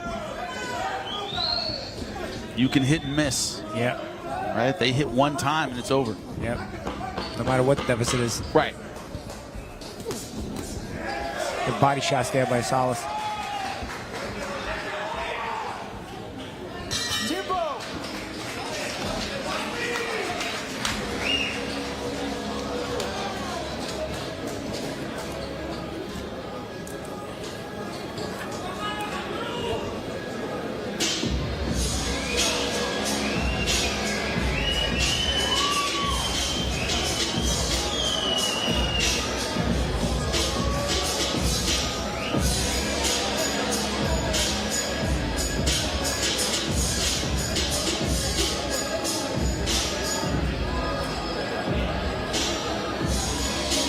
Ready to begin round number 2. We'll see the strategies of both men. Ricardo Salas looking for big punches early. Ken Cruz trying to use that elusive boxing, but Salas a little more success in round number 1, as you put it, Paulie, walking through the front door. Didn't have to do a whole lot. Yep. And like you said, like Mykquan Williams, no jab, but Mykquan Williams is a counterpuncher. Salas walks in with no jab. Still dangerous, don't get me wrong, but high guard, he's looking to make a fight. Cruz has got to get some respect here. He's got to hit him with something hard. Otherwise, Salas is going to spend the fight right here. And he's going to land shots Good like right that. hand. What do we say all the time, gentlemen? Get off me punches. Enough to make a guy hesitate or think about coming in through the front door.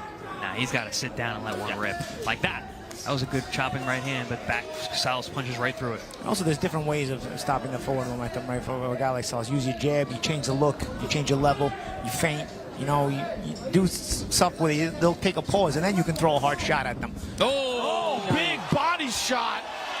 That's what ended him against Gary Antoine Russell, was a body shot in round 1. Down goes Kent Cruz, only in round number 2. Says Salas is dangerous early, right? 2 minutes left in round number 2. And he's right back to another body shot. Down he goes again. This is bad, gentlemen. Count is up to 7. A lot of time left. A lot of time left. And Salas, as I said, under 3 rounds is when he gets it done. Looking to make it another one in round 2. What were the odds of this one, Jimmy? Plus 500 for Salas. For Salas. For Salas. No, was he minus 500? No, minus 500. Oh, minus 500 for Salas. Plus 500 for Cruz.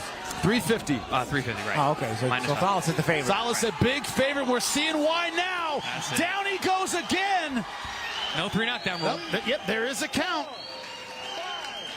Can Cruz, like you said, Champ, there's a lot of time left in the round. There's still up to 8. Ken Cruz has been down 3 times. You know what the referee's saying?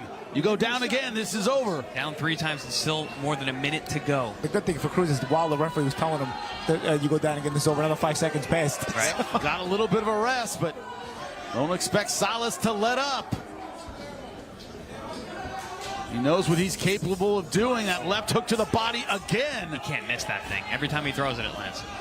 And you get a reaction from Cruz. We talked about the size of Cruz. Ooh. Salas taking advantage. He's out. That's it. He's out. He's done.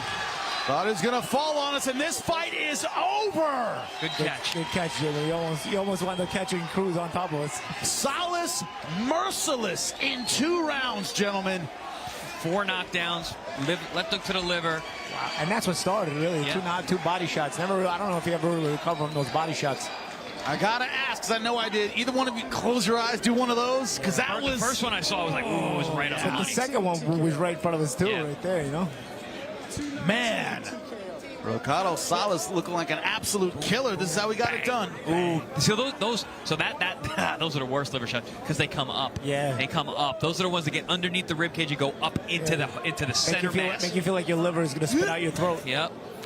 Oof. Center mass of the liver, man. That's the reaction. What were you saying earlier tonight, Jimmy? The biggest difference you see on ringside is what? The body shots.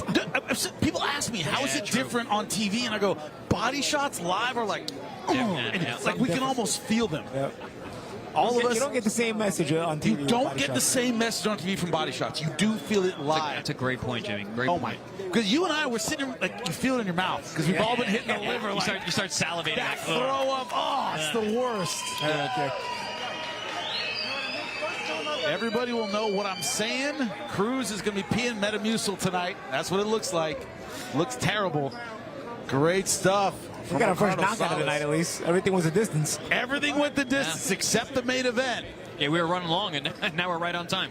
Beautiful stuff from Ricardo Salas. Mexicans had a good night tonight. Great night. And their fans came out to howl. Yep. That says a lot. They're always vociferous. I mean, you got Mexicans in the crowd, they'll let you know it, and they'll make the crowd more fun. Ricardo Salas pitching a straight shutout. Beautiful stuff. 2 rounds. He gets another big knockout. Who knew that you had to stack a Philadelphia card with Mexican fighters to get the crowd involved? Who knew? It's the way it works. God bless Mexican boxing. They travel so well. Lupe, make it official for our main event of the night, and it was a brutal one.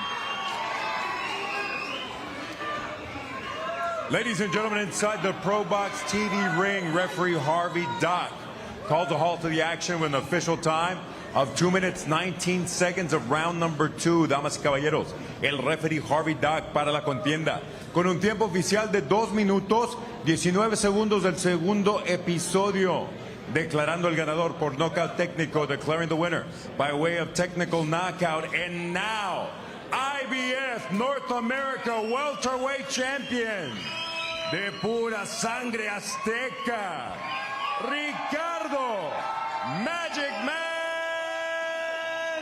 Salas.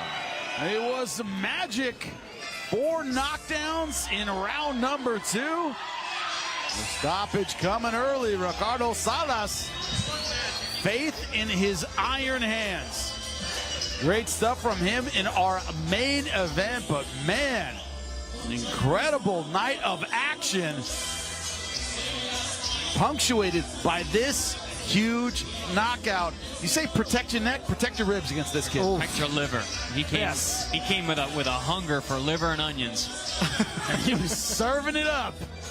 Great stuff from Ricardo Salas tonight. He moves to 21, 2-2. Now 16 knockouts, his 12th in 3 or under Well, you said he was dangerous early. He lived up to that, that's for sure.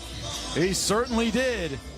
With that body attack, absolutely ferocious. And we talked about the size of Kent Cruz, who was the taller man. Well, what that allowed him to do is present those ribs to Salas.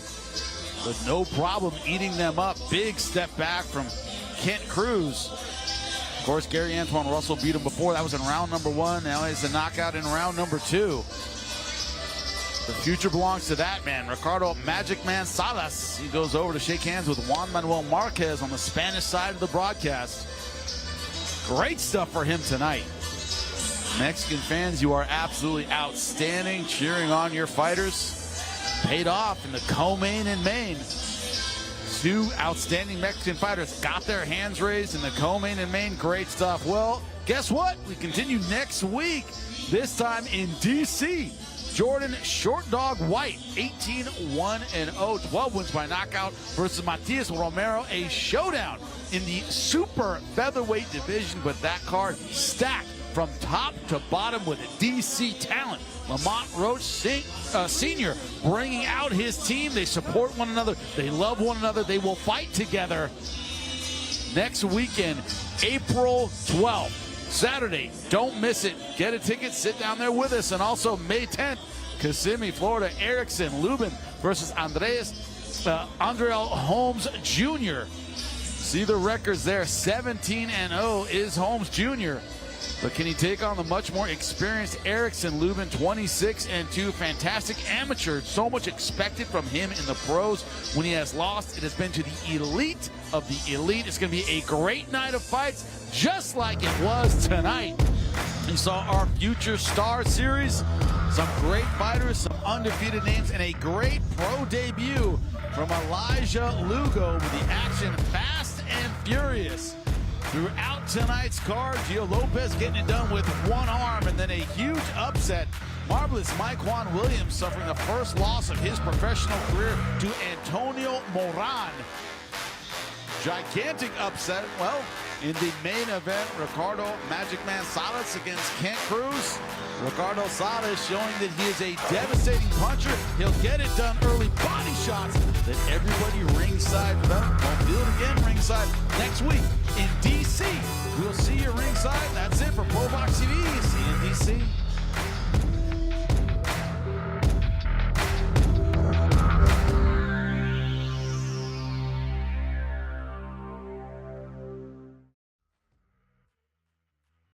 Flash photography. Now, ladies and gentlemen, are you ready for your Wednesday night fight?